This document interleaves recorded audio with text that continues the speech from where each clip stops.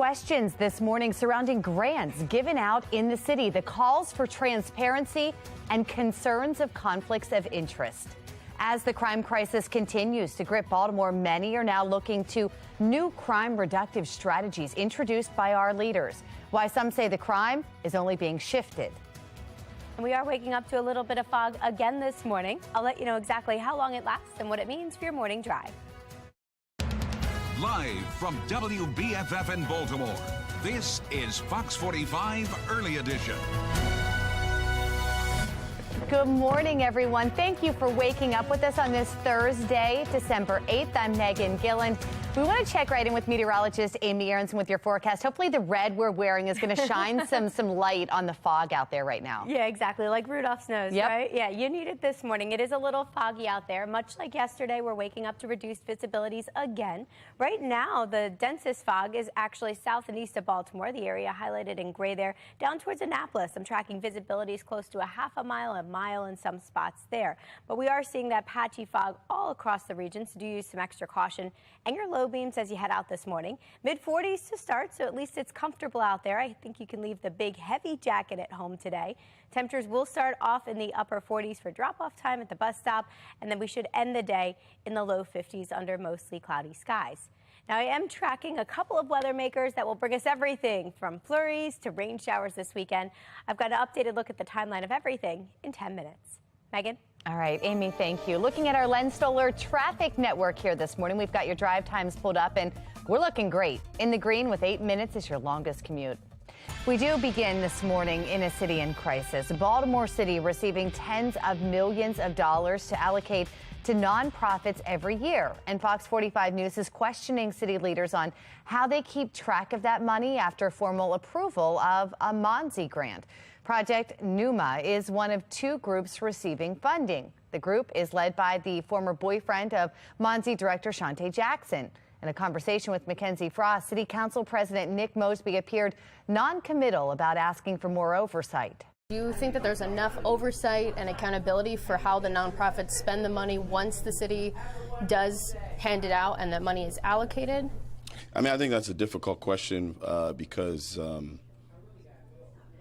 we can't compare apples to oranges. So there's certain mechanisms and tools that are in place for certain grant funds, and there's others that are not. So, you know, just looking at a aggregate view and put them all in the same bunch is just not an accurate reflection of what should be done. I think you have to look at it grant by grant, award by award. Is there enough oversight? Well, the city is also doling out millions of federal COVID relief money to various groups and nonprofits, as well as community-based violence intervention groups like Safe Streets. A trio of shootings in the Park Heights area, all with deadly consequences. The latest happening along Oswego Avenue just before 3 o'clock yesterday afternoon. Just before lunchtime, a man was killed along Park Heights Terrace. And then just an hour before that, a double shooting along Park Heights Avenue claimed the life of a man and also wounded a woman there as well. Well, the violence comes less than 24 hours after Mayor Brandon Scott's announcement to expand Baltimore's group violence reduction strategy into the Southwest District. Mayor Scott says the Western District, acting as the program's pilot zone, saw a 37% drop in crime. Right next door, the Central District is seeing a 58% drop in homicides. But with crime in other areas on the rise, law enforcement experts are asking whether crime is being stopped or shifted. Displacement is a real thing. Displacement is something that we do see when any type of enforcement or criminal justice strategy is employed in a particular area. We do tend to see increases elsewhere. We don't know the answer, and we won't know the answer until and unless it's tested somewhere else or everywhere else. VRS is also set to expand to the Central District, which includes downtown. Calls are growing louder for the release of the Attorney General's report on abuse within the Archdiocese of Baltimore. Yesterday, survivors announced that they were filing a petition to ask for a public release of the report. They're angry the church is paying the legal fees of some of those named in the report, and yesterday they took aim at Archbishop William Lori. You could have been a hero by exposing all the wrongdoings by clergy pedophiles who were assigned to the Archdiocese of Baltimore. But instead, You turned away. You chose to fall silent, and you chose to protect your criminals. But the mighty army I represent here today is relentless. We will not go away, sit down, or shut up. And most of us believe, sir, that you need to resign. Thank you. Earlier this week, Judge Anthony Vittoria ruled that all proceedings in the case will be confidential. Worth noting here, though, that he has been a member of the Catholic community of South Baltimore since 1997. The Archdiocese of Baltimore has long insisted it supports the release of the 400-page investigation with a few redactions, but it's actually paying legal fees for the unnamed participants who wanted the case sealed. Making headlines this morning, a peer review of the city's Office of the Inspector General found Isabel Cummings' office meets national standards. A team from Florida reviewed 4 years of cases from 2018 through 2021.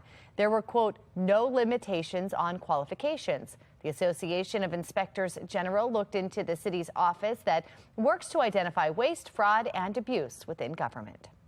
New updates surrounding the ship that was stuck in the harbor for months. What officials are saying about the captain when the ship ran aground. Plus, a dry start to the day. Meteorologist Amy Aronson letting us know if we stay this way throughout the weekend. 4:36 now, and you're watching Fox 45 Early Edition. All local, all morning.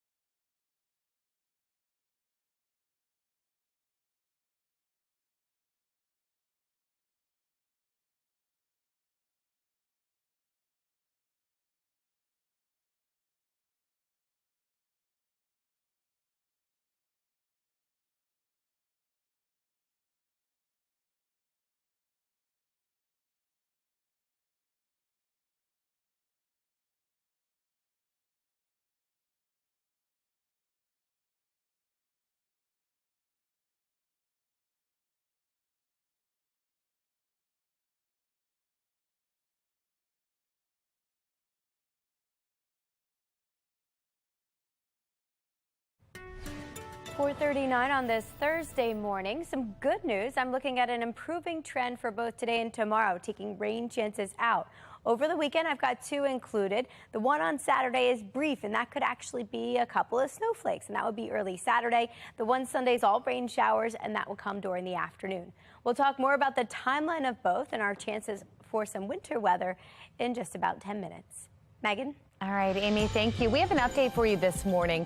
Human error caused a nearly 1,100-foot container ship to run aground in the Chesapeake Bay earlier this year. That is according to a new report from the U.S. Coast Guard. In a new investigative report about the incident, Pilot 1 of the vessel was texting drafting emails and making lengthy personal phone calls leading up to the ship's grounding. The Ever Forward ran aground in the Chesapeake Bay back in March while it was traveling from Baltimore to Norfolk.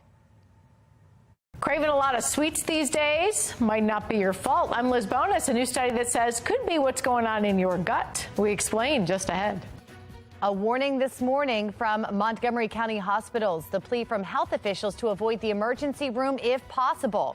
But first, here's what's ahead this morning on the National Desk. This morning on the National Desk, America's News Now, the murder mystery at the University of Idaho. Our team of legal experts joining us live to discuss the joint effort to catch a killer on the run for 3 weeks. That's this morning on the National Desk, America's News Now, weekday mornings. You can watch the National Desk on our sister station, the CW Baltimore, weekdays from 6 to 9 a.m. Time now 4:40. You're watching Fox 45 Early Edition, all local, all morning.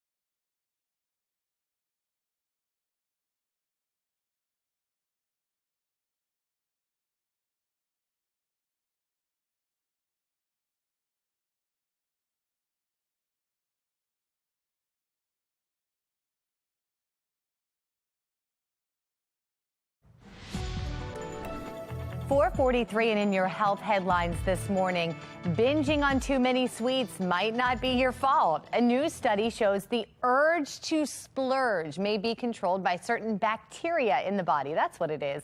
Medical reporter Liz Bonus explains how. Hey there, everybody. This new study shows those sweet treats might be the result of what's going on in your gut. When most of us think of our guts, we think of the kind we want to get to go away with weight loss and exercise. Something many of us have struggled with, according to fitness specialists, since we've had so much sit time since the pandemic began. Maybe they didn't know what to do at home, and so now they're coming to the gym saying, okay, help me, I gained the COVID-19. But a new study just released in Current Biology shows, especially if eating sweets is your thing, it might be because your gut is actually lacking in something. Lab experiments say that it could lead you to binge on certain foods. They call these foods palatable foods. They're foods we consume for pleasure. Researchers found the absence of certain gut bacteria they call microbiota leads to an increase in sweet eating. Mice ate 50% more sugary pellets and ate them for longer periods of time when they didn't have these good gut bacteria. The bacteria can be knocked out by certain medications, such as antibiotics, and replaced with certain foods, such as probiotics found in yogurt. Future studies are now planned to continue to explore how to work with these reward circuits in the brain and how we might develop new treatments to intervene. I'm medical reporter Liz Bonus. Now back to you. All right, Liz, thank you. A warning from Montgomery County that hospitals are at or nearing capacity because of what they're calling the triple-demic. The term describes an increase in flu, RSV, and COVID cases all at the same time. Holy Cross Hospital in Silver Spring and its sister hospital in Germantown are seeing around 500 patients per month with upper respiratory infections.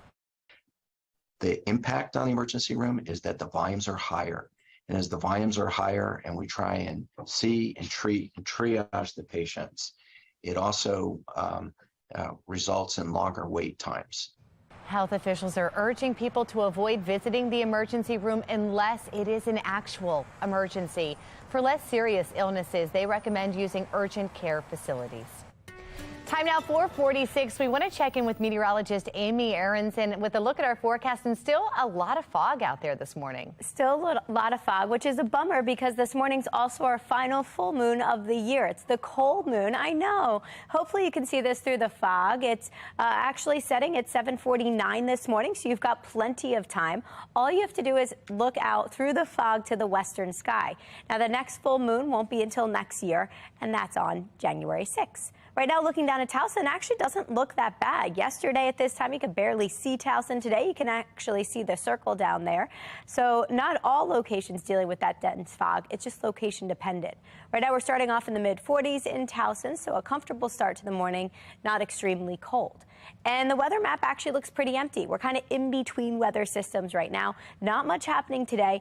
And the good news is I'm actually tracking an improvement now for tomorrow, too. Looks like this next weather maker that we're seeing well out to our west will actually take a different path and stay a little more to our south. Future scan shows that perfectly. Not tracking any rain showers today. You'll notice all that green, that passes by to our south today and tomorrow. Friday also dry. Actually, Friday, I think we'll see a little bit of sun thrown in there during the afternoon before the clouds roll back in. And here comes that next weather maker, moving in for the start of the weekend. Looks like we'll start off actually with that chance for a wintry mix early Saturday morning, right around 6, 7 a.m. in the morning. It's going to be really, really brief. Most of you will probably sleep through it, and it doesn't look like much of anything besides a few flakes and a few snow showers. More of a conversational snow shower than anything else because it's long gone by 10 a.m. After that, we're dry for the rest of the day on Saturday, but then more showers likely by the end of the weekend on Sunday. So for today, we're dry. You don't need to worry about the rain gear today. Low 50s, that's where we're headed this afternoon under mostly cloudy skies. The weekend looks colder. We'll be back in the 40s, upper 40s starting tomorrow, but I did throw some sunshine back in there. Over the weekend, a little bit of everything from the mid 40s on Saturday with some sprinkles, even some snowflakes early on, to scattered showers Sunday afternoon with highs stuck in the upper 40s through the weekend. We do have that weather maker moving through this weekend, sending us some light stuff, some sprinkles, some flakes early Saturday, some scattered rain showers Sunday afternoon. Monday and Tuesday appear drier and will stay a little colder with highs in the upper 40s both days. And then another weather maker expected to move in midweek, and this one could also come with a rain and, yes, even a snow chance again. Megan? All right, Amy, thank you. We'll be watching. Looking at our Len Stoller traffic network right now, we're looking great out there. Our live shots pulled up around the region, and you can see very light traffic. Again, we've got a little bit of fog in some of those shots there. Just give yourself a little extra time. For a check on mass transit, we have Mark Jones with the MTA joining us. Hey, Mark. Well, good morning, Megan. Good morning, everyone. Out there on the MARC train system, you'll find a couple delays. We've got train 401 and 10 train 505, both running about 5 minutes late. The other trains of MARC look good for travel. Out there on Light Rail Link, you'll find on-time service in both directions, no delays or issues. And Metro Subway Link looking good for travel and the commute between Owings Mills and Hopkins Station. For the MTA Transit team, I'm Mark Jones. Thank you, Mark. It's the most wonderful time. It's the most wonderful time. That was City Hall as Baltimore residents celebrate the lighting of the Christmas tree. Very beautiful. The mayor's annual tree lighting is now in its 75th year. Students from various Baltimore City public schools graced the event last night with music and dancing and a lot of smiles. A lot of fun to be had out there. Looking live at our tree here in studio, certainly feeling a lot like Christmas here. Still up for grabs. We've got an aquarium membership under that tree. The lottery tree is there. A lot of money to be made there. My Fair Lady tickets and even a mattress somewhere under that tree. We're going to tell you when you can call in to win, so stick around. 2022 is coming to a close, and CEOs are trying to chart the path ahead. I'm Atrell Nashar with some of their predictions for profits, prices, and a possible recession. An update this morning in the murder of 4 college students. The event police are now looking into in the car that could be involved. 4:50 is the time, and you're watching Fox 45 Early Edition, all local, all morning.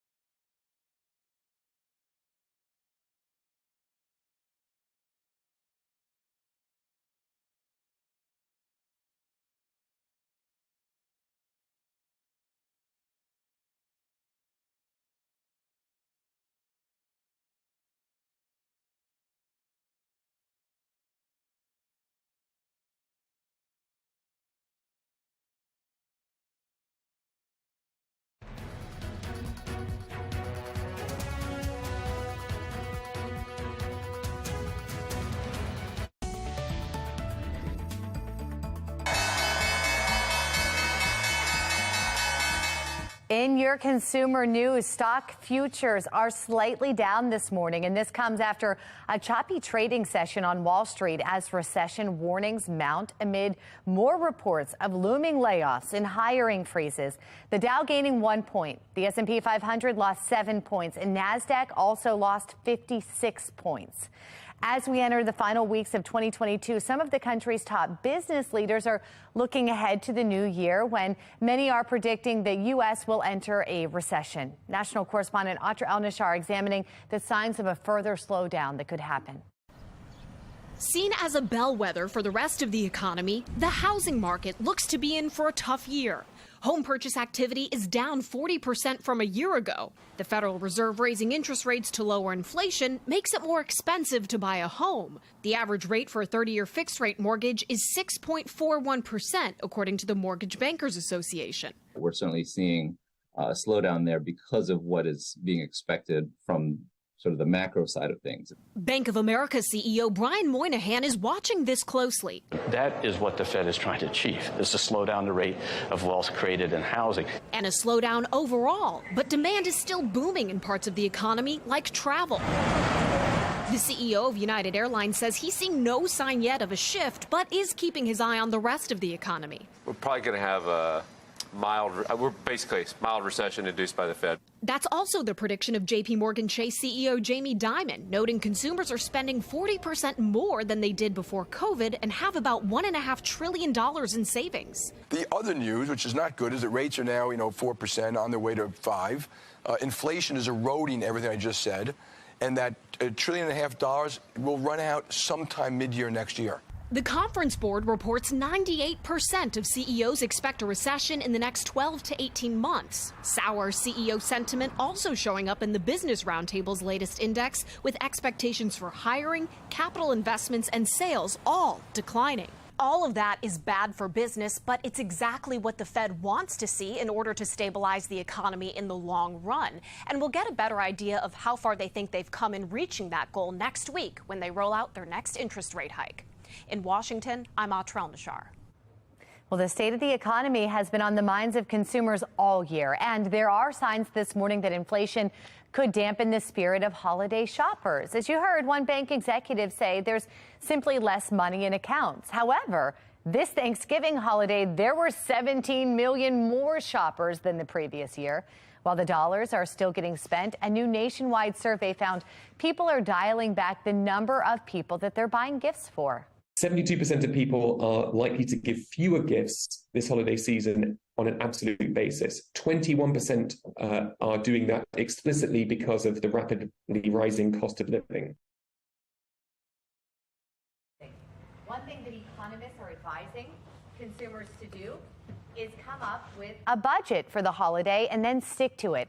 When you're out shopping, make a list of who you need to get gifts for and start making a list of items that you can buy ahead of time. You can also tackle your list by purchasing items over some time. It's also a good idea to start looking into holiday baking essentials and compare your items at different stores. For those that are a little bit older, we still like to use the newspaper ads that come every week. But there's also all the stores now, they have their sale ads every week online. So you can go and open up 3 or 4 tabs on your computer, look at the sales for 3 or 4 stores and figure out where's the best deal for the items that you're looking for. That also helps you save gas. You can try and do more of your shopping at one location to save some money on gasoline as well. Regardless, if you're spending more on gifts or food or gas, economists advise consumers to have enough money to pay that off as soon as they can. Jamie Dimon, CEO of JP Morgan Chase, who we just saw talking about the economy, was in Baltimore this week, renewing his promise toward racial equity and closing the wealth gap. His visit was part of Chase opening its new branch in Mondawmin. This community center branch is one of only 14 of its kind around the nation. The branch has hired Baltimoreans to help residents with their finances, from budgeting to home ownership. Small businesses will be given help on how to grow as well. There's also a community room with free Wi-Fi that's open to the public. Governor-elect Wes Moore welcomed this new effort. One of the things we learned in Detroit and elsewhere is what small business people need is not just the money, it's the advice. How to do a budget, how to negotiate a lease. Where do you open your second store or your second restaurant? It works because we want people to feel comfortable to come here as they are. However they come with your dogs and come with your kids and learn a little bit about money and mortgages and the things you need. Chase is also offering a $5,000 home buyer grant to cover closing or down payments. It's for those looking to buy a home in diverse and underserved communities across the nation. Baltimore has 180 neighborhoods that fall under this category. Mayor Scott is expanding the group violence reduction strategy. I'm Olivia Danson. Coming up next, we're looking into the questions that remain about the effectiveness of the program. And we're starting off a little foggy again this morning. I'll let you know exactly how long the fog sticks around this morning and what it means for your morning drive in a couple of minutes. Live from WBFF in Baltimore, this is Fox 45 Early Edition. Good morning on this Thursday, December 8th. I'm Patrice Sanders. I'm Tom Rogers. Fog will greet you again today. In fact, we need to find out just how thick it's going to be. Like yesterday morning's commute was horrible. It was. Today, for me, was a little better. Let's see what it is for all of you. Meteorologist Amy Aronson's here. Yeah, it looks like a little better across the board. Not quite as bad as it was yesterday, but it is still out there. So still use the low beams as you venture out this morning for your morning drive, because we are still tracking some reduced visibilities. You can see where they are by taking a look at the map here. They're highlighted in gray. So we've got some showing up in Stevensville now and out towards Frederick. 0 miles visibility there for your morning drive. So it is just patchy this morning, but you do want to use caution. You don't need a heavy winter jacket again today. Temperatures are off to a milder start this morning, mid and upper 40s to get things started. Now, the fog should linger through about 9 a.m. I think by 10 a.m. we all transition over to some haze, and then after that, we should be in the clear for the rest of the day. But then I am tracking a couple of weather makers as we get into the weekend. I'll let you know exactly what that means for all your weekend plans in 10 minutes. Tom? Thank you, Amy. 5 o'clock now on to your Lens Solar Traffic Network. Taking a look at some of the cameras around the area here. Everyone's moving along just fine. No issues to report. We begin this morning in a city in crisis and 2 big stories that we're following. New reporting shows Mayor Brandon Scott is now accepting donations from a man after returning those similar contributions 3 years ago when he was tied to illegally financing former Mayor Catherine Pugh. Plus, just days after the mayor announces expanding crime reduction programs, deadly gun violence erupts in one Baltimore neighborhood. We have live team coverage for you this morning. In just a few minutes, Olivia Dance will be joining us live from Northwest Baltimore with a closer look at the latest trio of shootings and what leaders are saying about the effectiveness of the strategy meant to deter the acts of violence. But we begin with Shannon Lilly this morning. She's looking into the donations given to the mayor and what he had to say when we questioned him on the details. Shannon. Yeah, this donation, Patrice, was given by the same contractor that the mayor refused a donation from just 3 years ago. But now the mayor is changing his tune and he is accepting that donation this time around. Our Jeff Abel questioned the mayor about this right here at City Hall just last night. Let's take a listen to their conversation. It's a contribution. There's nothing else to say. You condemned it, though, 3 years ago. No, I want you to go back and look at what I said 3 years ago. I think that we have a justice process in our city, in our state, in our country, and that was followed. So let's go back a bit. The latest campaign finance report shows the mayor accepted a $5,000 contribution from Columbia businessman J.P. Grant. Now, that's the same businessman who, according to court records, illegally gave $170,000 to former Mayor Catherine Pugh. 3 years ago, Mayor Scott returned a contribution he'd received from Grant, and he called for an investigation. Now, the Baltimore Brew is reporting a company Grant secretly finances received a $12 million city contract just days after contributing to Scott's campaign. So we asked the mayor if this had anything to do with it. I think you know me better than to insult my integrity like that. And I don't think you would ask that same questions of some other leaders. Thank you. I'm sorry, but this is the height of hypocrisy. The mayor campaigned a couple years ago on the promise that he was returning money and ushering in a new era of government. For him to now get into office and take money from those same donors that he earlier disavowed, it's just shameful. Now, we should point out, though, that the mayor was not at that Board of Estimates meeting last month when that contract was approved. Instead, his designee, the city administrator, was there to vote in favor of it. Reporting live from City Hall, I'm Shannon Lilly, Fox 45 News, early edition. Thank you, Shannon. Now, this is the latest news about money coming out of City Hall that's raising some questions. Just last week, the mayor decided to veto a fast-track pension bill passed by the city council. The bill would have secured lifetime pensions for elected Baltimore city officials. Yesterday, when it comes to elected leaders getting pay raises, the Board of Estimates decided not to discuss the boost in pay until after the raises take effect. Now, Fox 45 News is looking into how the city decides to give out the tens of millions of dollars it receives each year in grants. Coming up at 5:30, we look into the lack of transparency and possible conflicts of interest. Police are investigating this morning after 3 people are shot and killed in the Park Heights area. All 3 of the shootings happened within blocks of each other. Now, the violence comes a day after Mayor Scott's big announcement to expand his group violence reduction strategy. Olivia Dance continues our team coverage this morning. She's looking at the crime data and the questions surrounding the crime reduction plan's effectiveness. Olivia. Well, Tom and Patrice, as you mentioned, all three of yesterday's shootings happened in the Park Heights area, which is not far from this Northwest police station here. All of the incidents happened in the late morning and afternoon yesterday. In total, 4 people were shot and 3 people died, including a 20-year-old man. This violence comes just one day after Mayor Scott announced he is expanding the city's Group Violence Reduction Strategy, or GVRS.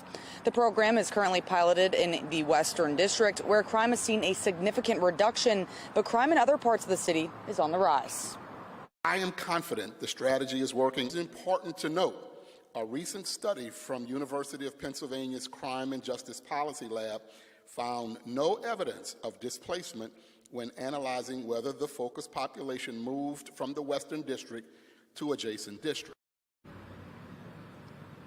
Commissioner Harrison of the Baltimore Police Department is among those touting GVRS as the reason why the Western District's seen a 37% reduction in homicides this year. The neighboring Central District also is seeing a drop in homicides, while homicides in the North and South are exploding. Homicides jumping 111% in the northeastern part of the city and increasing 28% in the Southern District. Citywide, homicides have surpassed 300 for the 8th year in a row. Former Baltimore Police Deputy Commissioner Jason Johnson says it's too soon to tell if crime is being shifted or stopped.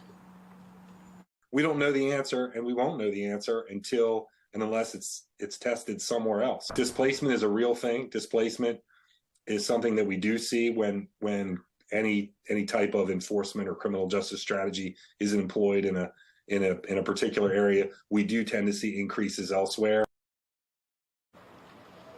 And the mayor is expanding the GVRS program to the entire city by mid-2024. And Johnson says if the program has shown crime reductions in its current district, then it's worth trying another district to see if it's really working.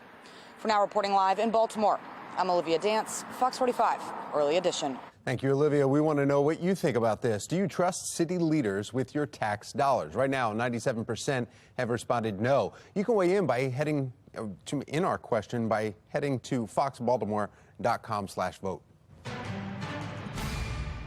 Coming up on 507 and an update now this morning on the case of 4 college students murdered in Moscow, Idaho, almost a month ago. Megan Gillen is at our live center with the newest information. Megan. Guys, for the very first time, police are now asking for tips on a very specific lead. Take a look here. They're asking for information on a white Hyundai Elantra between the years of 2011 and 2013 that would look like this car right here. Police believe that someone was sitting in that vehicle outside or near the residence in the early hours when the murders happened and could have critical information about the case. Also learning this morning that police are now investigating a fraternity party that 2 of the victims attended before likely walking home to the residence where they were murdered. We're also continuing to request pictures and videos of maybe what occurred inside the fraternity house that night. If there was any instances that occurred between people, anything that was just out of the ordinary. We want information like that. We think it might be important to this case. A lot of unanswered questions right now. So far, no suspects, no murder weapon has been found, but investigators saying they're not giving up. We're going to keep you posted as this continues to unfold. For now, that's the latest from our live center. Tom? Thank you, Megan. An update this morning as Johns Hopkins breaks down the latest response to the triple-demic.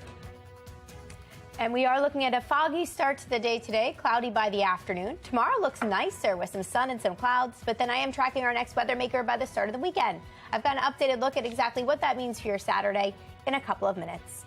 It's 5:08. You're watching Fox 45 Early Edition.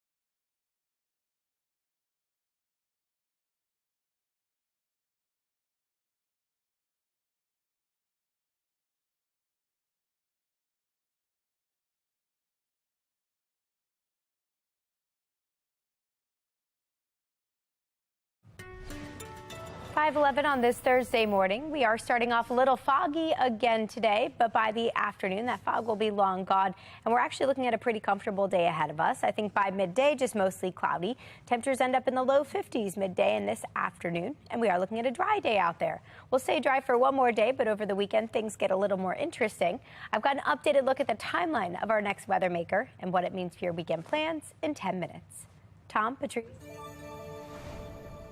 Happening today, Baltimore County Interim Police Chief Dennis Delp is speaking publicly following his swearing in this week.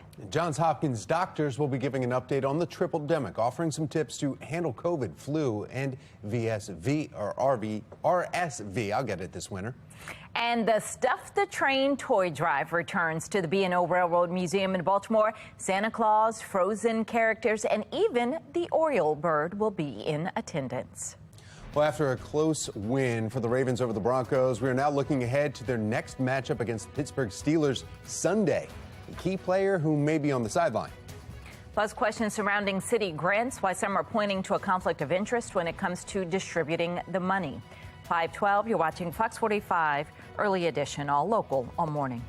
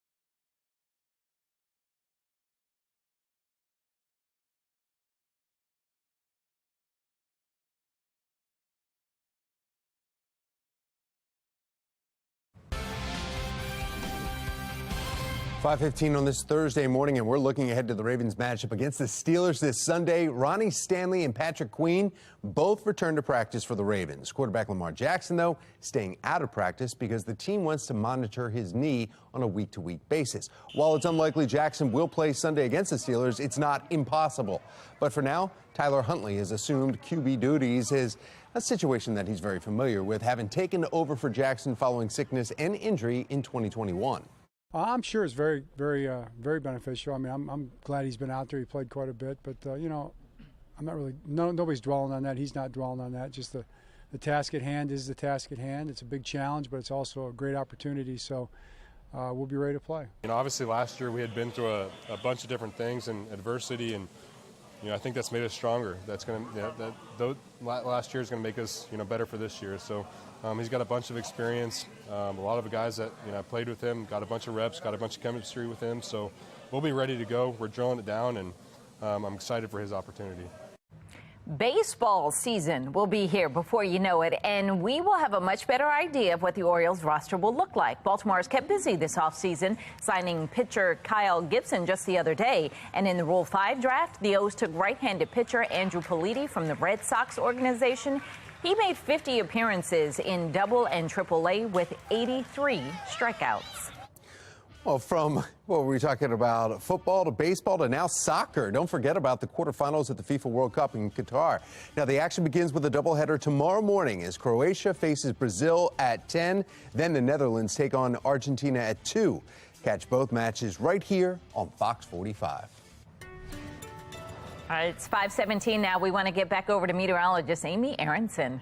Yeah, a little foggy out there this morning, but what's helping us out, some holiday lights are already up. If you haven't put your lights up just yet, the next 3 days actually look pretty decent. We've got the fog this morning, but just clouds this afternoon. Tomorrow's going to be a drier day now and a pleasant day to get outside and do that. Saturday, we'll start off with some flakes, some sprinkles early on, but I'm still giving it the green light because the rest of the day looks great. And if you do already have your holiday lights up, we want to see your pictures. Send them to us by heading over to foxbaltimore.com/chime in. Inner Harbor looks all lit up this morning. We're not seeing any fog here right now, so this fog is very patchy.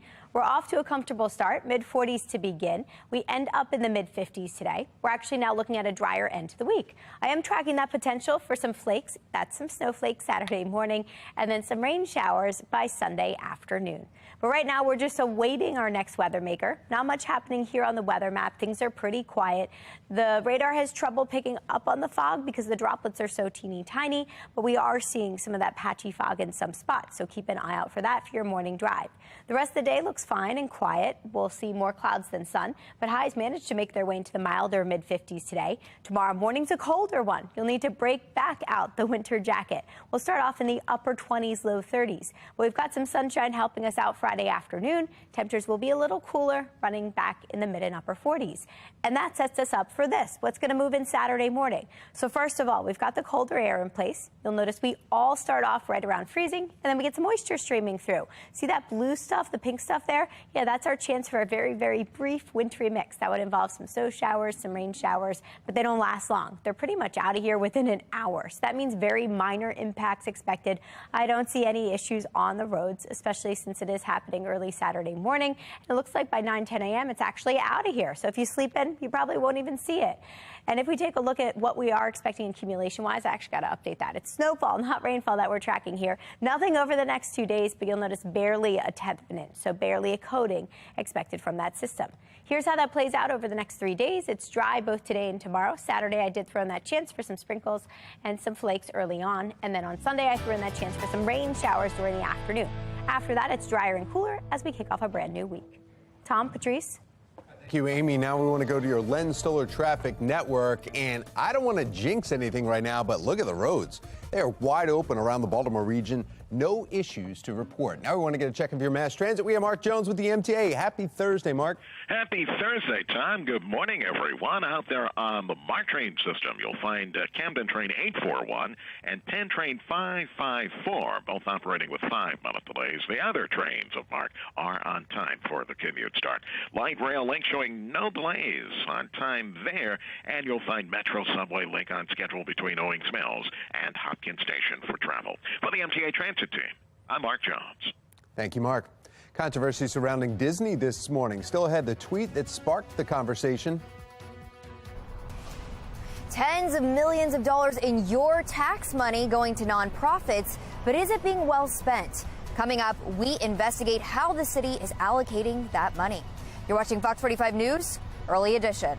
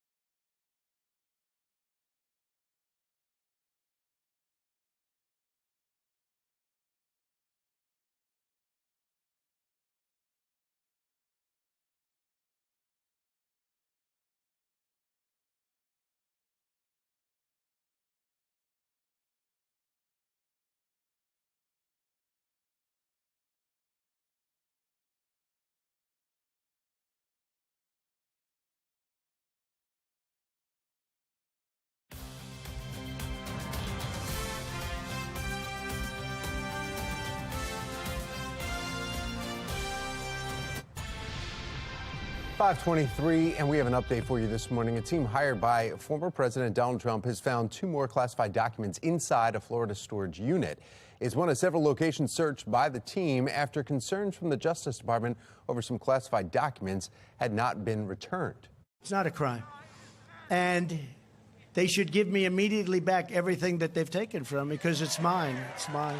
I know a lot of people in our party love the president, former president, but he's, if you will, the kiss of death for someone who wants to win a general election. Federal appeals court has also denied Trump's claims to be immune from liability in January 6 lawsuit, saying that he wasn't shielded by presidential protections. The Supreme Court is hearing a case surrounding whether control of state elections should come from the legislature or the courts.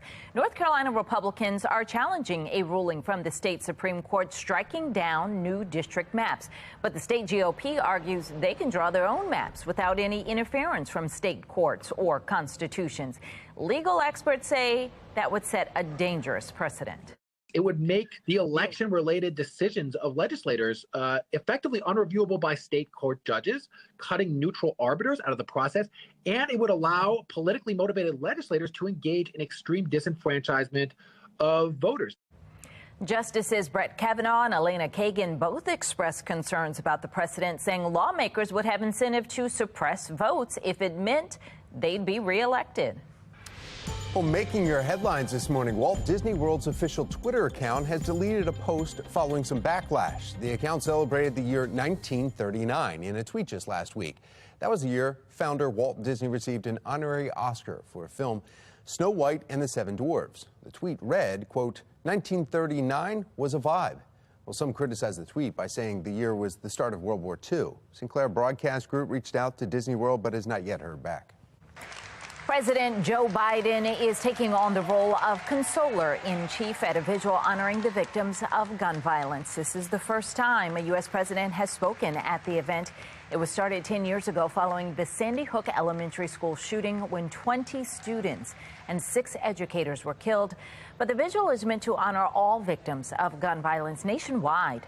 President Biden spoke about the pain of loss like a black hole in the middle of your chest and the work being done to prevent more tragedy. We've seen you turn pain into purpose. Together, we've made some important progress. The most significant gun law passed in 30 years, but still not enough. Still not enough. That law imposed stricter background checks for young gun buyers, restricted guns from more domestic violence offenders, and made it easier for states to enact red flag laws. Biden has pushed an assault weapons ban. The likelihood that measure could pass is slim, with Republicans taking over the majority in the House in January. Today, Baltimore County's new police chief is speaking publicly for the first time after it's been a violent week in the county. I'm Olivia Danson. Coming up next, I'll tell you what we can expect him to talk about. And a grim warning from Russian President Vladimir Putin. The concerns this morning about nuclear weapons just ahead from our live center. It's 5:26, and you're watching Fox 45 Early Edition, all local, all morning.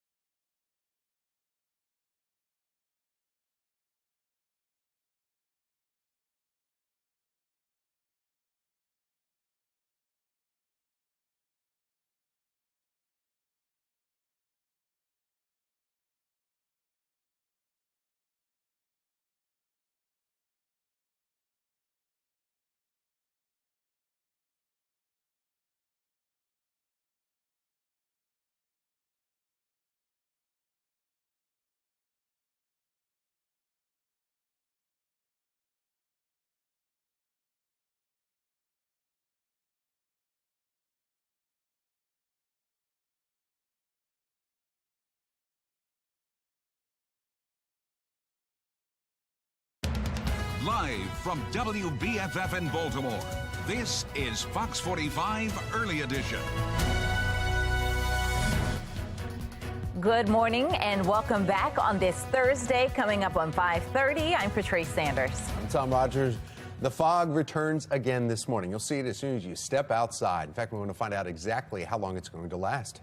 We've got meteorologist Amy Aronson here. Yeah, it's not as bad, luckily, as it was yesterday morning. Yesterday, I think it was showing up pretty much everywhere. Today, it's more spotty or more patchy. I know on my drive, I drive through it and then I drive out of it. So just be prepared. Use your low beams across the board for your entire drive just to be safe. If we take a look at our fog tracker right now, you'll notice Frederick, they're under the gun with about a mile visibility there, but the rest of us not too bad at the moment.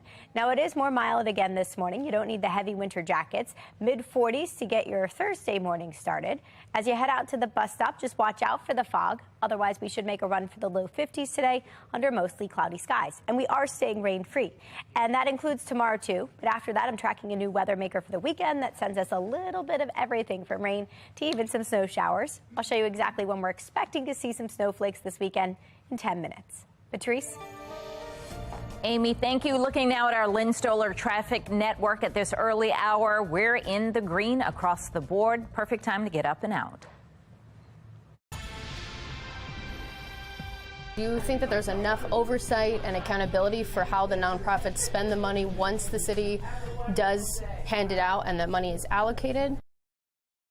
City in crisis, Baltimore City receives tens of millions of dollars to allocate to nonprofits every year. Now, Fox 45 is questioning our city leaders on how they keep track of that money after formal approval of a Monzi grant. Shannon Lilly is joining us live this morning from City Hall with a look at the process and whether there is a conflict of interest.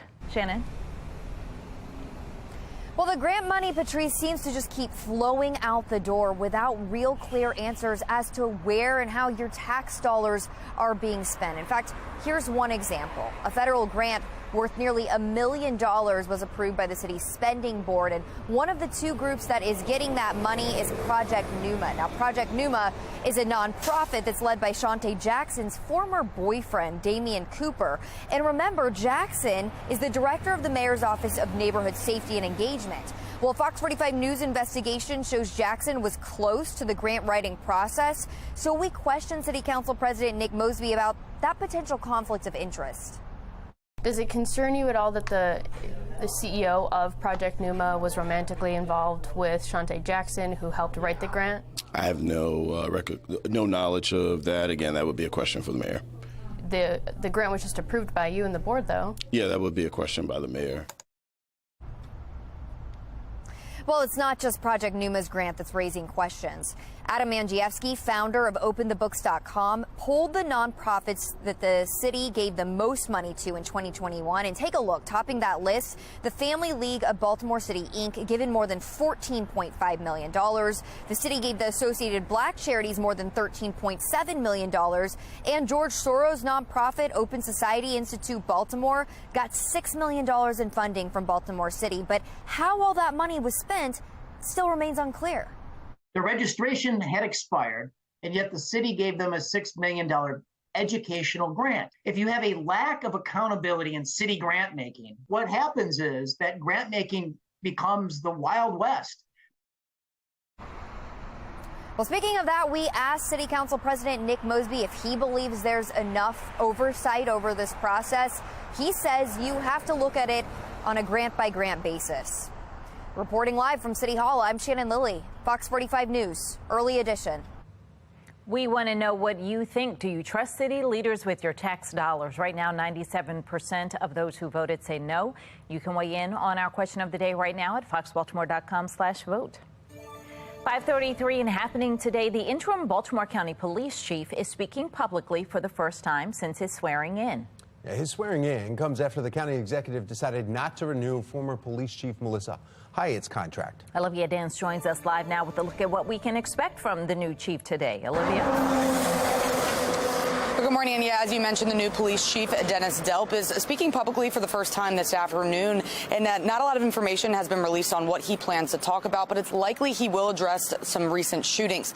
The first one happened on Tuesday in Owings Mills. The other shooting happened yesterday on Queensbridge Court in Cockeysville, leaving a 23-year-old dead. And Fox 45 News spoke with one of the neighbors who tells us what he saw. I heard a little commotion outside, and I came to the window, and I saw the yellow police line ribbons all over the place, cops everywhere, a few neighbors out front, so I came out to ask what happened. And they informed me that there was somebody was shot in the head or something. He was dead over there. Baltimore County Police have arrested a suspect in connection to the fatal shooting yesterday, so it's likely the new police chief will address these incidents. Chief Delp was sworn in on Tuesday and is a 28-year veteran of the Baltimore County Police Department. The Baltimore County Police Union has said former police chief Melissa Hyatt failed to adequately address the rise of crime in the county, so we'll see if Chief Delp has a different approach. And of course, Fox 45 News will be monitoring his meeting this afternoon, and we'll bring you the latest. For now, reporting live, I'm Olivia Dance, Fox 45 Early Edition. Thank you, Olivia. Russian President Vladimir Putin raising alarm this morning, saying that Russia could very well strike first using nuclear weapons on Ukraine. Megan Gillen is at our live center with what happens now. Megan. Guys, these comments are coming from a meeting that happened with Russia's Human Rights Council, where Putin was asked if Russia would refrain from a first strike. Putin saying if Russia were to wait until it was already under attack, it would be too late, and Russia wouldn't be able to respond at all. Well, Russia is estimated to have almost 6,000 nuclear weapons, more than the United States. And while Putin claims the risk of a nuclear strike is increasing, he also claims Russia's stockpile is helping deter the war from escalating. Taking you live now this morning to the White House, where we know the Biden administration is now reportedly weighing a controversial request to provide Ukraine with cluster munitions. And what that is a type of weapon that essentially scatters small bombs across a large area, but they can fail to explode on impact and become a long-term risk, kind of similar to landmines. That's why they're banned in more than 100 countries. But Russia, we know, has used them on Ukraine already. In fact, a new report from the UN Human Rights Commission accuses Russian soldiers of war crimes, claiming they murdered at least 441 civilians in northern Ukraine who were doing simple things like cutting firewood or buying groceries. Ukraine recently did regain control of that territory. The commission also out with these staggering new numbers. Take a look, revealing 17 million people in Ukraine are in need of humanitarian assistance, including 9 million who need food. The war now entering its 10th month. That's the latest from our live center. Tom. Thank you, Megan. Ahead of the holiday season, retail crime spiking across our nation. Coming up in about 20 minutes, national correspondent Kayla Gaskins will join us to break down the alarming trend. Plus, we are starting off dry this morning. Meteorologist Amy Aronson is letting us know if that lasts into the weekend. 5:37, you're watching Fox 45 Early Edition, all local all morning.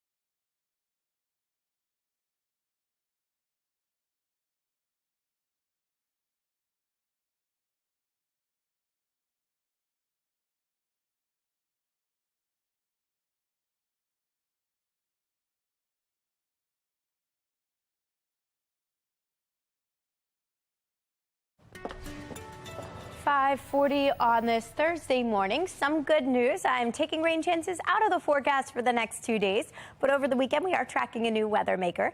That's going to send us a very, very brief chance for some rain, some snow showers early Saturday morning, and then a better chance for some scattered rain showers by Sunday afternoon. I've got an updated look at the timeline of that and exactly how much snowfall we could see in 10 minutes. Tom, Patrice. Making headlines this morning, a peer review of the city's Office of the Inspector General found Isabel Cummings' office meets national standards. A team from Florida reviewed 4 years of cases from 2018 through 2021. There were, quote, no limitations on qualifications. The Association of Inspectors General looked into the city's office that works to identify waste, fraud, and abuse within government. Questions surrounding a donation to the campaign of Mayor Brandon Scott, why one critic is calling the move the height of hypocrisy. Plus, as the crime crisis continues to grip Baltimore, many are now looking to new crime reductive strategies introduced by our leaders. Why some say the crime is only being shifted. 541, you're watching Fox 45's Early Edition, all local, all morning.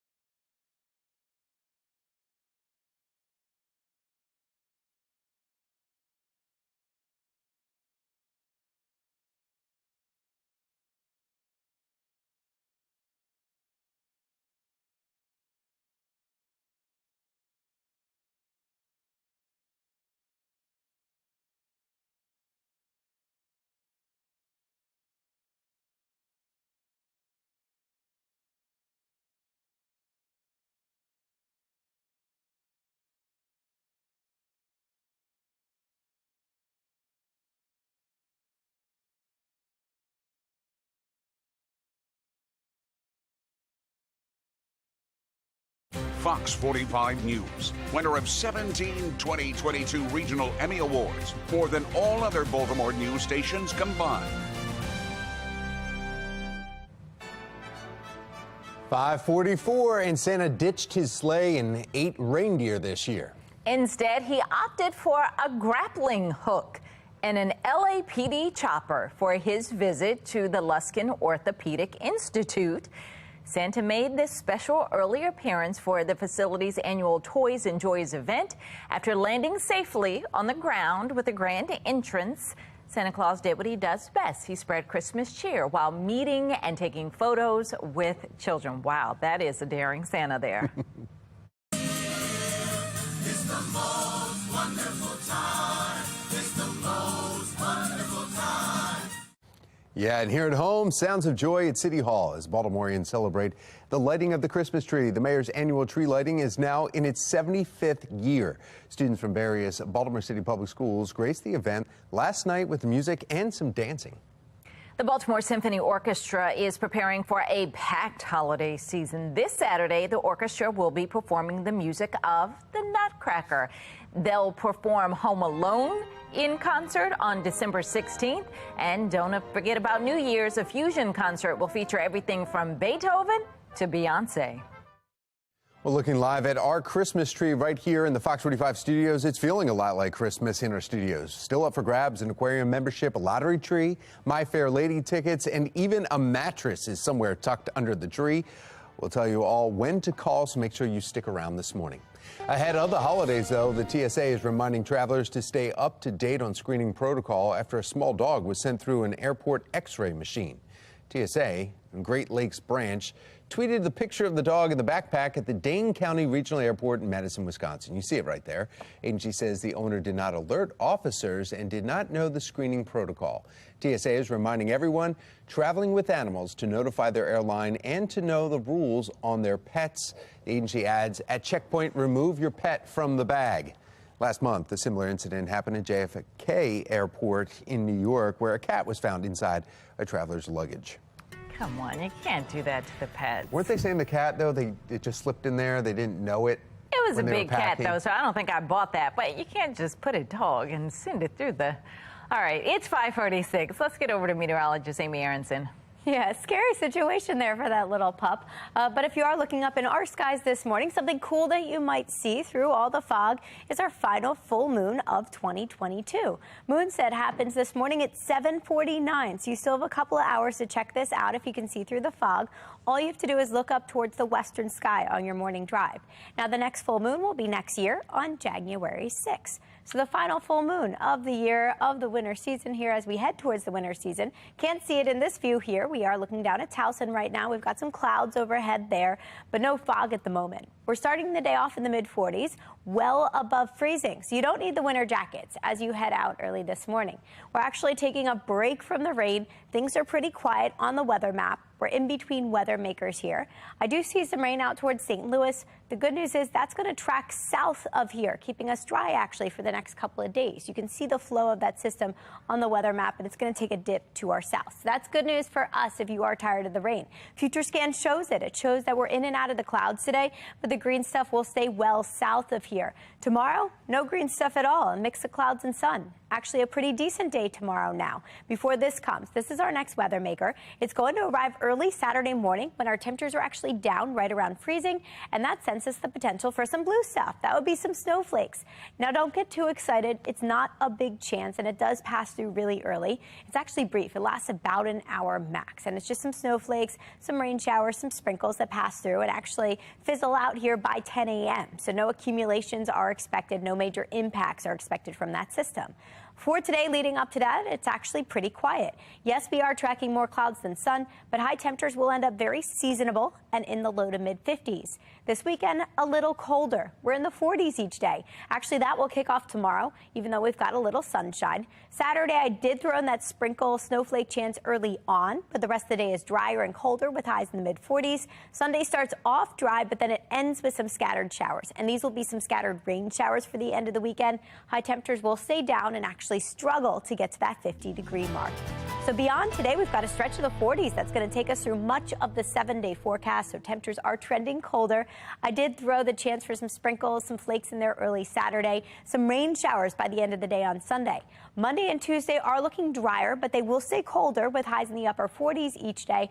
And then on Wednesday, we are tracking a new weather maker. This one will also send us some spotty showers. Temperatures will stay down, though, with highs stuck in the upper 40s. Tom, Patrice. All right, Amy, thank you. Looking out our Lynn Stoller traffic network to see what's happening on the roads as we take a look at our cameras around the region. We're looking good. No issues to report. Everybody moving along just fine. Let's check on mass transit now. We've got Mark Jones with the MTA. Good morning, Mark. Well, good morning, Patrice. Good morning, everyone. Out there on the MARC train system, you'll find 10 train 511 and Camden train 843, both running about 5 minutes late. The other trains of MARC are on time for the commute. Light rail link right on schedule as well. No delays or issues in either direction. And Metro subway link checking in without delay between Owings Mills and Hopkins Station for your travels. For the MTA Transit team, I'm Mark Jones. Thank you, Mark. In your health headlines this morning, a warning from Montgomery County that hospitals are at or nearing capacity because of what they're calling the triple-demic. That term describes an increase in flu, RSV, and COVID cases all at the same time. Holy Cross Hospital in Silver Spring and its sister hospital in Germantown are seeing around 500 patients per month with upper respiratory infections. The impact on the emergency room is that the volumes are higher. And as the volumes are higher and we try and see and treat and triage the patients, it also results in longer wait times. Health officials are urging people to avoid visiting the emergency room unless it is an actual emergency. For less serious illnesses, they recommend using urgent care facilities. Walmart's CEO sounding the alarm, saying if retail thefts continue at this rate, the company will have to change the way they do business. I'm Kayla Gaskins in Washington. An update this morning in the murder of 4 college students, the event police are now looking into, and the car that could be involved. 5:50, you're watching Fox 45 Early Edition, all local, all morning.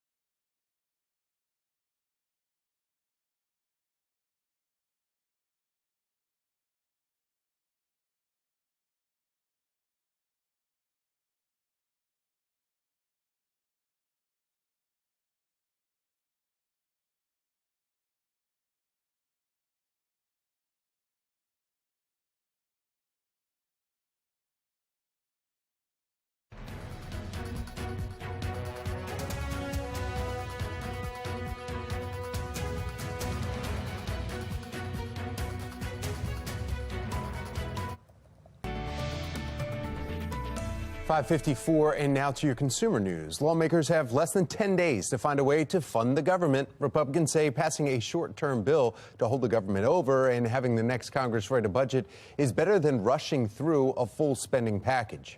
Everything under the sun gets thrown in, and we spend unbelievable amounts of money, and guess what? We all pay higher taxes. We all see our inflation go up. There's not a reasonable opportunity to write something, have it adequately aired by the American people, reviewed and understood by those asked to vote for it, and pass it all at the same time, which is part of the problem. On the other side of the aisle, though, Democrats want a full-year omnibus bill that also includes key agenda items before Republicans take control of the House. The White House argues the American people want it. These are not partisan issues. These are real critical issues that we're talking about. We should be able to have an omnibus bill like we have done in the past, and it should be bipartisan, and we have enough time to get that done. Well, without a new funding bill, the government would face a partial shutdown December 17th at midnight. Making headlines from our nation's capital, a federal officer has shot and killed someone at the Metro Center station. Police say two people, one of them an FBI agent, got into a fight on the platform and fell over a sidewall, dropping several feet, but away from the tracks. That off-duty agent shot the other person, killing them. The agent was taken to the hospital for their injuries to be treated. Officials did not say what started the fight. Happening today, the man accused of shooting and killing 3 UVA football players on campus is due back in court. Christopher Jones Jr. faces several charges, including second-degree murder. A status hearing is scheduled for 9:30 in the Charlottesville. UVA has honored the 3 students who were killed, Lavelle Davis Jr., Devin Chandler, and Deshaun Perry, with posthumous degrees. They did that earlier this week. President Joe Biden is taking on the role of consoler-in-chief at a vigil honoring the victims of gun violence. This is the first time a U.S. president has spoken at the event. It was started 10 years ago following the Sandy Hook Elementary School shooting when 20 students and 6 educators were killed. The vigil is meant to honor all victims of gun violence nationwide. Biden spoke about the pain of loss, like a black hole in the middle of your chest, and the work being done to prevent more tragedy. We've seen you turn pain into purpose. Together, we've made some important progress. The most significant gun law passed in 30 years, but still not enough. Still not enough. That law imposed stricter background checks for young gun buyers, restricted guns from more domestic violence offenders, and made it easier for states to enact red flag laws. Biden has also pushed an assault weapons ban. The likelihood that measure could pass pretty slim, with Republicans taking over the majority in the House in January. Retail crime rates are getting so out of hand, the leaders of big box stores say they may be forced to close locations if the trend continues. National correspondent Kayla Gaskins joins us from Washington. Kayla. Shoplifting causing big problems for one of the nation's largest retailers. Theft is an issue. It's higher than what it's historically been. Walmart CEO Doug McMillon saying they will have to change the way they do business if crime trends continue. If that's not corrected over time, prices will be higher and or stores will close. Walmart is not alone. During an earnings call last month, the CEO of Target blaming organized retail crime for $400 million of losses. Over the summer, San Francisco police arresting a man and seizing $200,000 worth of stolen goods. CEOs and business leaders place the blame on the decriminalizing of lower-level theft, a policy promoted by progressive prosecutors and a move they say emboldens would-be criminals.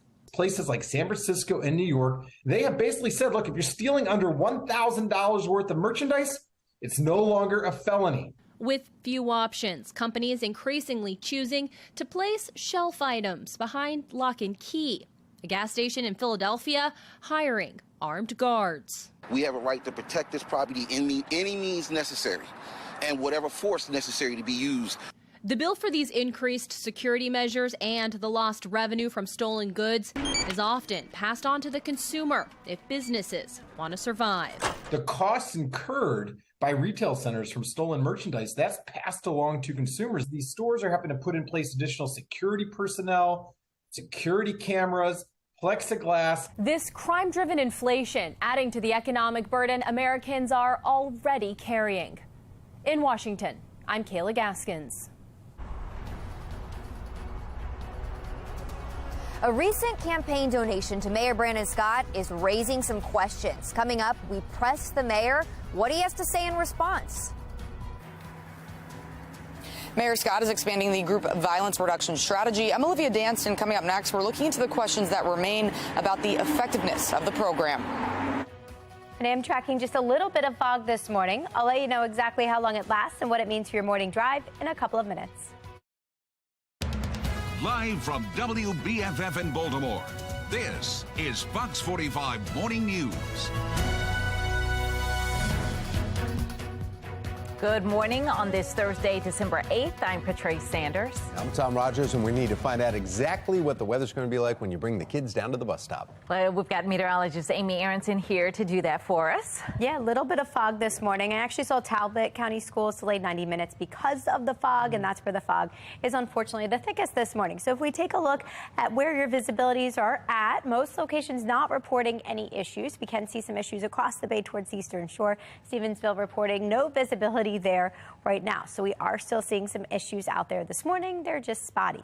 We're starting off in the mid and upper 40s at least. You can leave that big puffy winter jacket at home, at least for today. Tomorrow morning is going to be much colder. I am giving your morning drive the yellow light just because we are tracking that fog. Sunrise is coming up shortly at 7:14 this morning, and after that the fog should start to dissipate. Temperatures will be stuck in the upper 40s through the end of the morning. Coming up in 10 minutes, I'll let you know exactly what to expect for the rest of the day. Tom? Thank you, Amy. Let's take a look at your lens solar traffic network here and looking at area-wide cameras throughout the Baltimore region. Looking like everything's moving along just fine. A little bit of the fog, as Amy was just talking about, so just make sure you take it slow this morning. We begin this morning in a city in crisis and two big stories that we are following. Now, new reporting is showing Mayor Brandon Scott is now accepting donations from a man tied with former Mayor Catherine Pugh after returning similar contributions just 3 years ago. Plus, just days after the mayor announces expanding crime reduction programs, deadly gun violence erupts in one Baltimore neighborhood. We have live team coverage for you this morning. In just a few minutes, Olivia Dance will be joining us live from Northwest Baltimore with a closer look at the latest trio of shootings and what leaders are saying about the effectiveness of the strategy meant to deter these acts of violence. But we begin with Shannon Lilly. This morning, she's looking into donations given to the mayor and what he had to say when we questioned him on the details. Shannon. Well, this campaign donation, Patrice, was given by the same contractor that the mayor rejected a donation from just 3 years ago. Now it seems he's changed his tune and he is now accepting this donation this time around. So our Jeff Abel was out here at City Hall last night and he questioned the mayor about that. Listen to their conversation. It's a contribution. There's nothing else to say. You condemned it, though, 3 years ago. No, I want you to go back and look at what I said 3 years ago. I think that we have a justice process in our city, in our state, in our country, and that was followed. So let's go back a bit. The latest campaign finance report shows the mayor accepted a $5,000 contribution from Columbia businessman J.P. Grant. Now, that's the same businessman who, according to court records, illegally gave $170,000 to former Mayor Catherine Pugh. 3 years ago, Mayor Scott returned a contribution he'd received from Grant, and he called for an investigation. Now, the Baltimore Brew is reporting a company Grant secretly finances received a $12 million city contract just days after contributing to Scott's campaign. So we asked the mayor if this had anything to do with it. Listen to what he had to say. I think you know me better than to insult my integrity like that. And I don't think you would ask that same questions of some other leaders. Thank you. I'm sorry, but this is the height of hypocrisy. The mayor campaigned a couple years ago on the promise that he was returning money and ushering in a new era of government. For him to now get into office and take money from those same donors that he earlier disavowed, it's just shameful. Now, we should point out that the mayor was not at that Board of Estimates meeting last month when this contract was approved. Instead, his designee, the city administrator, was there to vote in favor for it. Reporting live from City Hall, I'm Shannon Lilly, Fox 45 Morning News. Police are investigating this morning after 3 people are shot and killed in the Park Heights area. All 3 of the shootings happened within blocks of each other. Now, the violence comes a day after Mayor Scott's big announcement to expand his group violence reduction strategy. Olivia Dance continues our team coverage this morning, and she's looking at the crime data and the questions surrounding the crime reduction plan's effectiveness. Olivia. Well, Tom and Patrice, all 3 of yesterday's shootings happened in the Park Heights area, which is not far from this Northwestern Police District right here. All of the incidents happened in the late morning and afternoon yesterday. In total, 4 people were shot and 3 people died, including a 20-year-old man. This violence comes just one day after Mayor Scott announced he is expanding the city's Group Violence Reduction Strategy, or GVRS.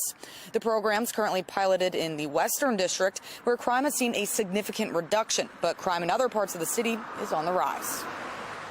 I am confident the strategy is working. It's important to note a recent study from University of Pennsylvania's Crime and Justice Policy Lab found no evidence of displacement when analyzing whether the focus population moved from the Western District to adjacent districts. That was Commissioner Harrison of the Baltimore Police Department, who is among those touting GVRS as the reason why the Western District's seen a 37% reduction in homicides this year. The neighboring Central District also seeing a drop in homicides, while homicides in the north and south are exploding. Homicides jumping 111% in the northeastern part of the city and increasing 28% in the Southern District. Citywide, homicides have surpassed 300 for the 8th year in a row. Former Baltimore Police Deputy Commissioner Jason Johnson says it's too soon to tell if crime is being shifted or stopped. We don't know the answer, and we won't know the answer until and unless it's tested somewhere else. Displacement is a real thing. Displacement is something that we do see when any type of enforcement or criminal justice strategy is employed in a particular area. We do tend to see increases elsewhere. And the mayor is expanding GVRS to the entire city by mid-2024. And Johnson says if the program has shown crime reductions in its current district, then it's worth trying another district to see if it's really working. For now, reporting live in Baltimore, I'm Olivia Dance, Fox 45 Morning News. Thank you, Olivia. We want to know what you think about this. Do you trust city leaders with your tax dollars? Right now, 98% of those who have responded say no. You can weigh in on our question of the day right now at foxbaltimore.com/vote. Is there enough oversight for some of the awards? I mean, there's enough for some. Fox 45 News seeking transparency on how grants are issued after uncovering potential conflicts of interest among those in charge of doling out the big money. The Baltimore County Police Department is now under new leadership. Ahead in our next half hour, the concerns this morning about a rise in crime. And I'm tracking some fog this morning, but some drier days ahead of us before that next weather maker gets here this weekend. And that could come with a threat for some snowflakes. I'll explain exactly when that happens in a couple of minutes. It's 6:06. You're watching Fox 45 Morning News, all local, all morning.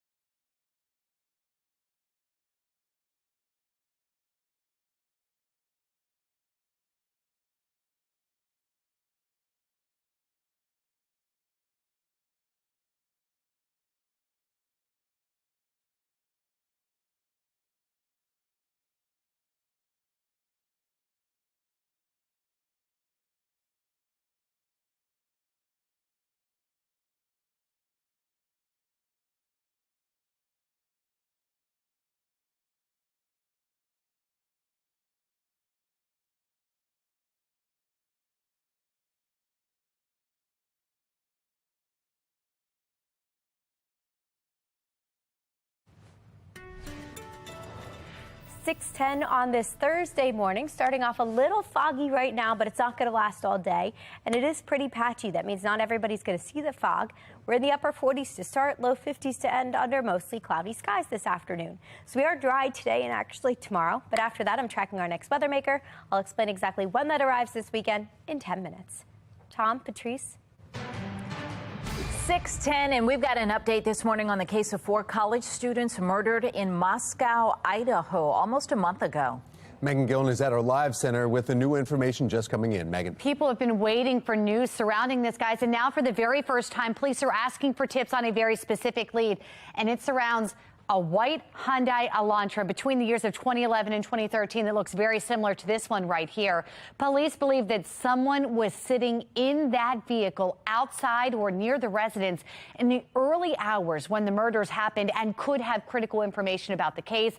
We're also learning here this morning that police are now investigating a fraternity party that 2 of the victims attended before likely walking home to the residence where they were murdered. We're also continuing to request pictures and videos of maybe what occurred inside the fraternity house that night. If there was any instances that occurred between people, anything that was just out of the ordinary. We want information like that. We think it might be important to this case. So far, no suspects, no murder weapon has been found, but investigators say they are not giving up. We're going to keep you posted as this continues to unfold, especially now with this specific lead they're looking for. That's the latest from our live center. Tom. Thank you, Megan. Maryland seeing a massive amount of fraudulent unemployment claims paid out. Just ahead, the steps that need to be put in place to stop it. Mayor Brandon Scott defending receiving campaign contributions from a city contractor. In less than 30 minutes, we'll be taking a look at the shift coming from the mayor. 6:11 is your time.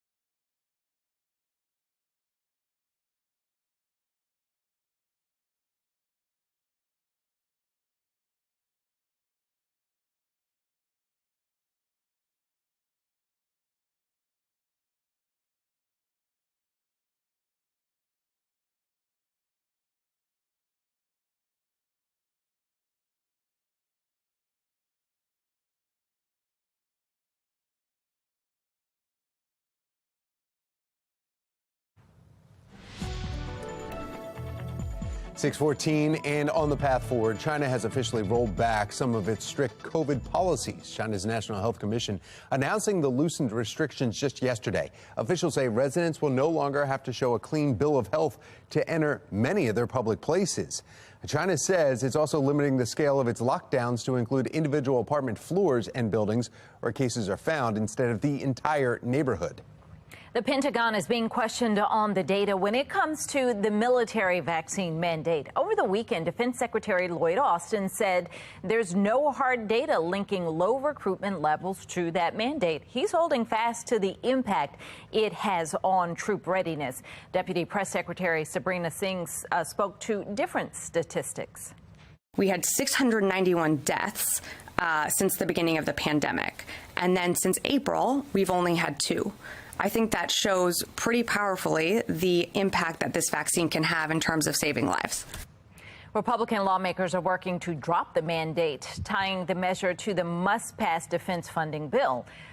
Singh noted recruitment efforts have been hit by the pandemic in general, with teams not able to visit schools or other events. The military for years has had a list of vaccines required for members that varies based on their stations.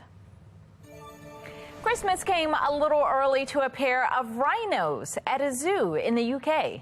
Well, staffers gave a one-horned rhino and her mother big gift boxes full of their favorite foods. You see them right here, the mother and the daughter obviously enjoying those gifts as they quickly started to devour the cabbage, the carrots, and the hay that were packed in there.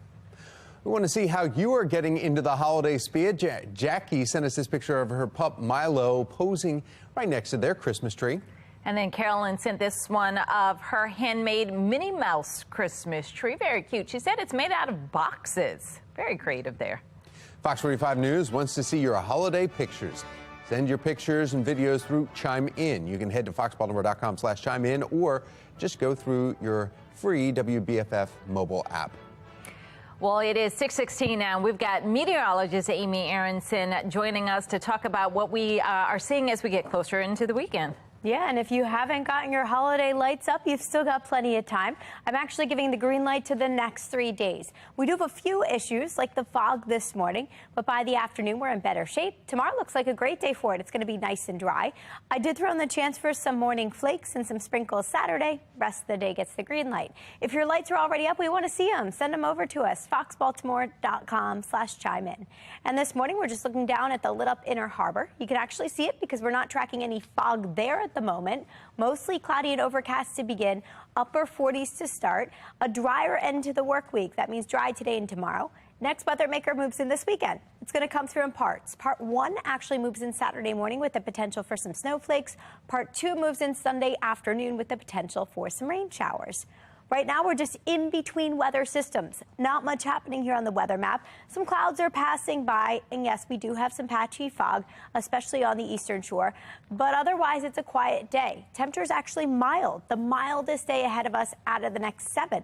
So enjoy the mid-50s today. Today would be the day to knock out some outdoor things. Tomorrow morning, already noticeably colder. We're back in the upper 20s, low 30s to start off here Friday. We do enjoy some clouds and some sun. That brings us into the mid and upper 40s during the afternoon.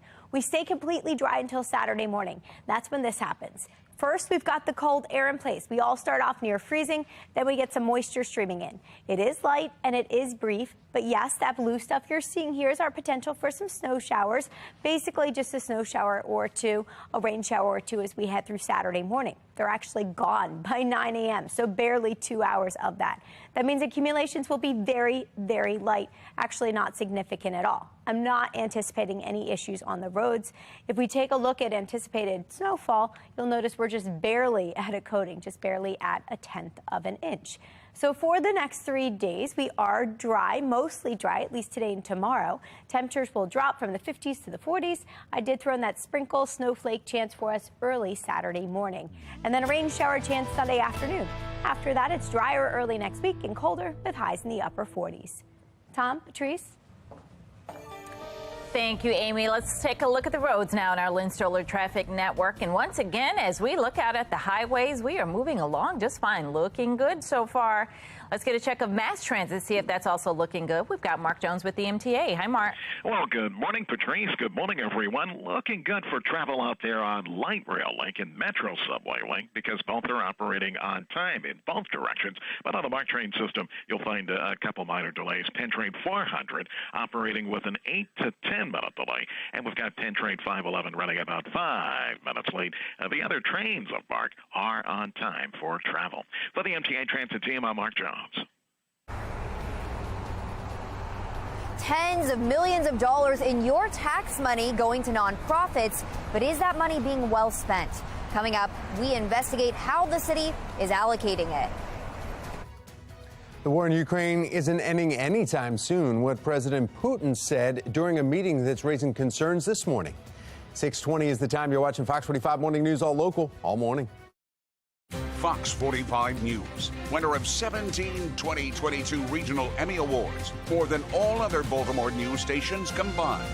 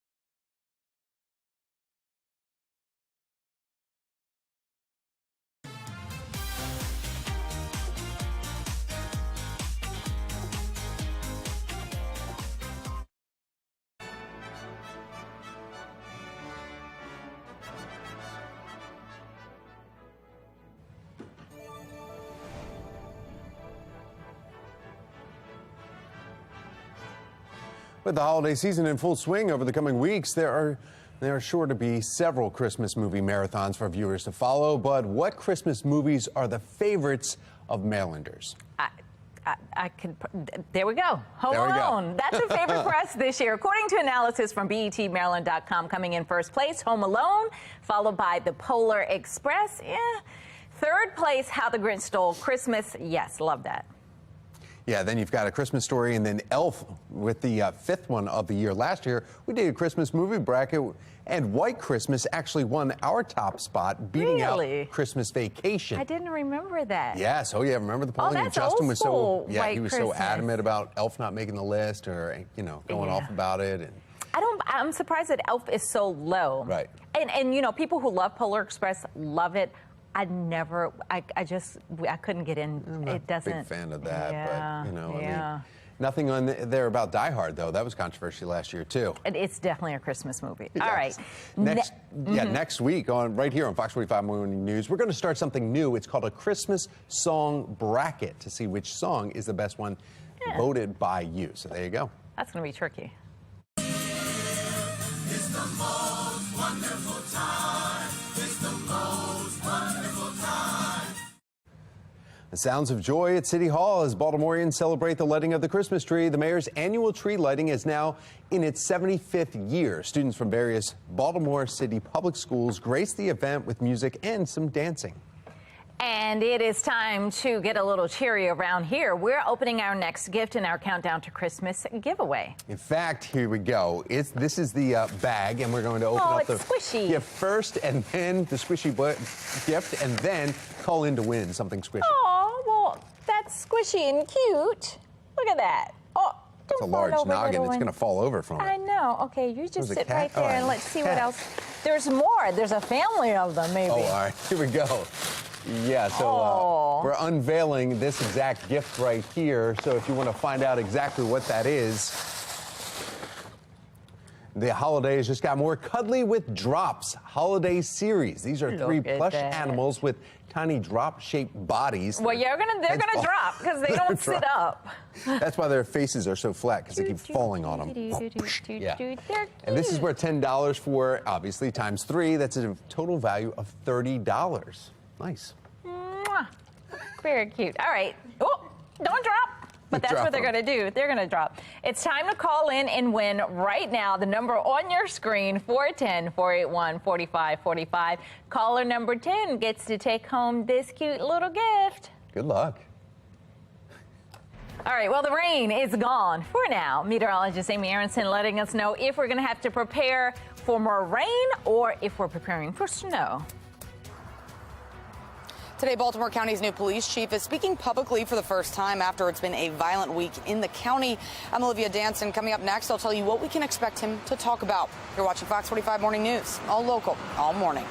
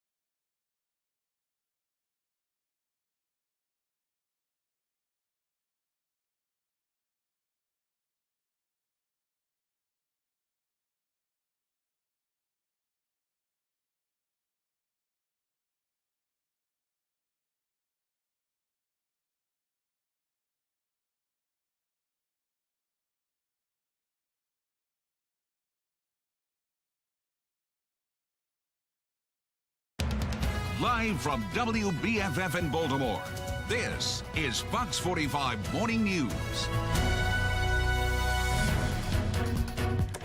Welcome back on this Thursday morning. Coming up on 6:30, I'm Patrice Sanders. I'm Tom Rogers. One of those days where you're like, maybe baked goods for breakfast, right? Oh, that would be nice. I think we have somebody coming in later today that's doing some baked goods. Yeah, so you might get your wish. All right, let's do it. Yeah, I mean, foggy start, why not have it with some coffee and some baked goods? We need to talk about when the fog will leave. We have meteorologist Amy Aronson. Amy, what kind of baked good would you go for?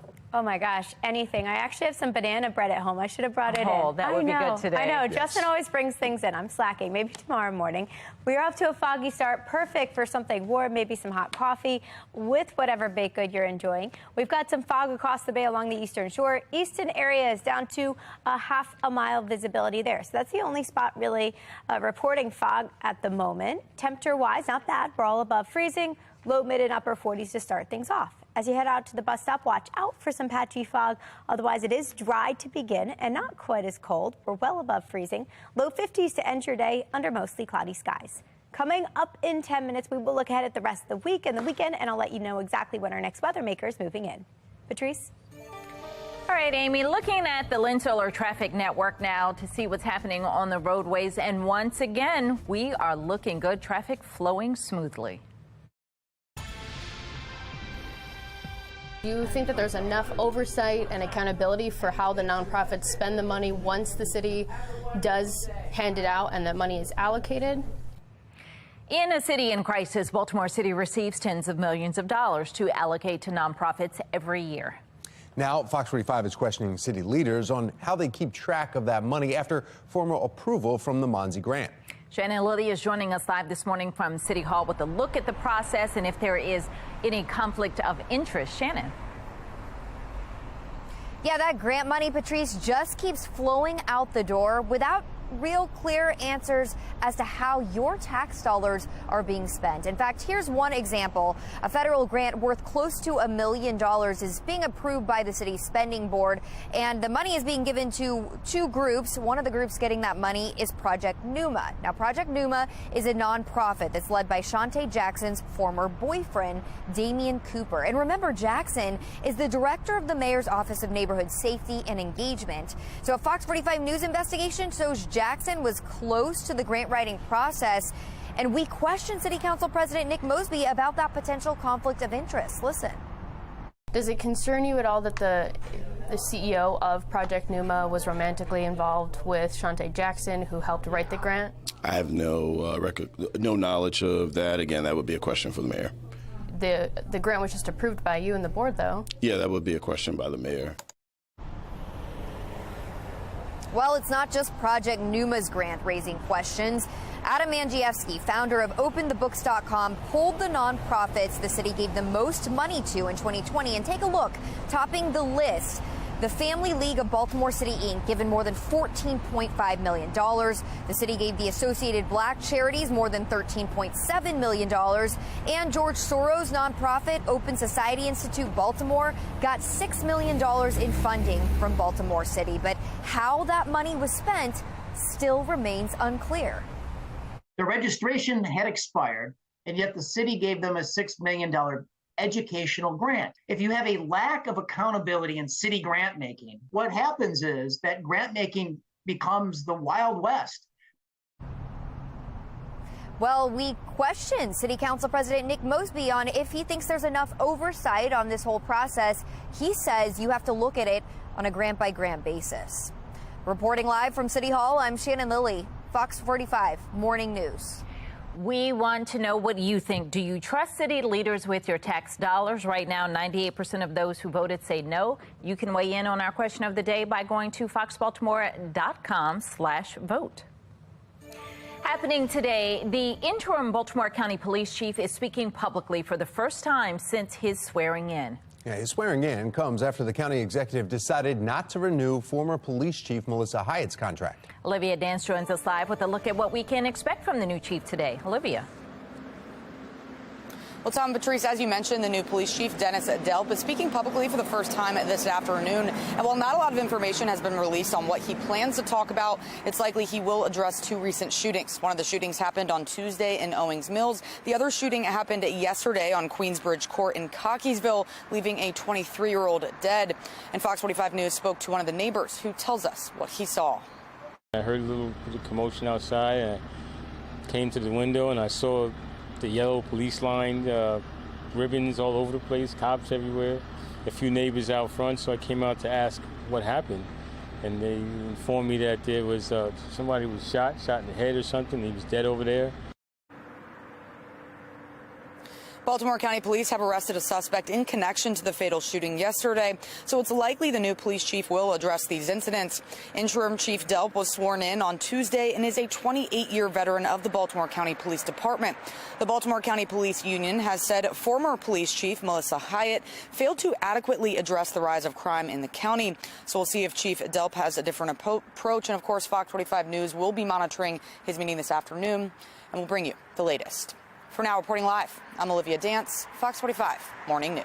Thank you, Olivia. Russian President Vladimir Putin raising alarms this morning, saying Russia could very well strike first using nuclear weapons on Ukraine. Megan Gillen is at our live center with what happens now. Megan. A scary thought, guys. Those comments from Putin actually came in a meeting with Russia's Human Rights Council, where Putin was actually asked if Russia would refrain from a first strike. Putin saying in response, if Russia were to wait until it was already under attack, it would be too late, and Russia wouldn't be able to respond at all. Russia is estimated to have almost 6,000 nuclear weapons, more than the United States. While Putin claims the risk of a nuclear strike is increasing, he also claims Russia's stockpile is helping deter the war from escalating. We want to take you live now to the White House here this morning, where we know the Biden administration is now reportedly weighing a controversial request to provide Ukraine with cluster munitions. And what they are a type of weapon that essentially scatters small bombs across a large area, but they can fail to explode on impact and then become a long-term risk, very similar to landmines. That's why they're banned in more than 100 countries. But we do know that Russia has been using them on Ukraine. In fact, a new report from the UN Human Rights Commission accuses Russian soldiers of war crimes, claiming they murdered at least 441 civilians in northern Ukraine who were doing things as simple as cutting firewood or buying groceries. Ukraine, by the way, did recently regain control of that territory. The commission also out this morning with these new staggering numbers. Take a look, revealing 17 million people in Ukraine are in need of humanitarian assistance, including 9 million who need food. This war now entering its 10th month. That's the latest from our live center. Patrice? Thank you, Megan. One community member is making an effort to turn around years of struggles within Baltimore City schools. In our 7 o'clock hour, Project Baltimore talks to a pastor who is trying to raise standards and help children. Expected to be mostly cloudy today. A beautiful shot, though, over the Inner Harbor right now. Meteorologist Amy Aronson letting us know what we should expect for the rest of the week and into your weekend. You're watching Fox 45 Morning News, all local, all morning. Weather Window, presented by the National Weather Desk. So this is what they mean when they say the fog is rolling in. This was taken Wednesday morning at Alabama's Orange Beach in the Gulf of Mexico. No fog for these eagles in central New York State. The pair seem quite content in their nest. And finally, a great shot of Multnomah Falls in Oregon's Columbia River Gorge. More than 2 million people visit every year for the fantastic views. For more content like this, follow the National Weather Desk on Instagram.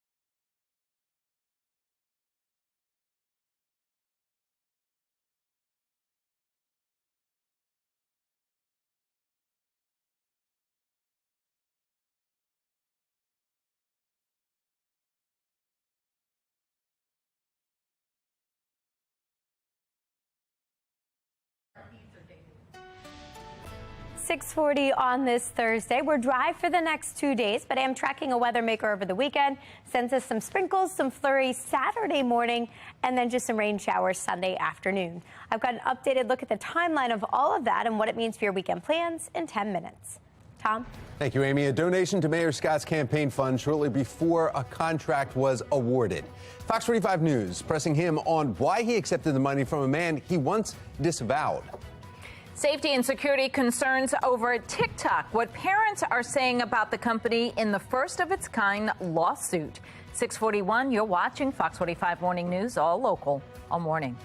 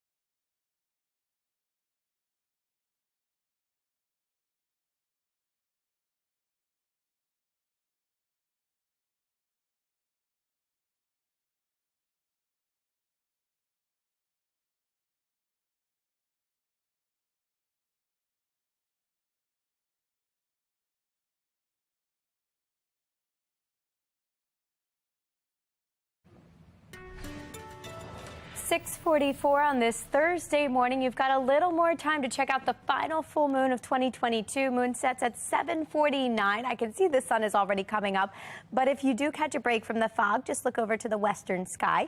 The next full moon will be next year. That's coming up on January 6th. Look at this sunrise. Beautiful start to the day. We're going to start to say goodbye to the fog and hello to this. The sky on fire this morning, looking down at Towson.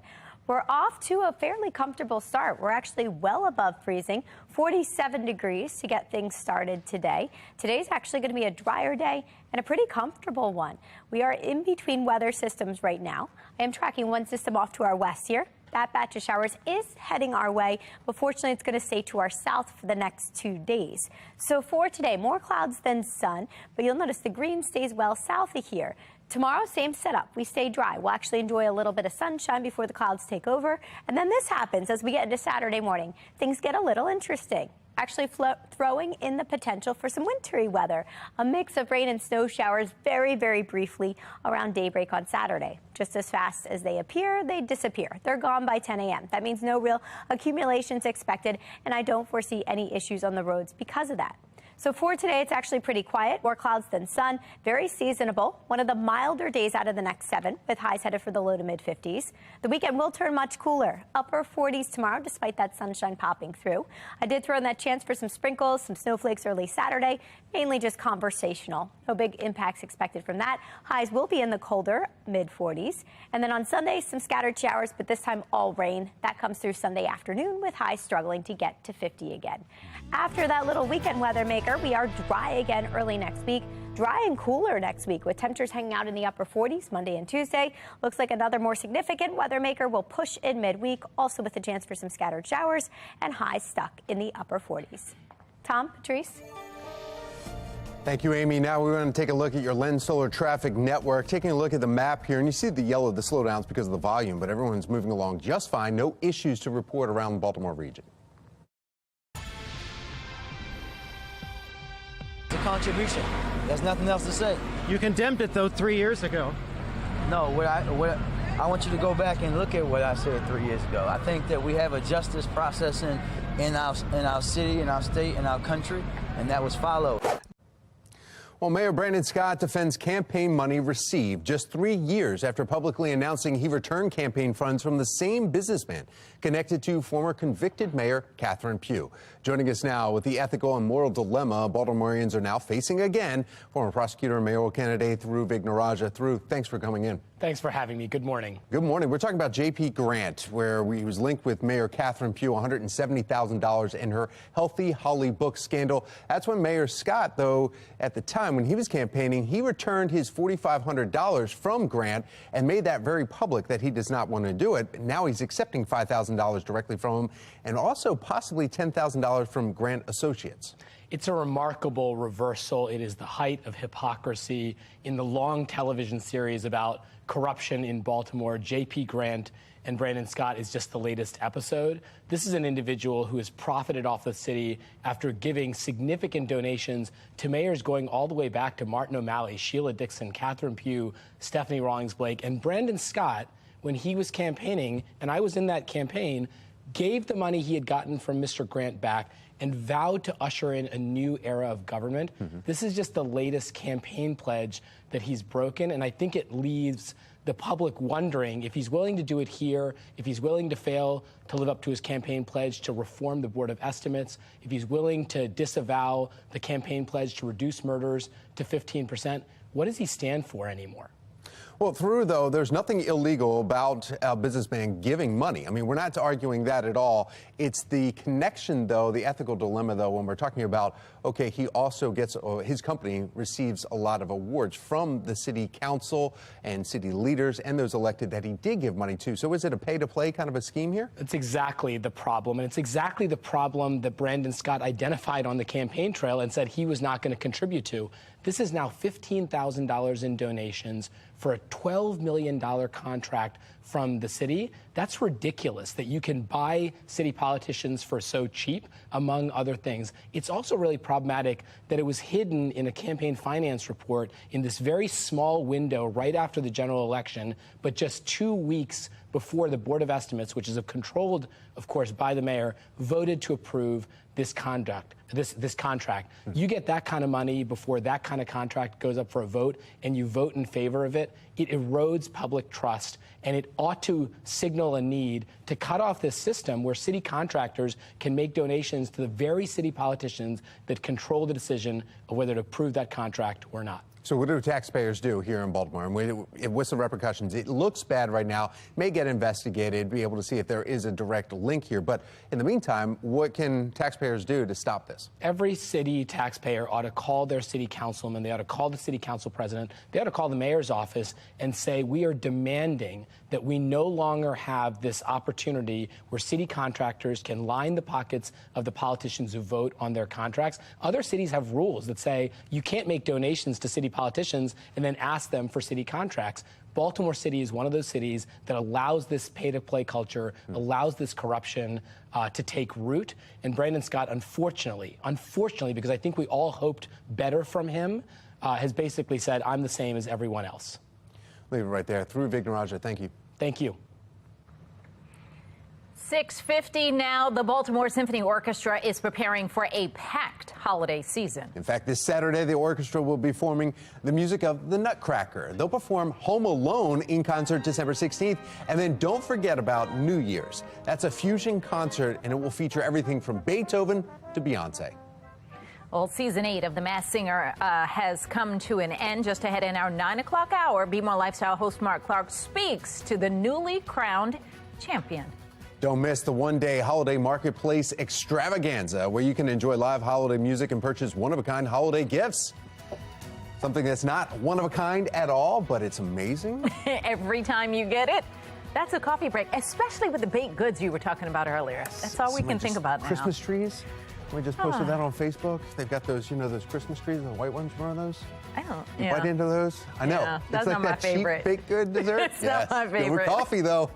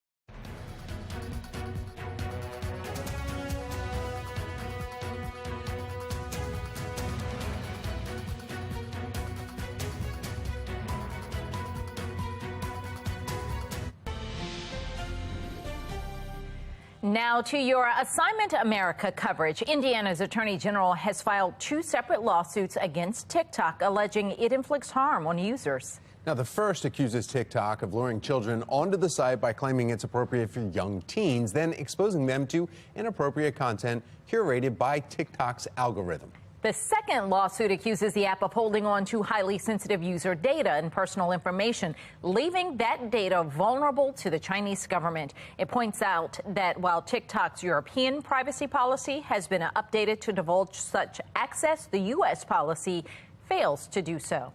Just this week, Governor Larry Hogan announcing a ban against the use of TikTok on all state government devices. The emergency directive from Hogan banning multiple Chinese and Russian platforms. It includes shopping sites like Alibaba, the Chinese equivalent of Amazon, also banned the social media app called WeChat. Some GOP leaders across the country are making similar calls. South Carolina and South Dakota's governors are also banning the app. Wisconsin's Republican representatives in Congress are asking the state's Democratic governor to ban TikTok as well. They're calling the video sharing app a national security threat.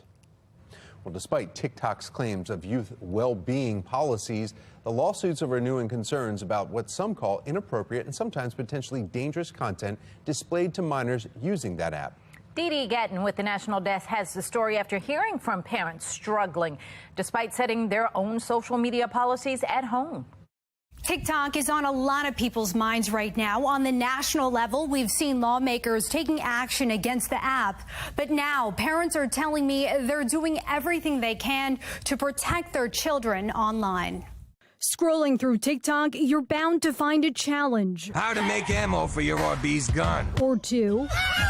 Or three. Benadryl challenge is when you take 12 Benadryls to hallucinate. Content that has been linked to deadly consequences among America's youth.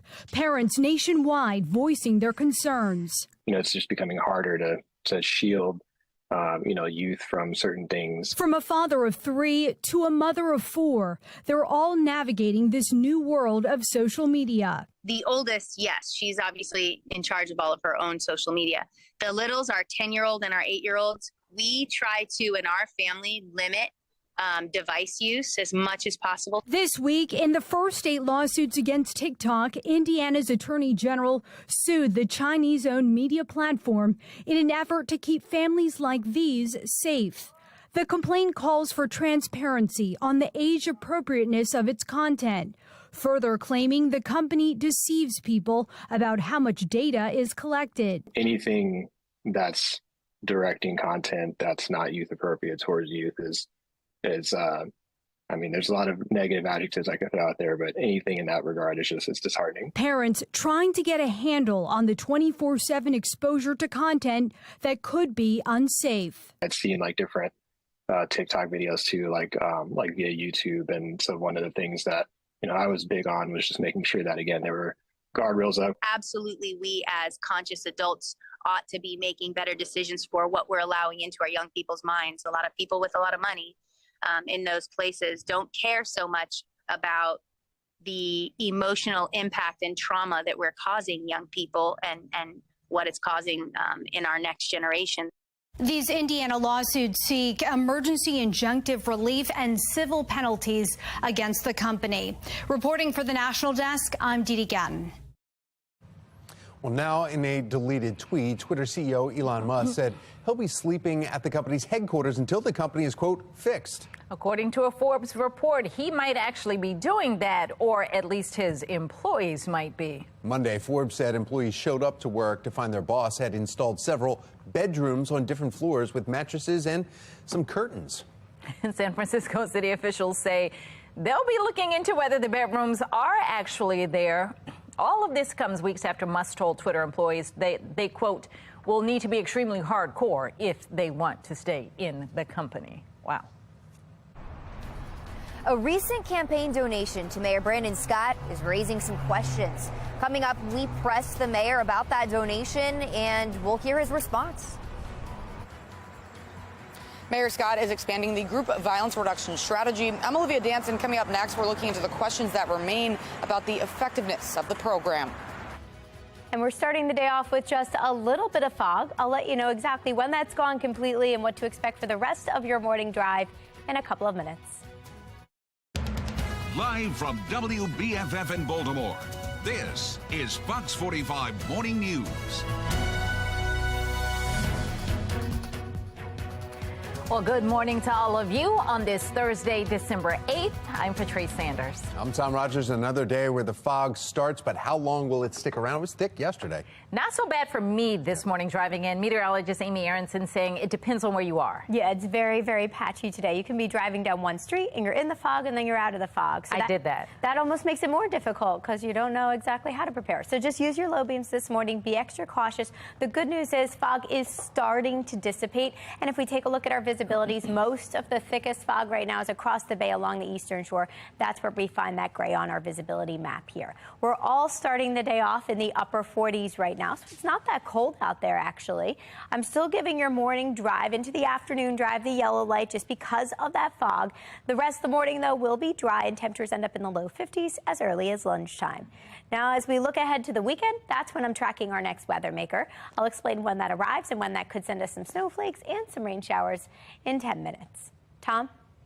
Thank you, Amy. Now let's take a look at your Lens Solar Traffic Network, and we have your drive times up there. Slight slowdowns here because of the volume at 7 o'clock on a Thursday. 15-minute commute from 795 to 95. 13 minutes will get you from 95 to 83. Typically, those are 7 or 8 minute commutes. 7 o'clock now. We begin this morning in a city in crisis and two big stories that we are following. New reporting showing Mayor Brandon Scott is now accepting donations from a man tied with former Mayor Catherine Pugh after returning similar contributions just 3 years ago.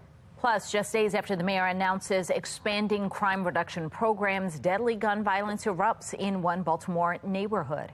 Now, we have live coverage for you this morning. In just a few minutes, Olivia Dance will be joining us live from Northwest Baltimore with a closer look at the latest trio of shootings and what leaders are saying about the effectiveness of the strategy meant to deter these acts of violence. But we begin with Shannon Lilly this morning. She's looking into the donations given to the mayor and what he had to say when we questioned him about the details. Shannon.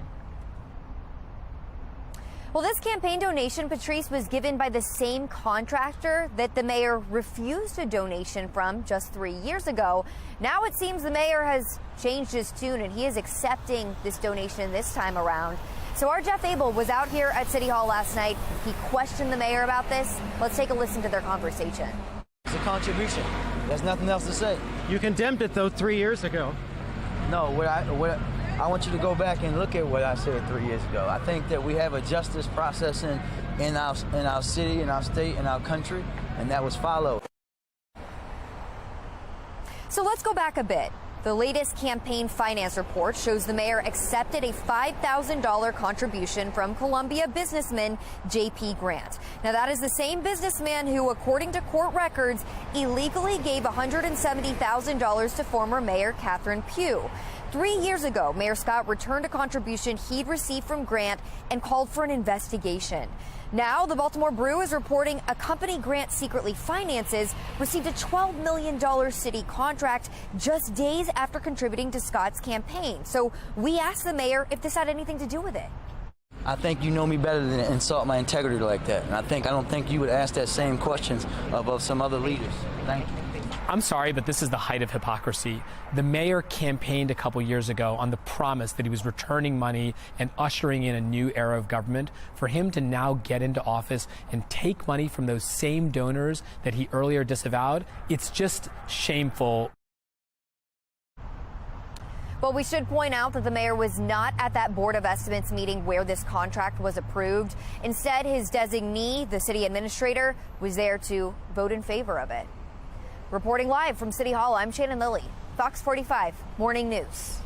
Thank you, Shannon. And this is the latest news about money coming out of City Hall that's raising some questions. Just last week, the mayor decided to veto a fast-track pension bill passed by the city council. A bill would have secured lifetime pensions for elected Baltimore officials after just 8 years instead of 12. When it comes to elected leaders getting pay raises, yesterday the Board of Estimates decided not to discuss the boost in pay until after the raises take effect.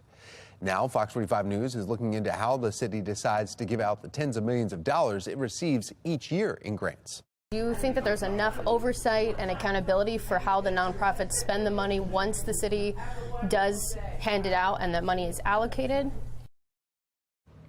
The grant money keeps flowing without clear answers for how your tax dollars are being spent. A federal grant worth nearly $1 million was approved by the city's spending board, and one of the two groups getting the money is Project Numa. That is a nonprofit led by Shante Jackson's ex-boyfriend, Damian Cooper. Jackson is the director of the mayor's Office of Neighborhood Safety and Engagement. A Fox 45 News investigation shows Jackson was close to the grant writing process. We questioned City Council President Nick Mosby about that potential conflict of interest. Does it concern you at all that the CEO of Project Numa was romantically involved with Shante Jackson, who helped write the grant? I have no no knowledge of that. Again, that would be a question for the mayor. The grant was just approved by you and the board, though. Yeah, that would be a question by the mayor.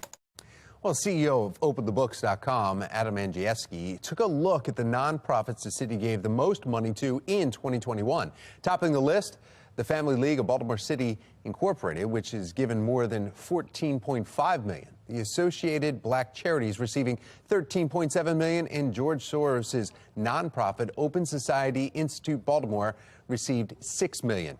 But how was the money spent? That still remains unclear.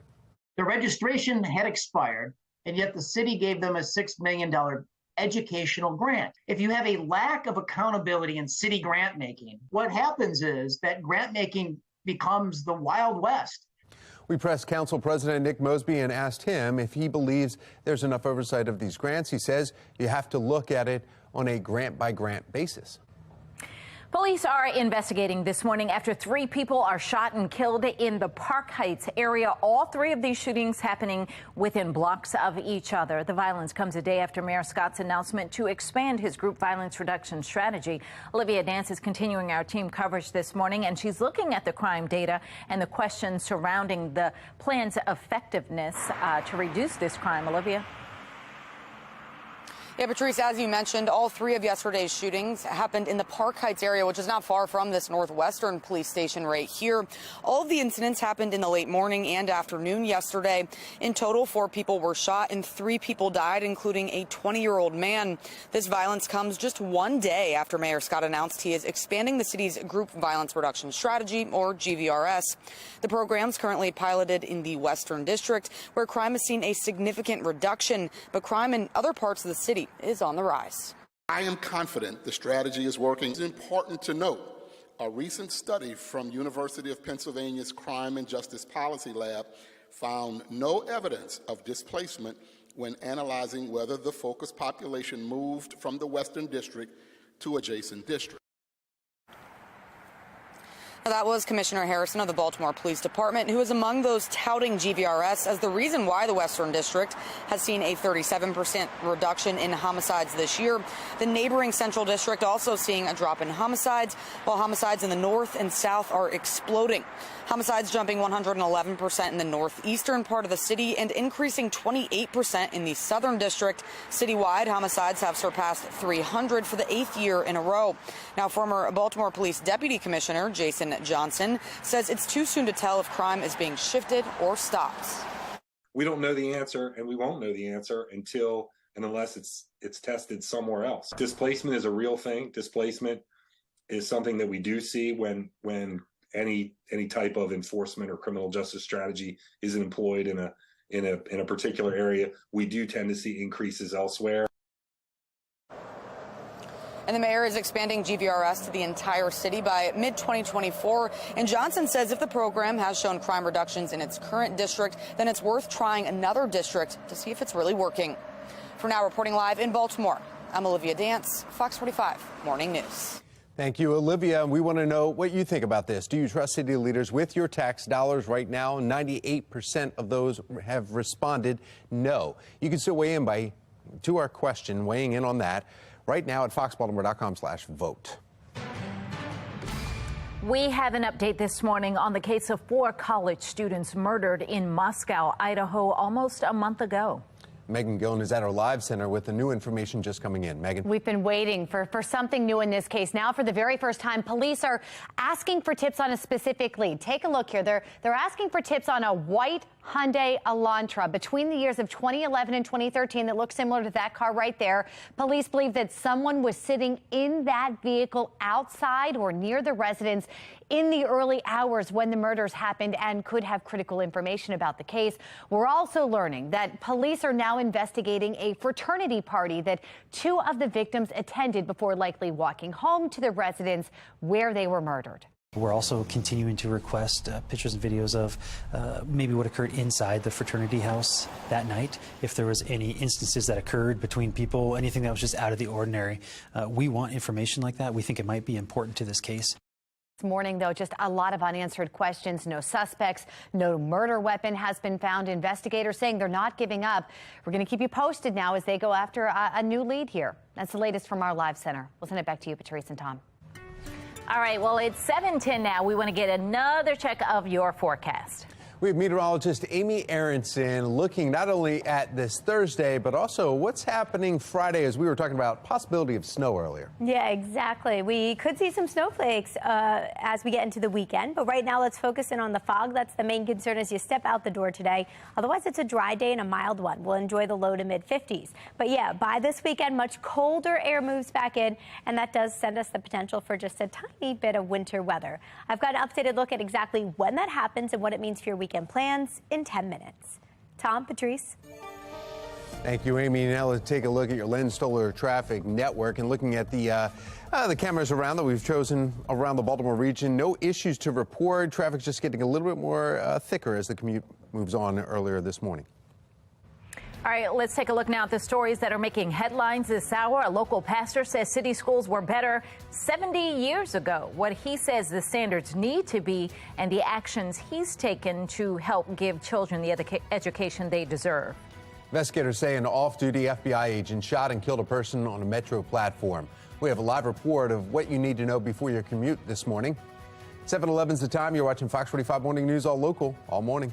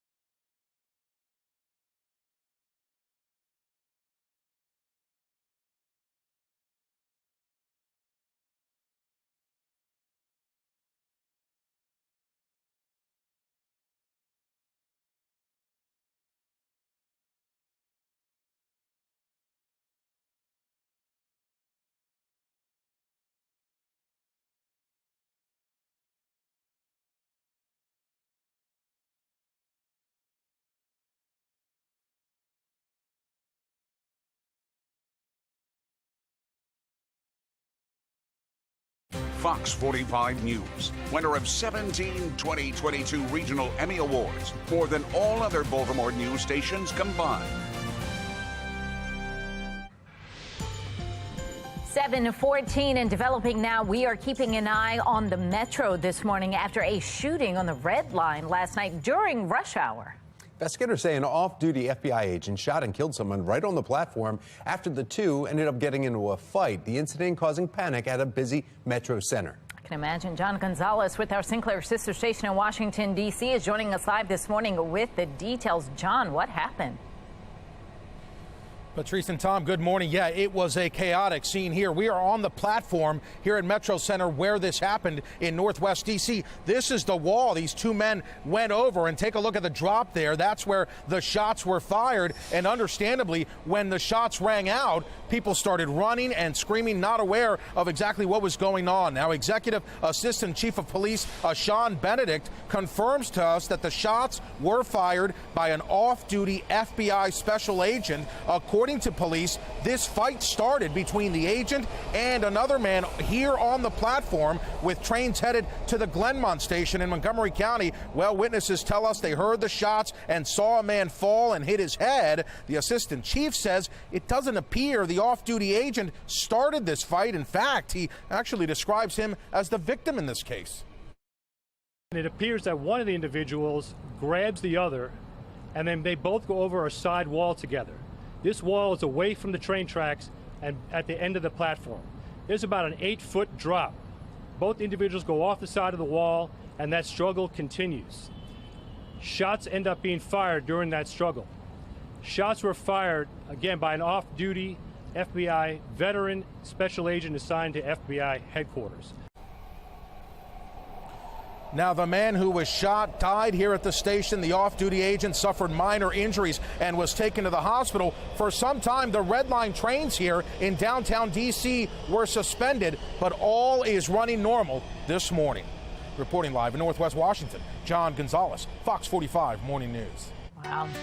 All right, well, it is 7:16. We need to get another look at what's happening out there as far as our weather. That's right. Meteorologist Amy Aronson talking about the fog, the rain, and the drying out that's all coming up in the next few days, right? Yeah, lots happening over the next couple of days. If you haven't put up your holiday lights just yet, the good news is everything happening not really going to get in the way of that. Yes, we have the fog this morning, but it's dry this afternoon. Tomorrow's a drier day all around. We do have a brief chance for some snowflakes and some sprinkles Saturday, but they're mainly in the morning. So all 3 days get the green light. And if your holiday lights are already up, I know I've seen a lot of them up already, make sure you send us your pictures. We want to see them. Head over to foxbaltimore.com/chime-in, and that's the easiest way to get us your pics. We are seeing a pretty sunrise this morning, looking down at the Inner Harbor. Some pretty pastels showing up in the sky right now, helping dissipate all of that fog, making for a clear remainder of your morning drive.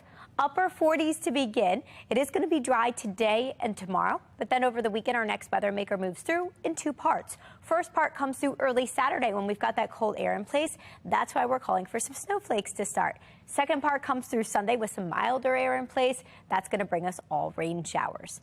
So right now, we're actually enjoying a break from all these weather makers. Not much happening locally, and not much is going to happen for the next 2 days. We're seeing these clouds stream in from the west here, but otherwise no rain to worry about, at least for today.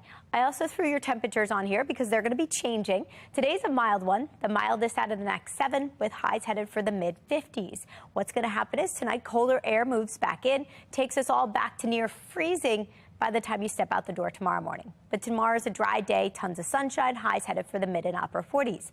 Now let's talk about Saturday. That's when things get interesting. First of all, we've got the colder air in place again. We start off in the upper 20s, low 30s, and that's when this moisture moves in. Cold enough for, some snowflakes. That's the blue you're seeing here on Future Scan, along with some sprinkles. They don't last long. I think an hour, 2 tops. After that, by 9, 10 a.m., it's gone. So if you're sleeping in on Saturday, you might not even see it. Just a brief coating in some spots. Temperatures will be slow to warm. We'll spend the morning in the mid-30s on Saturday, and then a colder day with highs only in the mid-40s. Here's an updated look at exactly how much snowfall we're tracking Saturday. I'm showing you this to show you it's not a lot. Nothing significant here, so I think the roads should remain wet, and we shouldn't see really any travel impacts from this system, under 1/10 of an inch in most locations. So just a brief brief dusting. If you're wondering, when do we typically see our first snowfall back in Baltimore? Here's a look back at the past 6 years. Last year, for example, it happened on January 3rd. We picked up 6.8 inches on that day, but prior years it happened earlier in December. On average, we typically see our first snowfall right around December 9th. So this weekend would be right on cue if that ends up happening. But the chance looks slim. Leading up to that, it is dry. No snow today or tomorrow, with highs in the mid-50s today, upper 40s tomorrow. Colder on Saturday with that brief sprinkle snowflake chance early in the morning, highs only in the mid-40s. And then here comes that scattered shower chance Sunday afternoon with highs in the upper 40s. Monday and Tuesday actually look drier, but staying colder with highs in the upper 40s both days. And then on Wednesday, we're tracking our next big weather maker. This one will be a little more significant, starting off with some spotty showers on Wednesday and highs staying in the below average upper 40s. Tom, Patrice. All right, Amy, thank you. Looking now at the Lynn Stoller Traffic Network as we take a look at our drive times. We're starting to see an increase, 15 minutes now from 795 to 95, 95 to 83, also a 15-minute drive. Job of the Day is sponsored by Antwerpen Auto Group. 7:20 and Fox 45 is getting you back to work. It's time for our Job of the Day. Maryland Live Casino looking to hire an environmental service lead attendant. If you'd like some more information about that position, just go to our website, foxbaltimore.com. If you're an employer with jobs that need to be filled, please send your information to news@foxbaltimore.com. Santa ditched his sleigh and a lot of weight, too, and his reindeer this year, apparently. Instead, he opted for a grappling hook and an LAPD chopper for his visit to the Luskin Orthopedic Institute. Santa made a special early appearance for the facility's annual Toys and Joys event. After landing safely on the ground with a grand entrance, I mean, look what he did. He looks fit. That is amazing. Yeah. Santa did what he does best. He then went and spread Christmas cheer while meeting and taking photos with the children there. Superhero.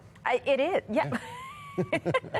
All right. Well, the Baltimore Symphony Orchestra is preparing for a packed holiday season. This Saturday, the orchestra will be performing the music of the Nutcracker. They'll perform Home Alone in concert on December 16th. And then don't forget about New Year's. A fusion concert will feature everything from Beethoven to Beyonce. Well, make sure your gifts end up in the right hands this holiday season. Ahead this hour, the rise of porch pirate incidents and the efforts from law enforcement to curb them. And we're at Green Springs Station this morning. It's the 8th annual Makers Market. All this great stuff ready for the holidays, getting you ready. And you know how we do it. There's always going to be some great refreshments. We'll tell you about all that coming up next on Fox 45 Morning News. All local, all morning long.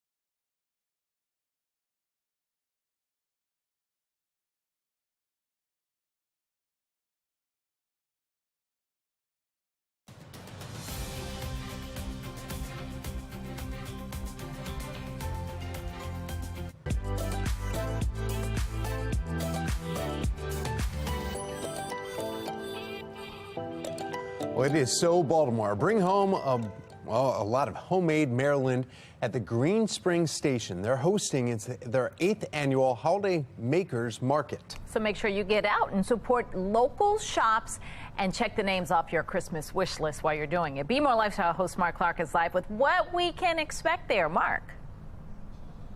Great items this morning. Anytime you see Mikey, you know she's got good news. So, Mikey, tell us about the Makers Market. Yes. What can we expect? You can expect an outstanding holiday outing, that's for sure. Yeah. So we have live holiday music. We've got 25 curated, juried vendors here that are all makers of Maryland. And we've got an amazing holiday cocktail bar. So grab your friends, your husband, grab a cocktail, shop the shops, shop the makers. It's an awesome day. Plus, we're the largest locally owned collection of local boutiques in town. And you mentioned this. I'm going to steal your word. You call it like an oasis. I said it's the oasis of the county. You come, you have a coffee, you shop with great customer service. You come, you have some lunch, and you have a great holiday day out. It's wonderful. It's wonderful. We want to hang out with Mikey. The way you broke that down sounds so exciting. Doesn't it? And you know what? It really is. This is not the first time we've been here, but it is a great, like I said, a great array of shops, and the energy is really positive.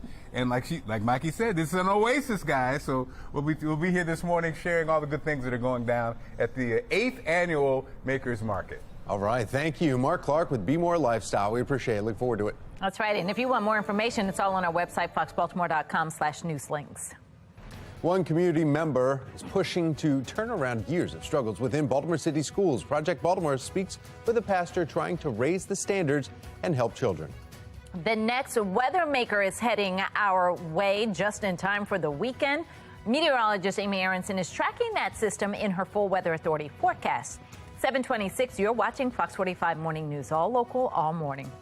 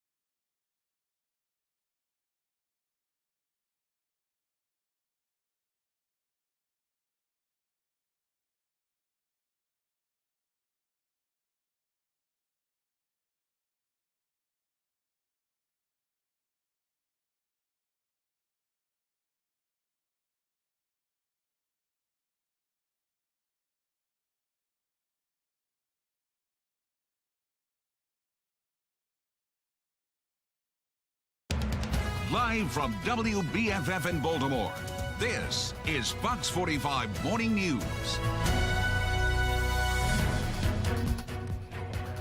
Welcome back on this Thursday morning. 7:30 is what we're coming up on. I'm Patrice Sanders. I'm Tom Rogers. We want to get right over to meteorologist Amy Aronson looking at the forecast for us. Yeah, tracking just a little bit of fog this morning, but otherwise I think we're in pretty good shape as we step out the door.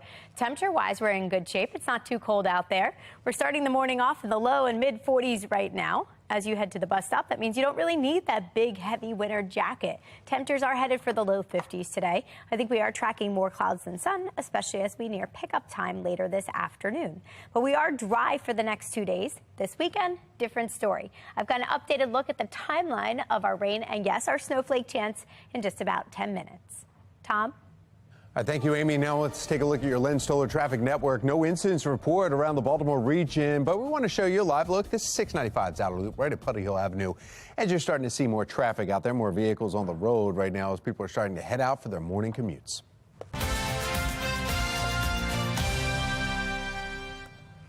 Well, declining population, increasing crime, and generational poverty. For decades, Baltimore has been struggling to find solutions. As Project Baltimore's Chris Papps explains, one community leader believes the answer to a better future lies in the past. This is East Baltimore, the east part of East Baltimore. Pastor P.M. Smith knows his city. I've only ever lived in East Baltimore. Born here in the 1940s. That whole corner, they're drug dealers. Been here for years. Smith grew up in a Baltimore that's very different than the one he lives in today. No, they're not on my corner. One of the things is the breakdown of the family. We always have to start there. No consequences here or there, so the result is going to be what? Courts, courtrooms, right? Incarceration, right?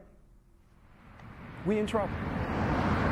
When Smith was young in the 50s, most households, including his own, had two parents. The community worked together and looked out for each other's children. We never had enough money.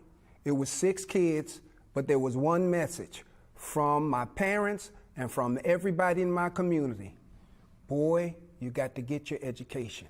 If you get your education, nobody can take it from you.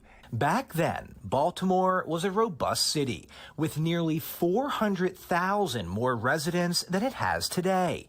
But while it was thriving, it was also segregated. Secondhand facilities, secondhand books, secondhand furniture, but I had first-class teachers. As a teenager, Smith was part of the 3rd integrated class to attend high school at City College. That previous generation was aware of segregation and the coming of integration, and they made a decision to prepare some of us to enter those integrated schools and represent our people. Do you feel the public school system in Baltimore was better in 1950 than it is today? Absolutely. The standard there was mastery. If you didn't master the subject matter between September and December, you repeated it. After graduation, Smith attended Coppin State and later earned a law degree from the University of Michigan. Then, it's home. He returned to Baltimore. It's home.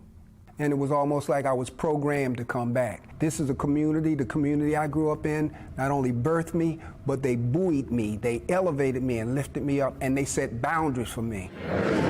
Amazing is His grace. Is that what we're going to sing this morning?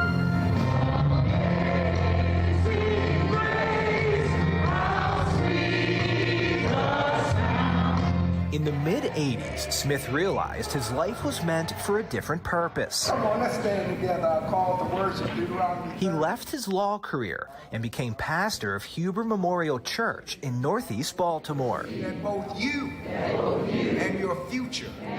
A few years later, he opened Hope Academy. Because that's the only way you affect change. You cannot do it from the outside. You can only do it from the inside. And too many in my generation got up, got out, and did not come back. You're my only friend still in the hallway. Let's go. His goal? To educate today's students the way he was educated. Telling your grandfather. 65 years ago. Now I'm looking at that, looking back. And that is something that we need now. Excellence, mastery, a standard that doesn't deviate, a standard that challenges young folk to measure up to it. Hope is a K-5 elementary school. Eyes closed, hands folded.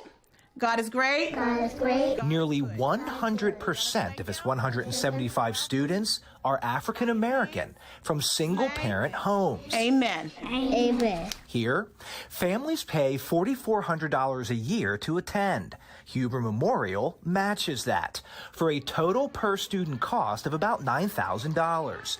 As a comparison, this year, Baltimore City schools will spend more than $21,000 for each of its roughly 77,000 students. Money does not solve the problem. Throw all the money you want. And I get ourselves together. Hope focuses on the basics, math and reading, while Baltimore City Schools has what's known as a 50% rule, where students cannot receive below a 50 no matter how little work they do. Hope Academy does not have that rule. Students are expected to learn the material before they're promoted. We value education in a culture that really doesn't. We value education because we know that's the key to the future. And it seems to be working. In city schools as a whole, the most recent testing shows about 18% of elementary students are proficient in English and 17% in math. At Hope, where students take a test considered equivalent to the state standardized test, 71% of students scored proficient in English. 65% tested proficient in math, which surpasses some of the highest performing public elementary schools in Baltimore, such as Roland Park. Hope Academy recently celebrated its 25th year. You're gonna be on television, so smile. Smith, we got good kids, is in his 75th, and he plans to spend the rest of his years right here, trying to improve his city. My wife gave me a challenge. If you're not gonna make things better, we got to move. So I accepted the challenge and tried to make things better. We owe the next generation at least what the previous generation gave us, a basic foundational education upon which we can springboard to the next level. It's critical. We got good kids. I'm Chris Pabst, and this is Project Baltimore. We got good kids. A donation to Mayor Brandon Scott's campaign in question as Fox 45 News learns that it is from a man that he once disavowed, why one critic is calling the move extremely hypocritical. The next weather maker heading toward us right in time for your weekend. Meteorologist Amy Aronson tracking when we could see precipitation. You're watching Fox 45 Morning News. Look at that beautiful shot over Towson. All local, all morning.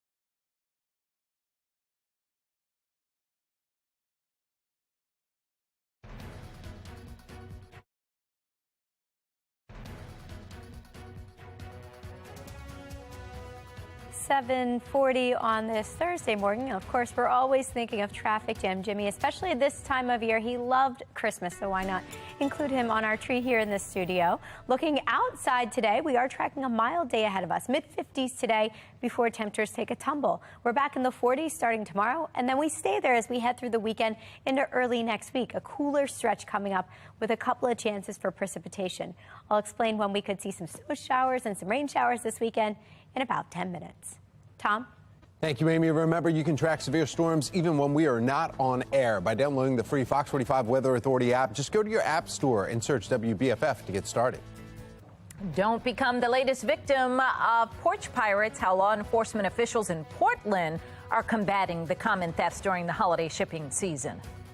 We're taking a look at the most popular Christmas movies all across the country. The flicks Marylanders love to watch during the holiday season. 7:41 is the time. You're watching Fox 45 Morning News, all local, all morning.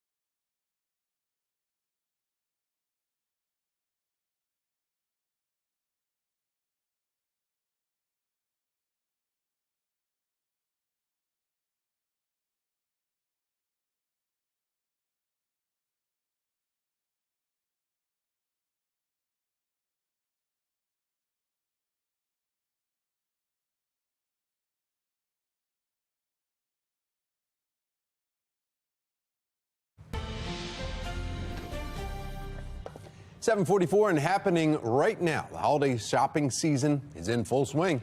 Which means it's also time to make sure that your packages don't fall into the wrong hands. More than 49 million people in the country had their packages stolen last year. That is according to security.org. Frances Lynn with our Sinclair sister station in Portland spoke with law enforcement about that issue. A routine day for a mail carrier in North Portland violently disrupted by a robber. The U.S. Postal Inspection Service says someone came up behind them, assaulted them, and took a package. The immediate reaction from the carrier was to try to recover the parcel, and the suspect sprayed the carrier in the face with some sort of a chemical spray mace or something else. The carrier, wanting to get that parcel back, made another attempt and got sprayed a second time. Thankfully, he didn't have any major injuries, but this incident definitely shook the neighborhood. It's like upsetting just to already imagine that people are having items stolen from them, but then also that like the essential workers out here serving us are experiencing more and more violence it's terrifying, and it just upsets me. We're seeing more incidents of people doing anything they can to get their hands on someone else's package. They're making our gifts their gifts. It's a real risk for homeowners. I spoke with the Beaverton Police Department and Northwest Insurance Council. They say reasons they're seeing more stolen packages this year include the popularity of online shopping and inflation. There's been a dramatic increase in online retail. It's going to set a record again this year. As inflation goes up, and there are certainly an increase in perhaps desperate people. We know that crime rates are up. So there are a lot of things going on at the same time that kind of create a perfect storm. But with the uptick in crime, does law enforcement have the resources to catch these porch pirates? Are there efforts to prevent this from happening? Absolutely. I can't get into too many details, but we understand that this is a problem. Our detective divisions, and not just the Beaverton Police Department, but countywide, our detective divisions understand that this is an issue during this time, and we investigate them thoroughly. State of the economy has been on the minds of consumers all year, and there are signs inflation could dampen the spirit of holiday shoppers. Bank executives say there's simply less money in accounts. However, Thanksgiving holiday, there were 17 million more shoppers than in previous year. While the dollars are still getting spent, a new nationwide survey found people are dialing back the number of people that they're buying the gifts for. 72% of people are likely to give fewer gifts this holiday season on an absolute basis. 21% are doing that explicitly because of the rapidly rising cost of living. Well, one thing economists are advising consumers to do is to come up with a budget for the holiday and stick to it. When you're out shopping, make a list of who you need to get gifts for, and then start making a list of items you can buy ahead. You can also tackle your list by purchasing items over time. It's also a good idea to start looking into holiday baking essentials and compare your items at different stores. For those that are a little bit older, we still like to use the newspaper ads that come every week. But there's also all the stores now, they have their sale ads every week online. So you can go and open up 3 or 4 tabs on your computer, look at the sales for 3 or 4 stores and figure out where's the best deal for the items that you're looking for. That also helps you save gas. You can try and do more of your shopping at one location to save some money on gasoline as well. All of this is good in theory. Regardless if you're spending more on gifts or food or gas, economists advise consumers to have enough money to pay it off as soon as you can. Now, that I do agree with, but man. I mean, every time you go to the store, though, don't you pick up something? I do it. I go into Target for like 2 things. And I come out $500 later, and I'm like, what am I doing? That's always. But yeah. I was saying, I started in September, like I'm going to get it done and be over with it. But that just really means I can shop from September to December because I keep somehow adding to the things. Meteorologist Amy Aronson, are you good with just buying the things that you need and calling it a day? Sort of. I wish I could be. I know. I just want to knock it all out, but some people are tough, so I feel like I need to browse the stores and then you pick up more and more for myself. So it's just like, I yeah. like that. I mean, I just got more Christmas decor yesterday, and we absolutely do not need it in our house. So yeah, never-ending shopping process. Looking at the sky this morning, what an incredible sight. Maybe you're heading out holiday shopping today. You don't need to bring the umbrella or the rain jacket or the winter jacket. Feels kind of comfortable out there right now.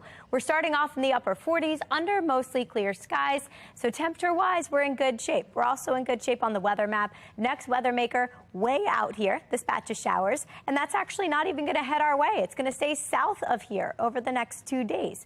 So we are in the clear, at least for the next 2 days. Nothing really heading our direction. More clouds than sun today, but the showers stay pressed to our south.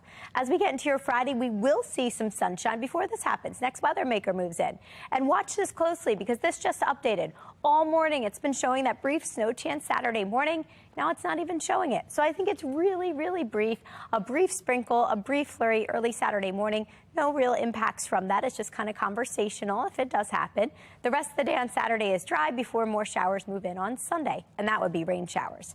Today, we are looking at more clouds than sun, but that doesn't stop us from warming into the milder mid-50s today. This weekend, little colder. Temperatures will be out of the 50s and back in the 40s. We're dry on Friday. I did throw in that sprinkle snowflake chance early Saturday. By Sunday, I threw in a rain chance, and that one's during the afternoon. But all 3 days, temperatures will be slightly below where they should be and in the mid and upper 40s.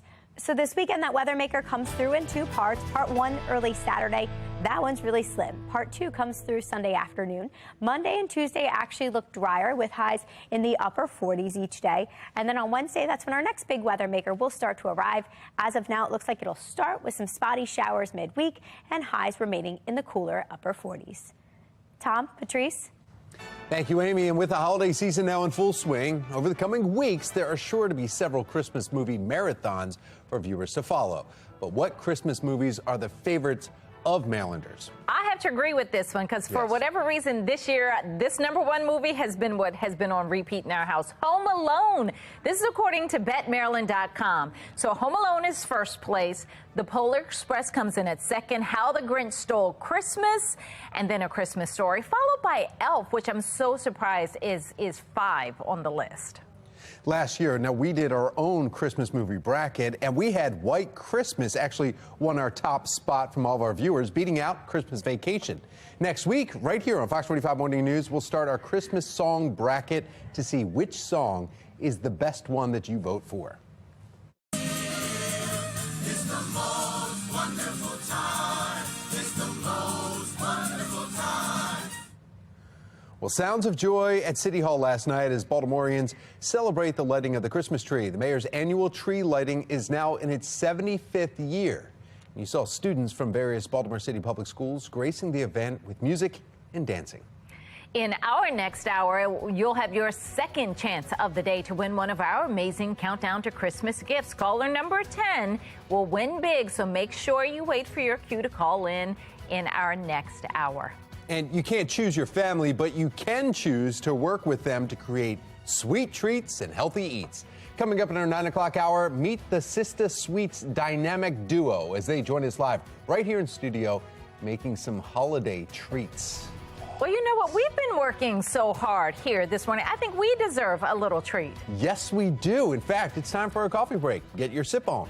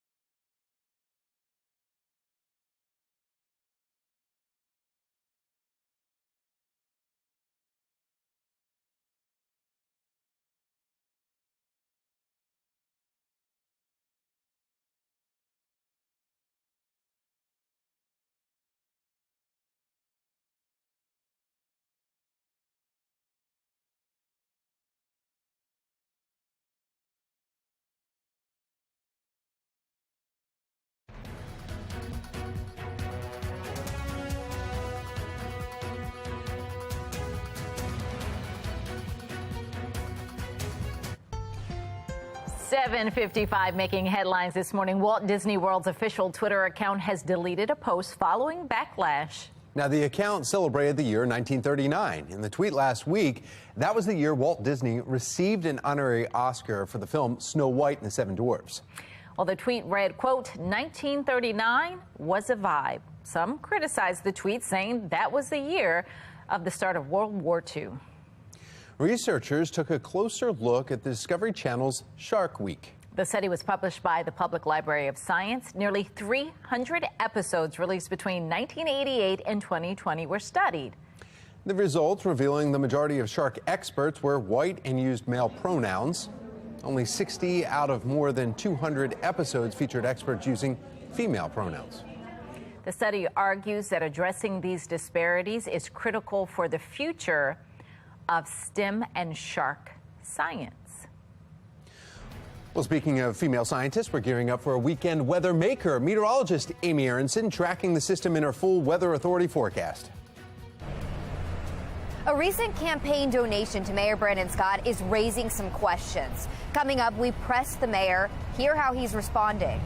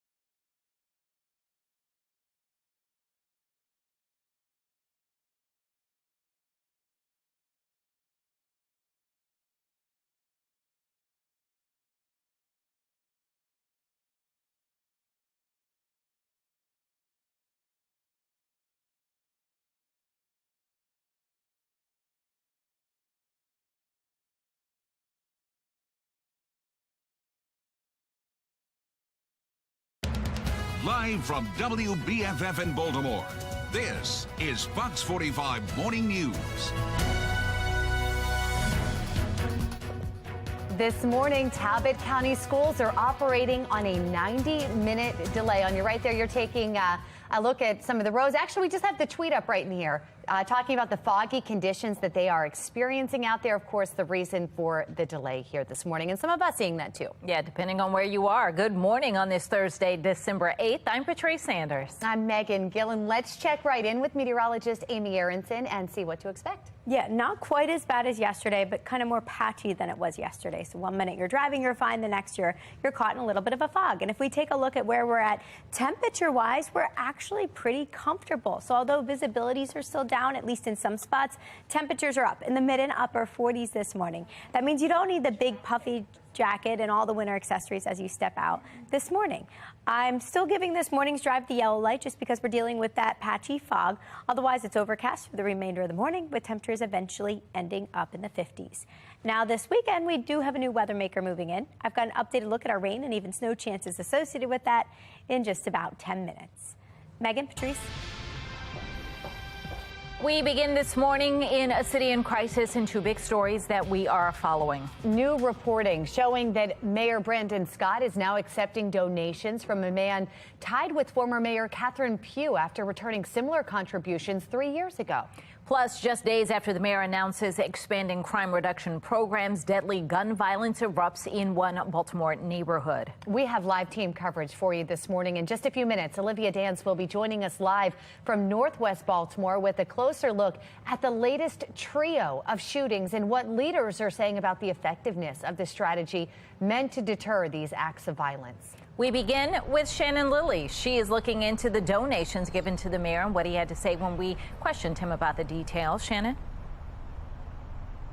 Well, this campaign donation, Patrice, was given by the same contractor that the mayor rejected a donation from just 3 years ago. And so now he seems to be changing his tune here, and he is now accepting this new donation. So our Jeff Abel, he was out here at City Hall last night, and he spoke with the mayor about this. Let's listen to their conversation.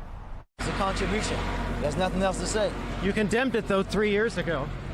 No, I want you to go back and look at what I said 3 years ago. I think that we have a justice process in our city, in our state, in our country, and that was followed. So let's go back a bit. The latest campaign finance report shows the mayor accepted a $5,000 contribution from Columbia businessman J.P. Grant. Now, that's the same businessman who, according to court records, illegally gave $170,000 to former Mayor Catherine Pugh. Well, 3 years ago, Mayor Scott returned a contribution he'd received from Grant, and he called for an investigation. Well, now the Baltimore Brew is reporting that a company Grant secretly finances received a $12 million city contract just days after contributing to Scott's campaign. So we asked the mayor if this had anything to do with it. I think you know me better than to insult my integrity like that. And I don't think you would ask that same questions of some other leaders. Thank you. I'm sorry, but this is the height of hypocrisy. The mayor campaigned a couple years ago on the promise that he was returning money and ushering in a new era of government. For him to now get into office and take money from those same donors that he earlier disavowed, it's just shameful. Well, we should point out that the mayor was not at that Board of Estimates meeting last month when this contract was approved. Instead, his designee, the city administrator, was there voting in favor of it. Reporting live from City Hall, I'm Shannon Lilly, Fox 45 Morning News. Police are investigating this morning after 3 people are shot and killed in the Park Heights area. All 3 of these shootings happened within blocks of each other. The violence comes a day after Mayor Scott's big announcement to expand his group violence reduction strategy. Olivia Dance continues our team coverage this morning. She's looking at the crime data and the questions surrounding the crime reduction plan's effectiveness. Olivia. Yeah, Patrice, as you mentioned, all 3 of yesterday's shootings happened in the Park Heights area, which is not far from this Northwestern police station here. All the incidents happened in the late morning and afternoon yesterday. In total, 4 people were shot and 3 people died, including a 20-year-old man. This violence comes, though, just 1 day after Mayor Scott announced he is expanding the city's Group Violence Reduction Strategy, or GVRS. The program's currently piloted in the Western District, where crime has seen a significant reduction, but crime in other parts of the city is on the rise. I am confident the strategy is working. It's important to note a recent study from University of Pennsylvania's Crime and Justice Policy Lab found no evidence of displacement when analyzing whether the focus population moved from the Western District to adjacent districts. That was Commissioner Harrison of the Baltimore Police Department, who is among those touting GVRS as the reason why the Western District's seen a 37% reduction in homicides this year. The neighboring Central District also seeing a drop in homicides, while homicides in the north and south are exploding. Homicides jumping 111% in the northeastern part of the city and increasing 28% in the southern district. Citywide, homicides have surpassed 300 for the 8th year in a row. Now, former Baltimore Police Deputy Commissioner Jason Johnson says it's too soon to tell if crime is being shifted or stopped. We don't know the answer, and we won't know the answer until and unless it's tested somewhere else. Displacement is a real thing. Displacement is something that we do see when any type of enforcement or criminal justice strategy isn't employed in a particular area. We do tend to see increases elsewhere. And the mayor is expanding GVRS to the entire city by mid-2024. And Johnson says if the program has shown crime reductions in its current district, then it's worth trying another district to see if it's really working. For now, reporting live in Baltimore, I'm Olivia Dance, Fox 45 Morning News. Thanks, Olivia. We want to know what you think. Do you trust city leaders with your tax dollars? Right now, 98% of those who have responded say no. You can weigh in to our question of the day right now by going to foxbaltimore.com/vote. New details rising in the murder case of 4 Idaho college students. How a car right near that scene could lead to new answers. And we're 13 days out now from the winter solstice on December 21st, but we've got some chances for some wintry weather in our 7-day forecast. I'll explain when we could see some snowflakes this weekend in a couple of minutes. It's 8:06. You're watching Fox 45 Morning News, all local all morning.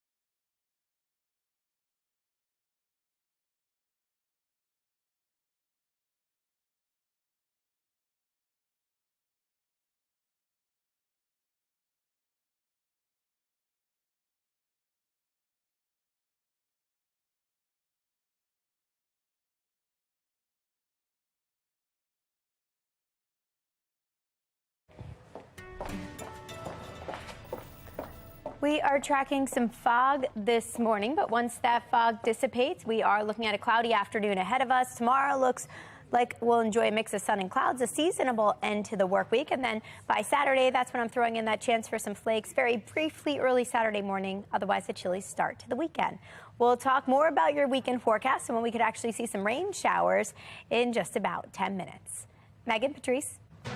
It is 8:10. We have an update this morning on the case of 4 college students murdered in Moscow, Idaho, almost a month ago. Tom Rogers at our live center with the new information just coming in now. Tom. That's right, Megan Patrice. For the first time, police are now asking for tips on a specific lead, a white Hyundai Elantra between the years of 2011 and 2013. Police say someone was sitting in that vehicle right outside or right near the residence in the early hours when the murders happened and could have critical information about this case. We're also learning police are now investigating a fraternity party that 2 of the victims attended before likely walking home to their residence where they were murdered. We're also continuing to request pictures and videos of maybe what occurred inside the fraternity house that night. If there was any instances that occurred between people, anything that was just out of the ordinary. We want information like that. We think it might be important to this case. Well, so far, no suspect or neither a murder weapon has been found, but investigators say they're not giving up. We'll, of course, keep you posted. That's the latest from our live center. Today, Baltimore County's interim police chief is speaking publicly for the first time since his swearing in. The big concerns Fox 45 News will bring up when it comes to crime. That's all coming up. And we are seeing massive amounts of fraud throughout the U.S. following expired COVID-19 enhanced unemployment benefits. Why we are just now seeing the impacts a year later. Plus, breaking news just coming in on Brittany Griner being freed. We'll have that for you coming up after the break. 8:11, you're watching Fox 45 Morning News, a local all morning.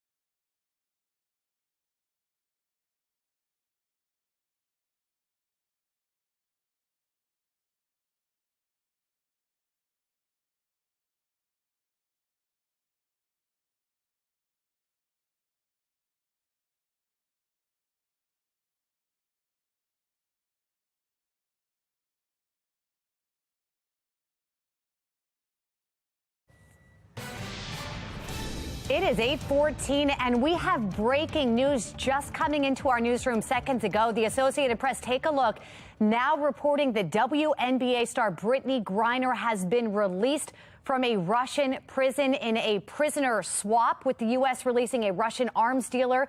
This is according to U.S. officials. Again, this just breaking seconds, minutes ago here. We're going to keep you posted as we learn more about this story. But again, Brittany Griner now free. It's been more than a year, meantime, since the COVID-19 enhanced unemployment benefits have expired, and we are now starting to see the massive amount of fraudulent claims paid. New York reporting losses of more than $11 billion to fraud. Maryland officials testifying earlier this week that state officials were able to stop fraud by not paying all claims immediately.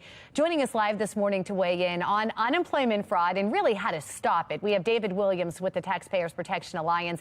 David, good morning. We've got a lot to talk about here. Let's start with why there is so much fraud in this system. Good morning, Megan. And the problem is the government spent a lot of money. We're talking about hundreds of billions of dollars in the enhanced unemployment. And what happens is there's a lag, right? There's a lag in finding out how much is being wasted and going towards fraud. Now, there was a new wrinkle in this, in that this money was given to the states. So you have 50 systems now that were under pressure to put this money out, to get this money out to people. We saw New York, $11 billion in fraud. Maryland, they say that, by delaying the claims, they were able to stop some of this fraud. But right. Megan, here's the problem is that the government wants to spend the money quickly. They want to get it to people. So you have these people that are taking advantage of that system, because if you delay it, if you do the oversight, it's not going to get to the people. So it's really a tough situation the government's in. And again, we're talking hundreds of billions of taxpayer dollars. David, even though Maryland appears to have stopped a significant amount of fraud, the state was criticized for the backlog of claims. Is there a way to do both, to pay quickly and stop the fraud? Yeah, there absolutely is. And I think it's funny that Maryland's taking credit for this, but they delayed these payments, and it wasn't because they were looking for waste, fraud, and abuse. It's because they weren't ready for it.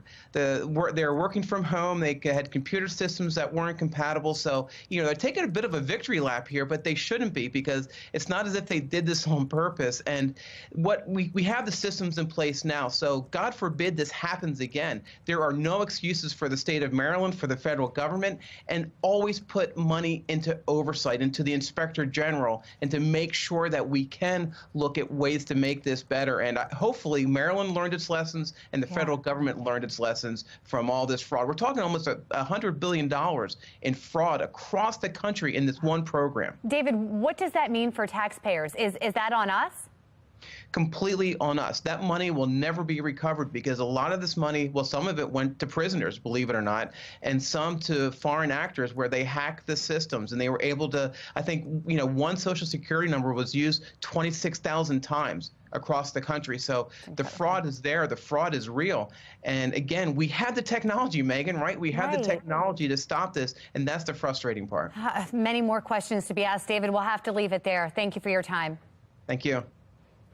8:17, time to get another check of our forecast. We've got meteorologist Amy Arrington looking at what's coming our way today and into the weekend. Yeah, exactly. Maybe this weekend you want to get the holiday lights up. If you haven't done it just yet, I think you're in pretty good shape for that, at least through Saturday. I am giving the green light to the next 3 days. We're dry today and tomorrow. We do have that brief chance for some snowflakes, some sprinkles Saturday morning, but the rest of the day looks great for it. And if your holiday lights are already up, we want to see them. Send them to us. Head over to foxbaltimore.com/chime in. This morning, we are just looking at a yellow glow looking down at the Inner Harbor right now. Some of us starting off with fog. I don't see it at the Inner Harbor and in Baltimore City. We're in the upper 40s right now under mostly cloudy skies. Mid-50s, that's where we're headed today. We are looking at a drier end to the work week before we're tracking some flakes early Saturday morning and then some showers as we get into Sunday afternoon. And that's all part of our next weather maker. But right now, not much happening on the weather map, at least locally. You can see some green off to our west there. That's going to try to head our direction, but really take a nosedive off to the south. So we're rain-free both today and tomorrow. But if we take a look ahead at what's coming on FutureScan, we will see signs of our next weather maker. Today we end up in the mid-50s, a milder day ahead of us. Temperatures come crashing back down tonight, and tomorrow morning we're off to a colder start. You're going to need the puffy jacket. Upper 20s, low 30s to get things started. At least we enjoy sunshine as we head through Friday afternoon with highs in the mid and upper 40s. Come Saturday morning, we could see a little bit of this, some snowflakes, some sprinkles. That would be the case right around daybreak Saturday. Doesn't last long, minor impacts expected because it wraps up before 10 a.m. After that, a chilly day with temperatures only in the mid-40s. Here's an updated look at exactly how much snowfall we can see from this system, and I'm showing you this to show you it's not a lot. barely a tenth of an inch, a dusting in some spots. Now, if you're wondering, when do we typically see our first snow here in Baltimore? Last year it happened on January 3rd. That year we picked up 6.8 inches for the first time of the season. But the year prior, December 16th, with about an inch. The year before that, December 11th, with only 0.2 of an inch. On average, we typically see our first snow December 9th. So that would actually be technically tomorrow. Tomorrow we're not going to see snow. We're dry today and tomorrow with highs in the mid-50s today, upper 40s tomorrow. Saturday we could see some flakes, some sprinkles early in the morning. Otherwise a cooler day with highs in the mid-40s. We stay in the 40s through the weekend. Scattered rain showers likely on Sunday. We're dry again Monday and Tuesday with highs in the upper 40s. And then another weather maker comes our way midweek. This one comes with a better shot at some rain showers. Back to you. All right. Well, that chance of snow is really making it feel like the holiday season, and we love to see how you're celebrating. Look at these pictures here. On the left, that's Carmen, ready to celebrate her first Christmas, and we want to thank Karen for sending that one in. And then in the middle, look at that, Dexter. He had the same idea, wrapping up in all the lights for that holiday picture. Margaret said they were decorating the tree and the dog. And last but not least, we've got Lucky. Yolanda says they're all dressed up and ready for the holidays, all super cute. Well, Fox 45 News wants to see your holiday pictures. You can send pictures through Chime In. Head to foxbaltimore.com/chime in, or you can go through our free WBFF mobile app. It's the 8th annual Holiday Makers Mart right here at Green Spring Station. We'll tell you all about it coming up next and get into all these beautiful purses. Purse. Fox 45 Morning News, all local, all morning long. And coming up on Project Baltimore, one community member is pushing to turn around years of struggles within city schools. 8:21, you're watching Fox 45 Morning News, all local, all morning.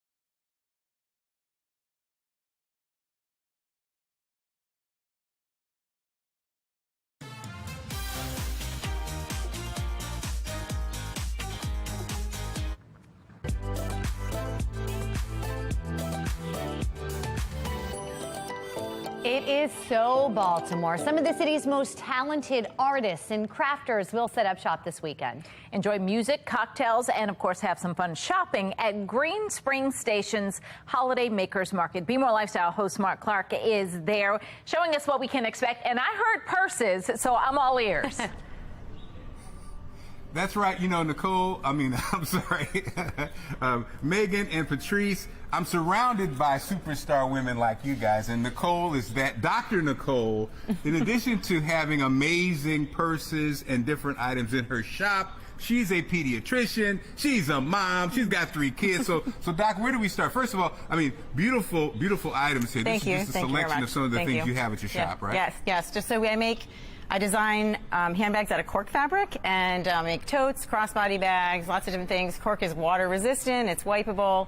It's great for moms who are out and busy. It's great for holiday parties. It's a super fun product. I love it. And so, again, this is just one of the many hats that you wear. Like I said, you're a pediatrician, you're a mom. What a great idea. The cork, who knew? They look amazing, but that's a unique idea. But also, the holiday seasons, I just want to again shout out to all the super moms out there because in addition to wearing all these hats, you guys really, this time of the year, are so busy doing what moms have to do, I'm sure what doctors have to do, and then, of course, your other sides of the business. So the Maker Mart is going down. You've been a part of this for years. Are you excited about this year? And are people back outside, as they say? Yeah, people are out. I'm super excited. We have a lot of great makers coming. Green Spring, there's really good owners of the shops here and great community. The community is really the best part about it. You get to be friends with everyone. People come and shop. You talk about life. You talk about cork. You talk about all the things going on about being a mom. And it's a really great holiday experience. It's really like a big family. Again, back to our super ladies there and from one super woman to another. This is going down again, the 8th annual Makers Mart. It's amazing. And come out and see the beautiful offerings out here. We like those. Right. Let her know we are super impressed with her bags. Those are really, really cute. So worth getting out for. Thank you, Mark. Okay. We're going to put information on our website, too, foxbaltimore.com/newslinks. Well, the rain is gone for now, but what about the chance of snow? My goodness. Meteorologist Amy Aronson taking a look at when you could see possible snowflakes this weekend. Today, Baltimore County's new police chief is speaking publicly for the first time. I'm Olivia Danson. Coming up, I'll tell you what we can expect him to talk about.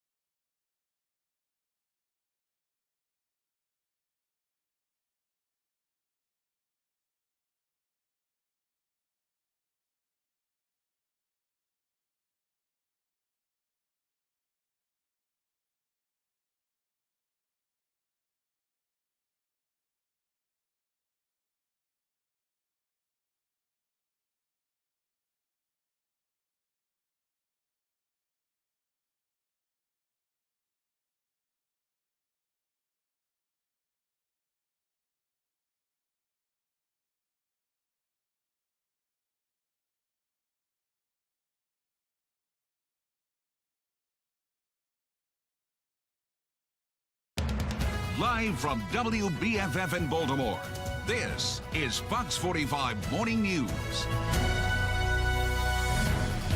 Welcome back to Fox 45 Morning News. It's Thursday, December 8th. I'm Megan Gilland. I'm Tom Rogers, and we want to get right over to meteorologist Amy Aronson as the fog has lifted, but we may get some flurries later on tomorrow. Yeah, by Saturday, there's a chance. It's going to be a slim chance, but if you're outside at just the right time, you might see some flakes. This morning, you're not going to see any flakes. We're starting off in the low and mid 40s right now that we're saying goodbye to the fog. Rest of the day doesn't look so bad. If you're still headed out to the bus stop, just mostly cloudy. Temperatures are headed for the low and mid 50s this afternoon. But over the weekend, we are tracking our next weather maker. Coming up in 10 minutes, I've got an updated look at exactly what that could mean for your weekend plans. Tom? Thank you, Amy. Now taking a look at your Lens Solar Traffic Network, and the volume is the only reason why you may be tapping your brakes around the Baltimore region right now. Everybody else moving along just fine. Fog not an issue anymore, apparently. We have some breaking news, though, just coming into our newsroom this morning. Associated Press just reporting WNBA star Brittany Griner has been released from a Russian prison. There's a prison swap with the U.S. releasing Russian arms dealer. Though President Biden spoke on the phone with Griner this morning while her wife was in the Oval Office. The president will address reporters later on this morning. 8:31, declining population, increasing crime, and generational poverty. For decades, Baltimore has been struggling to find solutions. And Project Baltimore's Chris Papps is joining us live this morning to explain one community leader's answer to a better future. Good morning, Chris. Hi, Megan and Tom. So you guys often have PM Smith on your show. He's a really interesting guy.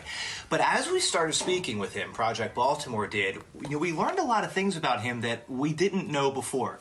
He's 75 years old. He grew up in segregated schools in Baltimore City. He was part of the third integrated class ever to attend City College High School. Got a law degree from the University of Michigan. Came back to Baltimore when many people of his generation did not, got into a church and started a school. And speaking with him, he's somebody who's extremely interesting because when he was growing up, Baltimore City was very different than it is today. There was 400,000 more people. As we say, it was segregated. And his idea was to come back to his hometown, start a school, and start educating kids the way he felt he was educated 65 years ago. And it's just a fascinating story that this man has of trying to make his community just a little bit better.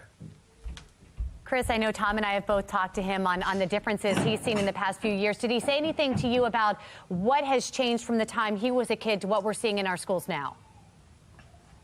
What was most fascinating is that when we talk about him, we asked him about the schools in the 1950s, and even though they were segregated, a segregated city, he felt the schools that he went to were better, with secondhand books, secondhand furniture, secondhand schools, secondhand buildings. But he's like, we had the idea that we needed to get educated to get out of the situation that we were in. And he has a line in the story where he talks about growing up and they never had enough food. They had a small house. There were 6 kids. But the message was, and he's like, boy, you get your education because if you get that, nobody can take it away from you, which he did. University of Michigan, law degree, and he comes back. And his idea is that we've lost that in Baltimore City. And he's like, Baltimore City is no longer a city that values education. And what he's trying to do with Hope Academy, which is his K-5 elementary school he opened about 25 years ago through his church that he pastors, is to bring that idea back. You get your education and you move on. And we have seen in public schools in the past 20 years, not just in Baltimore City, but throughout the country, that standards have certainly changed. We now have things like the 50% rule, where even if you don't turn in your work, you get at least a 50%.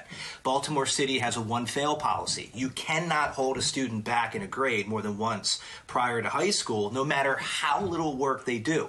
Those types of things don't exist at Hope Academy. The expectation is you learn the material before you move on. And as we showed in the story, Tom and Megan, the proficiency rates at this school are very good, and the demographics mirror Baltimore City as a whole. So it does appear that what he's doing is working, and he's doing it at a much lower cost, about $9,000 per student, as opposed to Baltimore City, that's around $21,000 per student. So fascinating story. I recommend people go to foxbaltimore.com and watch PM Smith. We tell his life in 6 minutes, and it's really it's inspiring. Yeah, differences there between the private and the public school systems that we have here in Baltimore. Thank you, Chris. It is 8:35 now, and happening today, the interim Baltimore County Police Chief is speaking publicly for the first time since his swearing in. Yeah, his swearing in comes after the county executive, Johnny Olszewski, decided not to renew former police chief Melissa Hyatt's contract. Olivia Dance joining us live now with a look at what we can expect from the new chief today. Olivia. Well, Megan, as you mentioned, the new police chief, Dennis Delp, is speaking publicly for the first time this afternoon. Not a lot of information has been released on what he plans to talk about, but it's likely he will address two recent shootings. One of the shootings happened on Tuesday in Owings Mills, and the other shooting happened yesterday on Queensbridge Court in Cockeysville, leaving a 23-year-old dead. And Fox 45 News spoke with one of the neighbors who tells us what he saw. Take a look. I heard a little commotion outside, and I came to the window, and I saw the yellow police line, ribbons all over the place, cops everywhere, a few neighbors out front, so I came out to ask what happened. And they informed me that there was somebody was shot in the head or something. He was dead over there. Baltimore County Police have arrested a suspect in connection to that fatal shooting yesterday, so it's likely the new interim police chief will address these incidents. Interim Chief Delp was sworn in on Tuesday and is a 28-year veteran of the Baltimore County Police Department. The Baltimore County Police Union, though, has said former police chief Melissa Hyatt failed to adequately address the rise of crime in the county, so we'll have to wait and see if Chief Delp has a different approach. And, of course, Fox 45 News will be monitoring his meeting today, and we'll bring you the latest.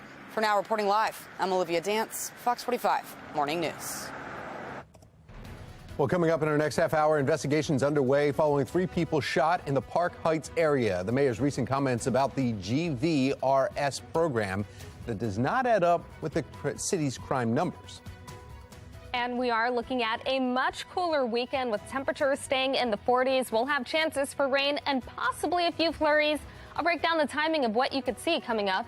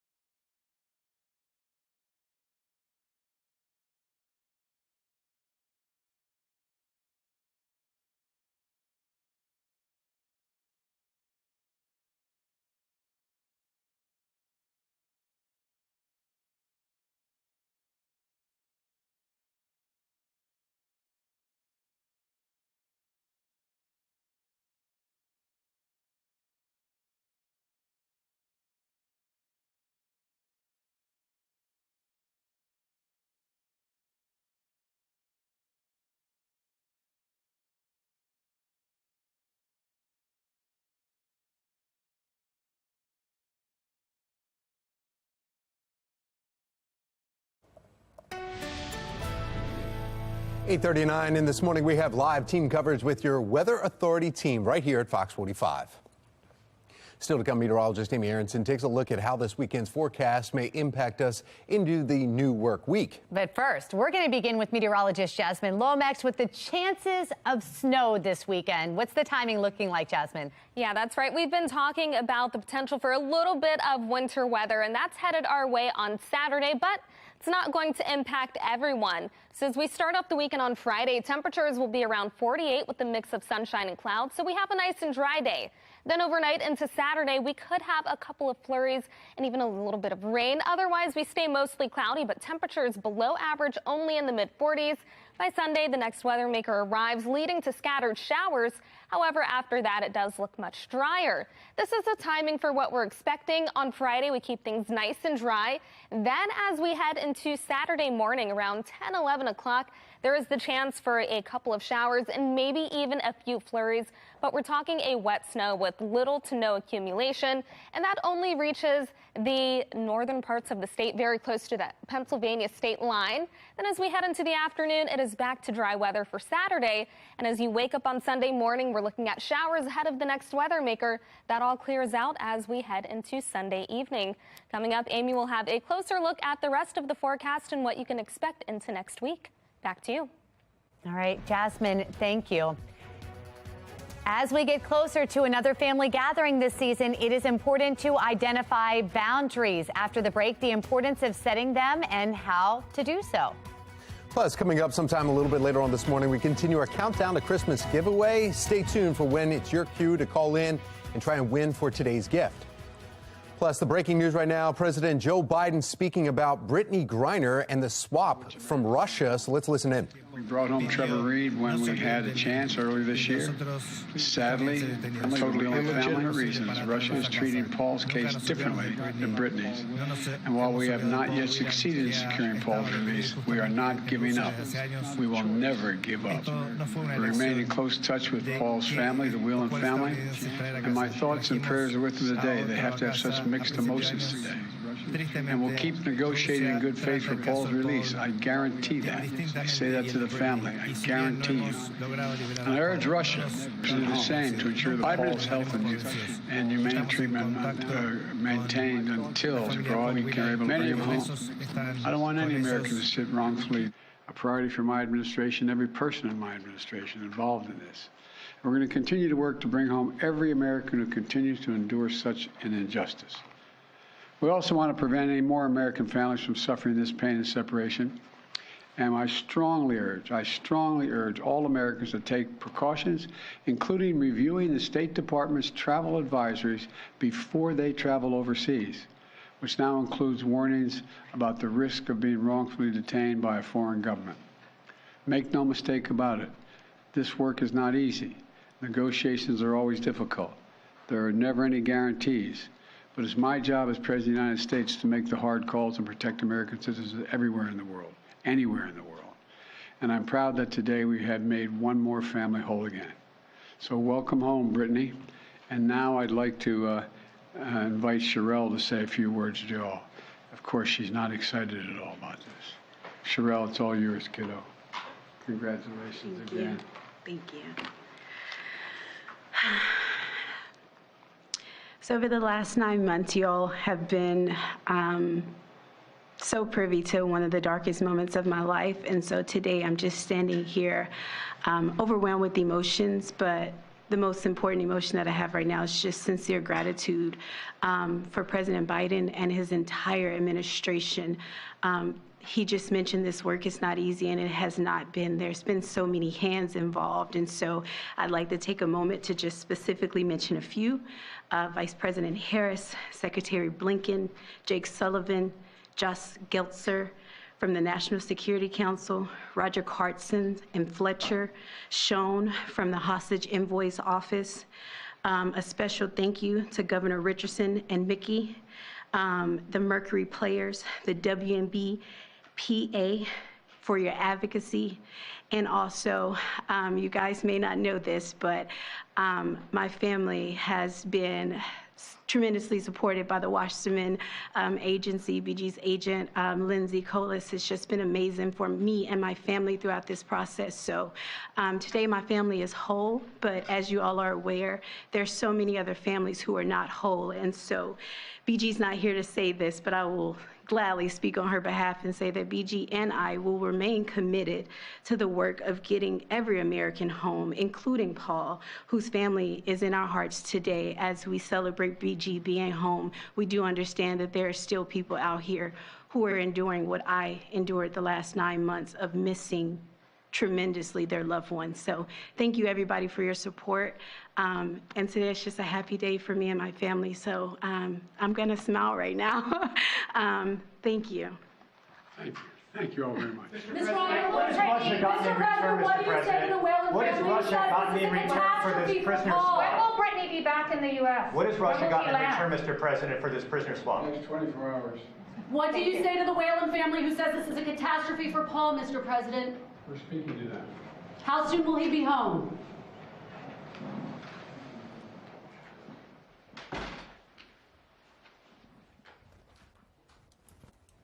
You are listening in live there as President Biden was addressing Brittany Griner being freed. Questions about why Paul Whelan has not been freed. We're going to stay on this story and bring you much more as this continues to develop here this morning.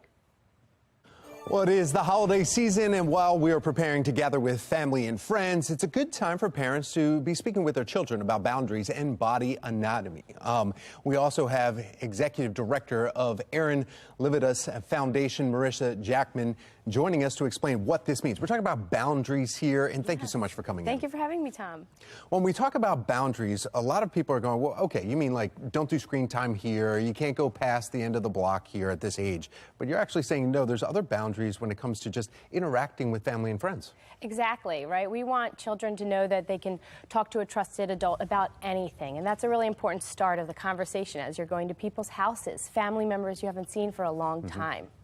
And it's, I guess, different ages, too. I know that you have some books here. You definitely deal with all ages for children here. When we're talking about preschool and just having that conversation, where do parents start when they say, okay, well, here you go. Here's a relative you haven't seen in, say, 6 or 7 years, and now you're supposed to just give them a hug and treat them like their family. Exactly, right? Do you want to hug someone you haven't seen for years that you don't even remember, right? And we don't want children to put their bodies on the line. So it's okay that they have those boundaries. You can say, oh, you know, you haven't seen, you know, Aunt Susie in a really long time. How do you want to say hi? Maybe it's a fist bump. Maybe it's a high five. Okay. Reminding the children that they have a chance to have a say with what happens to their bodies. And that is a lifelong conversation. And that's what I wanted to bring up, is establishing that, actually using the right terms for your organs. Yes. And then that's a huge priority then, because a lot of people that want to do harm to your children purposely use slang terms or different terms so that it's confusing. So when you're talking or having a conversation with your child and maybe somebody's inappropriately touching them,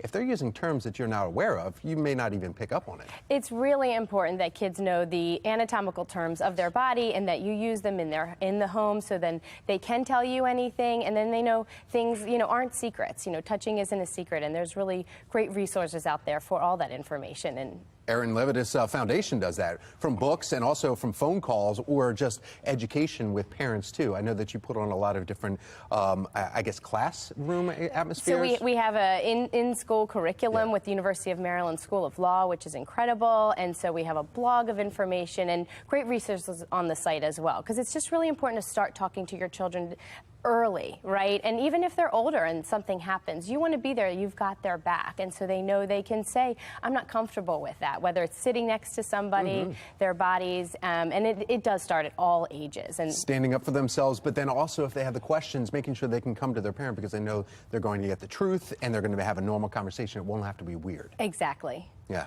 Marissa Jackman, thank you so much for coming in. Aaron Levitas Foundation has always been great here and a great resource for all parents to go to. So thank you. Thank you for having me. Sure.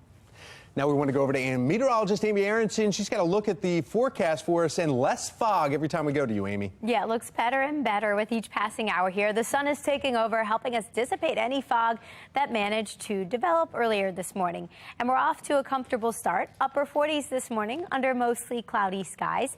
We are looking at a nice dry day ahead of us. We're in between weather makers both today and tomorrow. Yes, there's this batch of showers west of here, but it's going to stay there. It's not really going to be an issue for us taking a more southerly track that keeps the rain away from us, at least for the next 2 days. So this is an improving forecast as we head through week's end. No rain to worry about today. Tomorrow actually looks brighter. I think we'll see some sunshine here as we head through the afternoon before these clouds creep back in.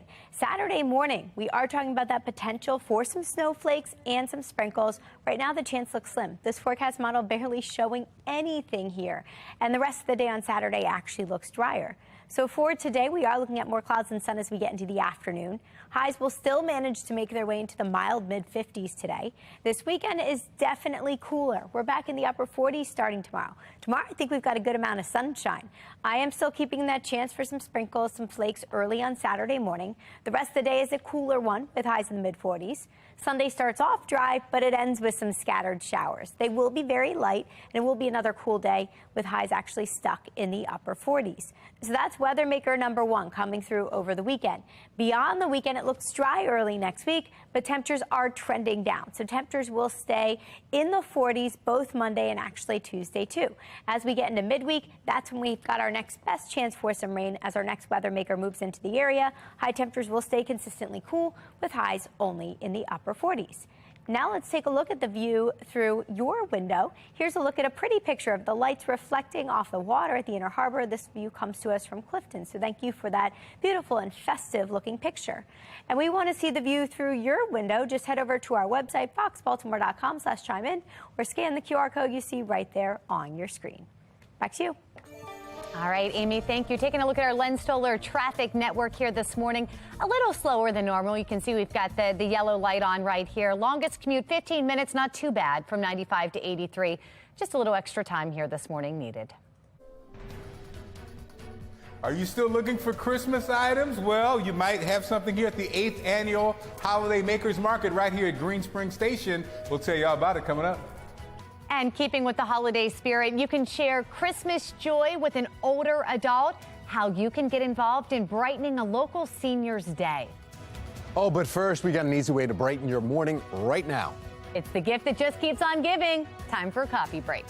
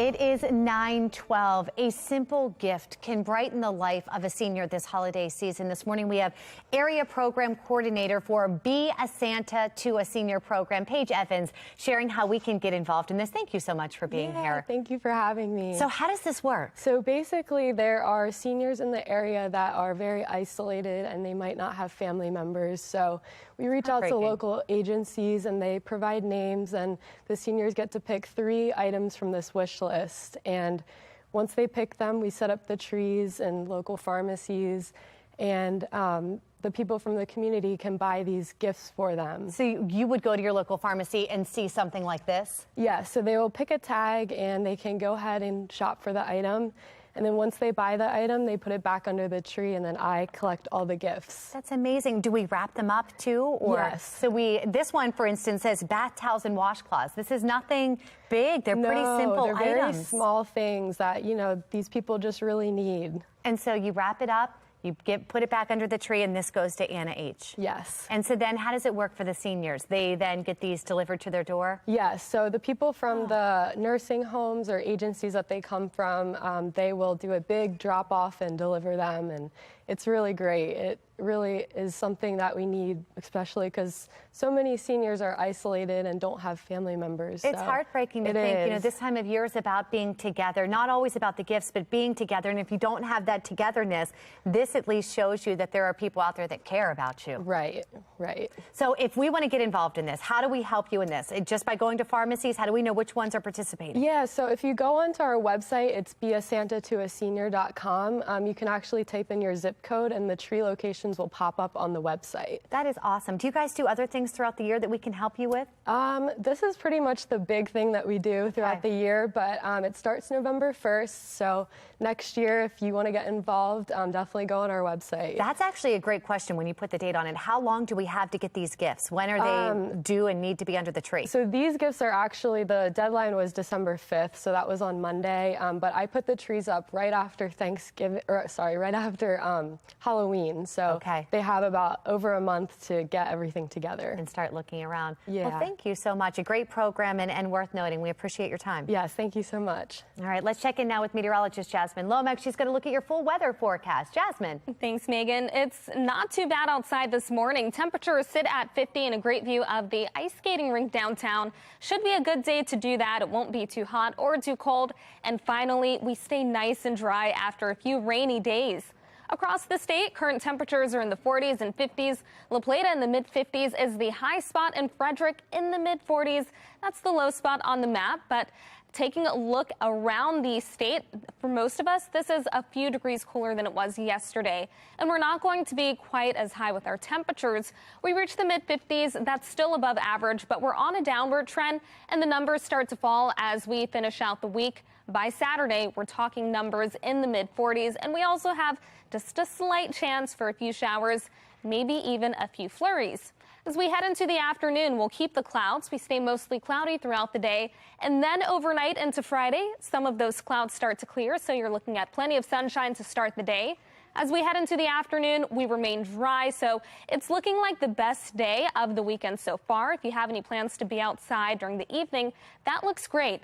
Then as we head into the night, more clouds move in, and they last into Saturday morning. We are talking the chance for a few areas of showers, possibly a couple of flurries. It looks like the model just updated, and now it's showing even a lower chance for those flurries. So if you do see them, they're not going to stick. We could have a wet snow, but it does dry out by the afternoon. Then as we head into Sunday morning, we start with rain. This is all ahead of a cold front. It clears out by the night, and then for Monday, we're back to a nice and dry pattern. 55 for the high temperature with mostly cloudy skies and winds out of the north around 5 to 10 miles per hour. Then tomorrow, temperatures only stay in the 40s. 48 for the high. We're back to below average numbers. Clouds move in overnight, and we have the chance for a few sprinkles or possibly a few snowflakes early in the morning. 46 after that with mostly cloudy skies. Then the rain returns on Sunday ahead of the next weather maker. That cold front will result in rain throughout much of the day. Temperatures reach 49. After that, dry air filters in behind the front, 47 on Monday and again on Tuesday.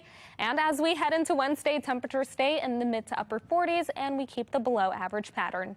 Back to you. All right, Jasmine, thank you. Now to the Lynn Solar Traffic Network. Everyone is getting around pretty smoothly this morning as it is looking clear along the roadways. We don't have any incidents to report.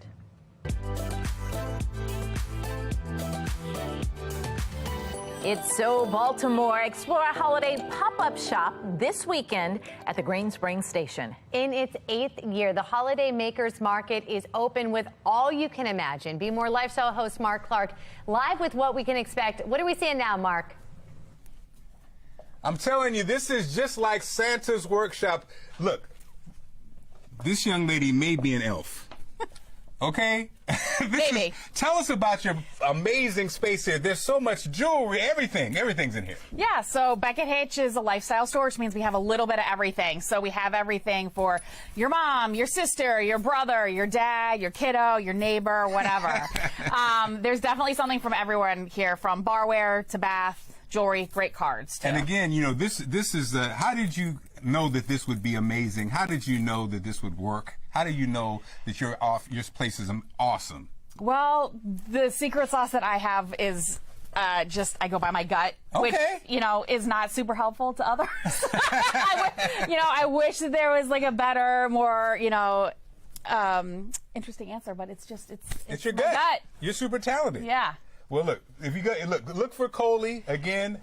Beckett Hitch is the space. It's all a part of the 8th annual Makers Market. It's going down at Green Spring Market, and I'm just telling you, Green Spring Station. It's just, again, this feels like Santa's workshop. It feels like Santa's workshop. It smells like Santa's workshop, and more importantly, it tastes like. Yeah, we're talking about it in here. We bought some stuff from there last year because of this holiday Makers Market. All right, Thank you, Makers Mark. Market.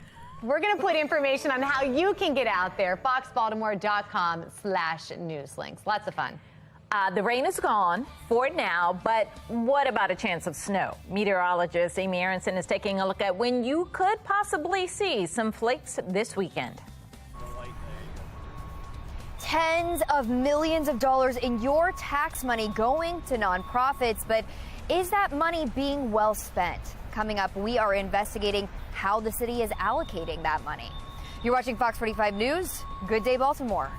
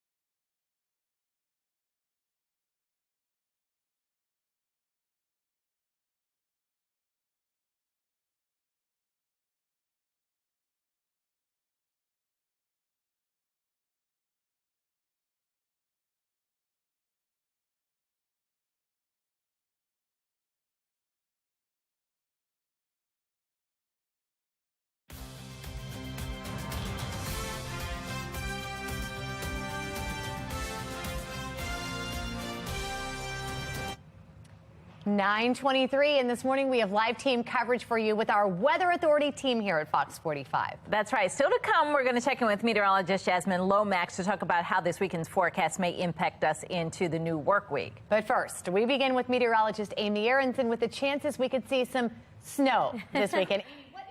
Yeah, it's not unheard of. If we take a look back at the past 6 years when we've seen our first snow, last year it was a little late on January 3rd. We had 6.8 inches for the first time last year. But back from the winter of 2020 to 2021, it happened on December 16th. That year we picked up just over an inch, about an inch and a half actually. December 11th from the winter of 2019 to 2020, 0.2 inches that year for the first time. November 15th, kind of early, 2018 to 2019 with 1.7 inches. December 9th, the year prior with 2.8 inches, and then just about a tenth of an inch, and that was in January from the winter of 2016 to 2017. Typically, on average, we see the first snowfall around December 9th, which would technically be tomorrow. We are taking a look at a snow chance coming up this weekend. It's a really, really small one. So for today, we are going to be dry. Tomorrow, we're going to be dry with temperatures in the cooler mid-40s. That sets us up for this colder air taking over by Saturday morning with that brief flurry chance. Now, some of the longer range forecast models barely even showing this. So I think this is overdoing the situation a little bit, and it's barely anything. It's a flurry. It happens briefly, doesn't last long. You'll notice by 9-10 a.m., it's actually already gone. That means we're expecting minor impacts with this, barely any accumulation. So that means no major impacts on the roadways. They should remain wet. If anything, as we head through Saturday morning, Saturday afternoon is just chilly with highs ending up in the 40s. And that's not our only chance for precipitation this weekend. While Friday is dry and seasonable with highs in the upper 40s, we do throw in that chance for some sprinkles, some flakes early on Saturday with highs in the cooler mid 40s. And then on Sunday, the second part of this weather maker arrives. Sends us some scattered showers, primarily rain showers. Temperatures will remain on the cooler side with highs in the upper 40s. Now, meteorologist Jasmine Lomax is also hanging out in the Weather Center with me this morning. She's going to have an updated look at what to expect beyond the weekend in your full forecast in just about 10 minutes. Back to you. All right, thank you, Amy. A major U.S.-Russian swap brings WNBA star home, but leaves behind other U.S. prisoners. Today, Baltimore County's new police chief is speaking publicly for the first time after it's been a violent week in the county. I'm Olivia Danson. Coming up next, I'll tell you what we can expect him to talk about. You're watching Fox 45. Good day, Baltimore.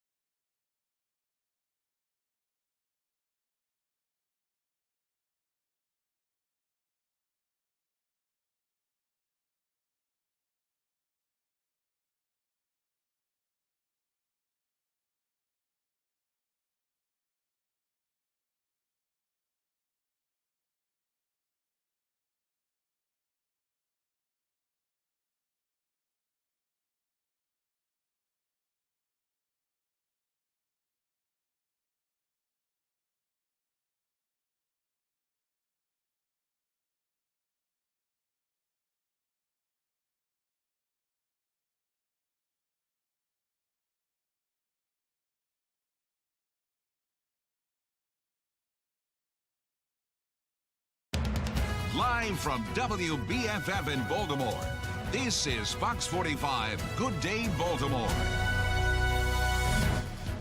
Welcome back on this Thursday, 9:28 is the time. I'm Patrice Sanders. I'm Megan Gillen. Let's check in with meteorologist Jasmine Lomax in our weather center. How's it going, Jasmine? It's going pretty well here with weather. Not too much happening outside right now. We started the morning with a little bit of fog, but that has cleared. Visibility is back to the maximum. So we've got temperatures around 50 with light winds, and across the rest of the state, we're seeing numbers in the 40s through the mid-50s, so a few warmer spots, especially towards southern Maryland and along parts of the eastern shore. Now, we're dry around the region. We'll keep the dry weather today, but we already have eyes on the next weather maker, and that's that low-pressure system that you see toward Kansas. It's leading to rain ahead of that warm front. That's what's headed our way this weekend, and it could lead to the chance for a few areas of showers, possibly a couple of snowflakes as well. However, that's not until the weekend. Today, you have a nice and dry day to enjoy, and you may even see a little bit of sunshine finally. Temperatures this afternoon will be above average, reaching the mid-50s. Then we start to cool down and get cloudy overnight. We'll stay dry tomorrow, and then as we head into Saturday, the chance for a few flakes. I'll break down the timing and what we could see coming up in my full forecast. Back to you. All right, let's check out the roads in our Lynn Stoller Traffic Network. At this hour, we are still in the yellow in, let's just say one spot, because even though that middle one is in the yellow, it's only 7 minutes. Typically, it's about 6, so not too bad. 13 minutes is your longest commute. Not doing too badly on the roads. We have some breaking news we've been following here this morning over the last hour. WNBA star Brittany Griner is on her way back to the U.S. right now. Tom Rogers is in our live center. And Tom, what do we know? Yeah, major news coming right here from the White House as President Joe Biden spoke briefly about the international one-to-one prisoner swap. Griner was sentenced to 10 years for having marijuana cartridges in her luggage when she was traveling back to Russia to play basketball 9 months ago. This announcement, though, coming as great news for Griner and her loved ones. In fact, check out this tweet the president just posted a little while ago from the Oval Office here. Now, their loved ones also causes, though, some major questions for U.S. citizens in Russian prisons right now, Paul Whelan and Mark Fogel. Reporters quick to ask Biden about the other U.S. prisoners in Russia, specifically Whelan. And the president did not address him specifically, but said they are still working to get the other prisoners home. Fogel, who was arrested on almost identical charges in 2021 as Griner, is doing 14 years of hard labor and very rarely mentioned. His family arguing he never even gets mentioned with his negotiations or when reporters question the president. While Griner was released for an even swap with notorious Russian arms dealer Viktor Bout. President Biden, though, reiterating in that speech that U.S. travelers need to focus on the countries that you're traveling to and make sure you know the country's laws. That's the latest from the Live Center. Megan and Patrice, back to you. Do you think that there's enough oversight and accountability for how the nonprofits spend the money once the city does hand it out and that money is allocated? In a city in crisis, Baltimore City receives tens of millions of dollars to allocate to nonprofits every year. Now, Fox 45 is questioning city leaders on how they keep track of that money after formal approval of a Monzi grant. Shannon Lilly joins us live this morning from City Hall with a look into the process and how there could be a conflict of interest. Shannon. Yeah, that grant money, Patrice, really just keeps flowing out the door without clear answers as to how your tax dollars are being spent. In fact, for example, a federal grant worth nearly $1 million is being approved by the city's spending board, and one of two groups that is getting that grant money is Project Numa. Now, Project Numa is a nonprofit that's led by Shantae Jackson's former boyfriend, Damian Cooper. And remember, Jackson is the director of the mayor's Office of Neighborhood Safety and Engagement. Well, a Fox 45 News investigation shows Jackson was close to the grant writing process, so we questioned City Council President Nick Mosby about that potential conflict of interest.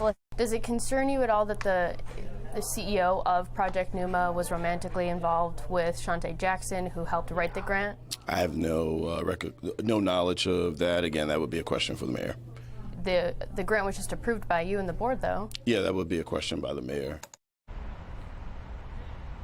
Well, it's not just Project Numa's grant that's raising questions. Adam Mangiewski, founder of OpenTheBooks.com, pulled the nonprofits that the city gave the most money to in 2021. Take a look, topping this list, the Family League of Baltimore City, Inc., given more than $14.5 million. Now, the city gave the Associated Black Charities more than $13.7 million, and George Soros' nonprofit Open Society Institute Baltimore got $6 million in funding from Baltimore City. But how all of this money is being spent still remains unclear. The registration had expired, and yet the city gave them a $6 million educational grant. If you have a lack of accountability in city grant making, what happens is that grant making becomes the Wild West. Well, we pressed City Council President Nick Mosby on whether or not he believes there's enough oversight over this process. He says you have to look at it on a grant-by-grant basis. Reporting live from City Hall, I'm Shannon Lilly, Fox 45 News. Good day, Baltimore.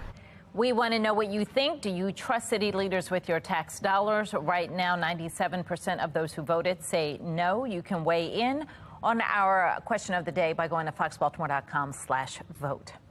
Happening today, the interim Baltimore County Police Chief is speaking publicly for the first time since his swearing in. His swearing in comes after the county executive decided not to renew former police chief Melissa Hyatt's contract. Olivia Dance joins us live with a look at what we can expect from the new chief today. Olivia. As you mentioned, the new police chief, Dennis Delp, is speaking publicly for the first time this afternoon. Not a lot of information has been released on what he plans to talk about, but it's likely he will address two recent shootings. One of the shootings happened on Tuesday in Owings Mills, and the other shooting happened yesterday on Queensbridge Court in Cockeysville, leaving a 23-year-old dead. Now, Fox 45 News spoke with one of the neighbors who told us what he saw. Take a look. I heard a little commotion outside, and I came to the window, and I saw the yellow police line, ribbons all over the place, cops everywhere, a few neighbors out front, so I came out to ask what happened. And they informed me that there was somebody was shot in the head or something. He was dead over there. Now, Baltimore County Police have arrested a suspect in connection to that fatal shooting yesterday. So it's likely the new interim police chief will address these incidents. Interim Chief Delp was sworn in on Tuesday and is a 28-year veteran of the Baltimore County Police Department. The Baltimore County Police Union has said former police chief Melissa Hyatt failed to adequately address the rise of crime in the county. So we'll have to see if Chief Delp has a different approach. And of course, Fox 45 News will be monitoring his meeting today, and we'll bring you the latest. For now, reporting live, I'm Olivia Dance, Fox 45. Good day, Baltimore. The holidays are packed with things to do, including the sounds and songs of the Baltimore Symphony Orchestra. What performances the group has in store for the holiday season. And after a season of unmaskings, there is finally a winner on The Masked Singer. Be More lifestyle host Mark Clark sitting down with the winner, Amber Riley, also known as The Harp, to talk about her experience on the show. 9:36 now, and you're watching Fox 45. Good day, Baltimore.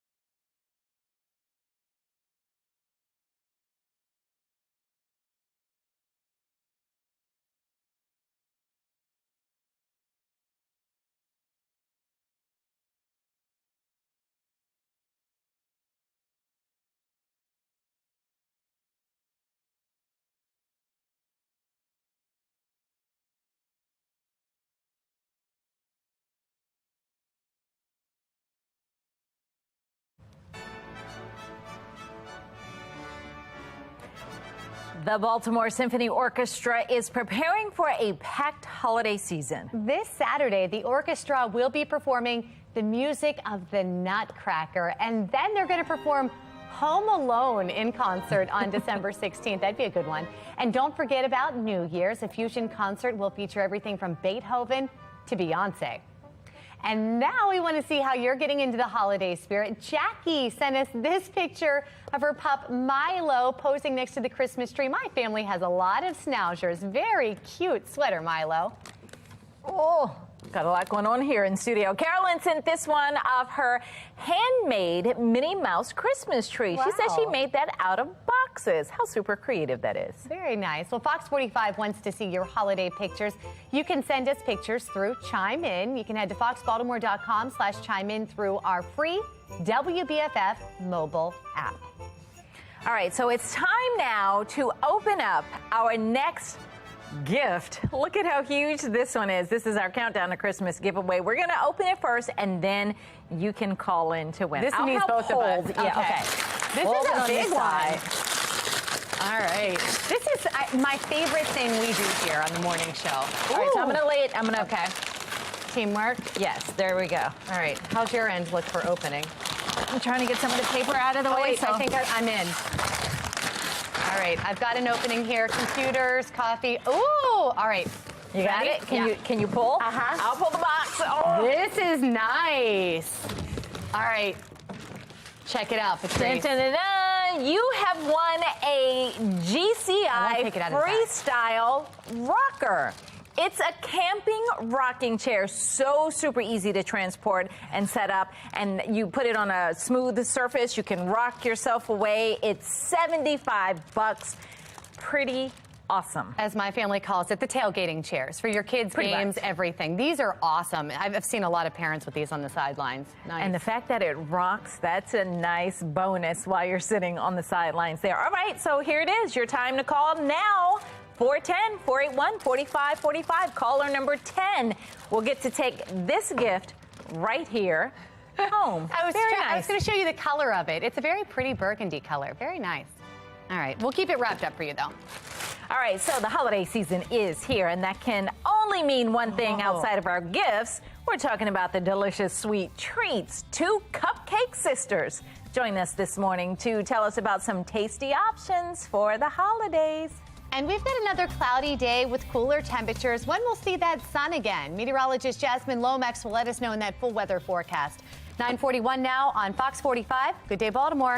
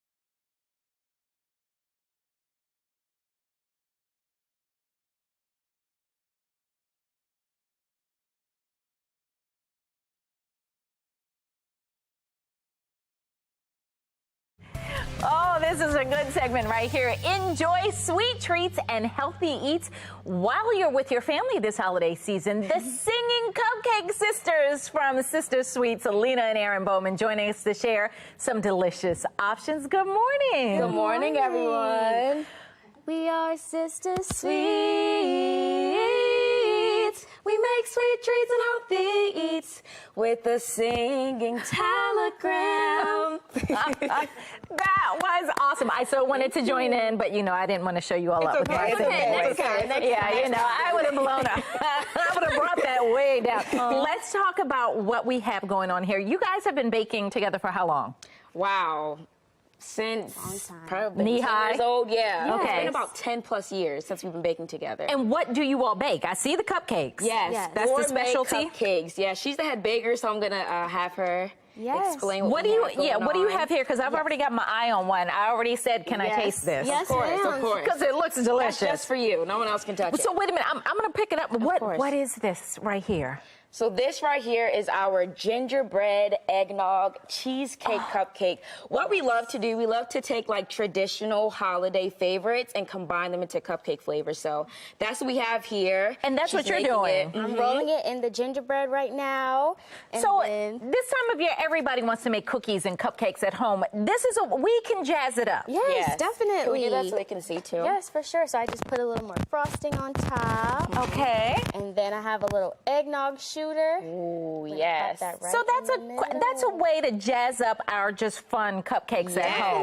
Definitely. Yes, ma'am. And then we also have our brown butter pecan cupcake. Oh my So I'm goodness. just rolling them in our toasted pecan. Yes. Okay, so if I don't want to do the jazzing at home and I just want to come to you guys, you all are out and about in the community. Yes, we've got you covered. We're definitely doing cupcakes for the holiday season, even when it's not the holidays. We've got you covered for cupcakes. We post our pop-up schedule weekly of where we'll be on our website and on our Instagram as well. And that's at Sister Sweets. That's SISTAH. Sister. Yes. Yes.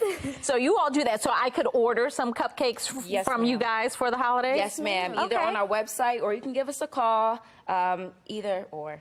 And then you're also going to be at some events going on. I know Candy Lane is one of the big events we've been talking about, and you guys are going to be there. Yes, ma'am. We're going to be at Candy Lane this week until Friday, and also next week at the Not So Silent Night, they're going to be having complimentary cupcakes. Okay, this is going to be good when it's so soft, what I'm holding in my hand down here. Like, this is just moist and delicious. I have to toss it to Jasmine, but Jasmine, I want to take a bite of this.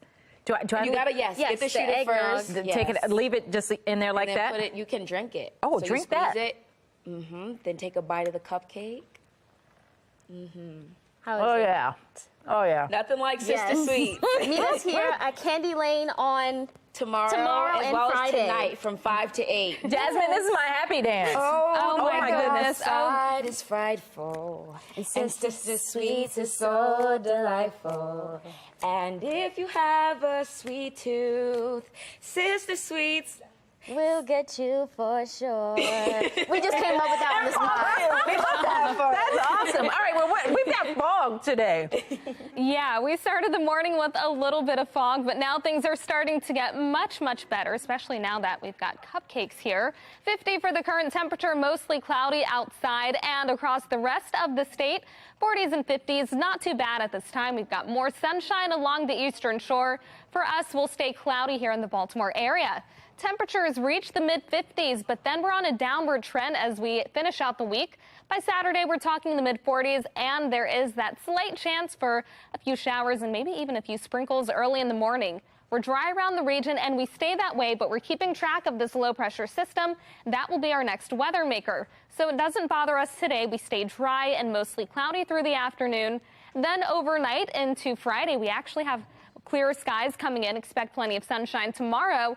Overnight into Saturday, the clouds arrive, and there is the chance for a couple of stray showers, possibly even a few flurries, but most of us stay dry as we head into the afternoon. Then by Sunday, we're talking the next weather maker, a cold front arriving. We start the day with rain, and it continues off and on throughout the day. By the night, we start to dry out. So again, 55 for the high today, 48 tomorrow and dry. And then we get ready for a few sprinkles or flurries on Saturday morning, 40s and rain on Sunday. After that, we stay mostly dry as we head into the work week. Back to you. All right, Jasmine, thank you. Coming up on 9:50, and it was another exciting season of Fox's hit show, The Masked Singer. After all the anticipation, former Glee star Amber Riley has been unmasked. Be More lifestyle host Mark Clark sits down with her and talks about her journey throughout the show. There's a new reigning champ. The season 8 winner of The Masked Singer has been revealed. And if you haven't watched, here's your spoiler alert. Tune out if you haven't watched. Now, we're joined now by none other than the harp, singer-actress Amber Riley. What's going on, Amber? Congratulations. Thank you so much. Hi, how are you? Look, I'm so excited for you. You are amazing. This just confirms even more how amazing you are. Tell us about how it feels to be the champ. Well, it feels good to win. I'll tell you that much. But it was such an enjoyable experience, and just to come out at the end, a winner is like a cherry on top of a already amazing Sunday. What's the key? So you're an amazing singer. Everybody knows that. But this whole thing, maneuvering with the outfit, the uniform, all that kind of stuff. What is that like, and what was the challenge? I feel like my costume wasn't as bad as other people's. Like the harp was actually pretty light. Like the designers did such an amazing job to make sure that I was as comfortable as I possibly could. Of course, the mask was really hot, so I had to kind of get used to singing in a microphone with like all of the hood and the screen in front of my face, and I could only see like this much through it. So I think singing with the mask and the microphone was probably the most challenging part. And look, you just created a new craze. Now you can say, man, she got that harp on her. Now look, this is a big season for women. It's the first time it's been an all-female finale. Now, what does that feel like? Oh, that was super empowering. Wilson Phillips is amazing, obviously. I guessed them too. When I heard those harmonies, I was like, oh no, that's Wilson Phillips. I know exactly who that is. But it was, it was super empowering, and we were like backstage, like waving at one another because we couldn't really talk to one another because we weren't allowed. It was electrifying on that stage, and I think that was like a very special moment. Many of us fell in love with you on Glee. Those were years ago. How are you different now than you were back then? Who are you now?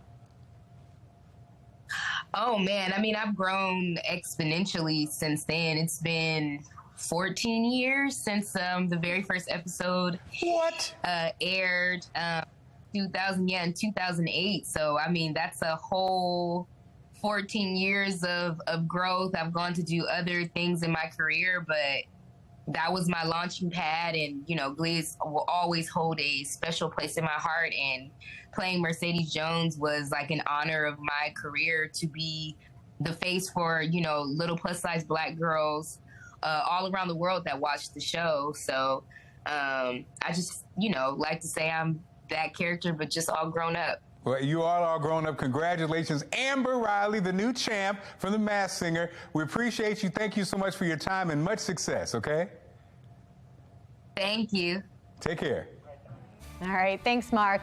Well, the sun is expected to be out tomorrow. The question is, for how long? Meteorologist Jasmine Lomax is going to let us know when the next weather maker arrives in our 10-day forecast. It is 9:53, and you're watching Fox 45. Good Day Baltimore. All local, all morning.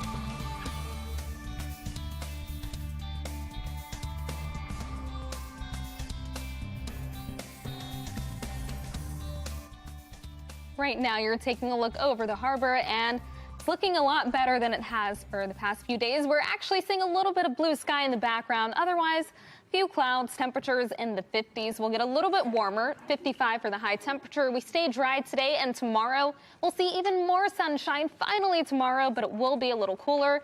48. Then as we head into the weekend, the chance for a few flurries. Going for the whole thing. Saturday morning, Sunday rain, and then dry weather after that. Oh, we my listen gosh. to every word. The place icing is first. a buzz. Oh my gosh. Sister Sweets. Sister Sweets. Yeah. So good. I could eat this whole thing. I won't, Let's but do I it. could.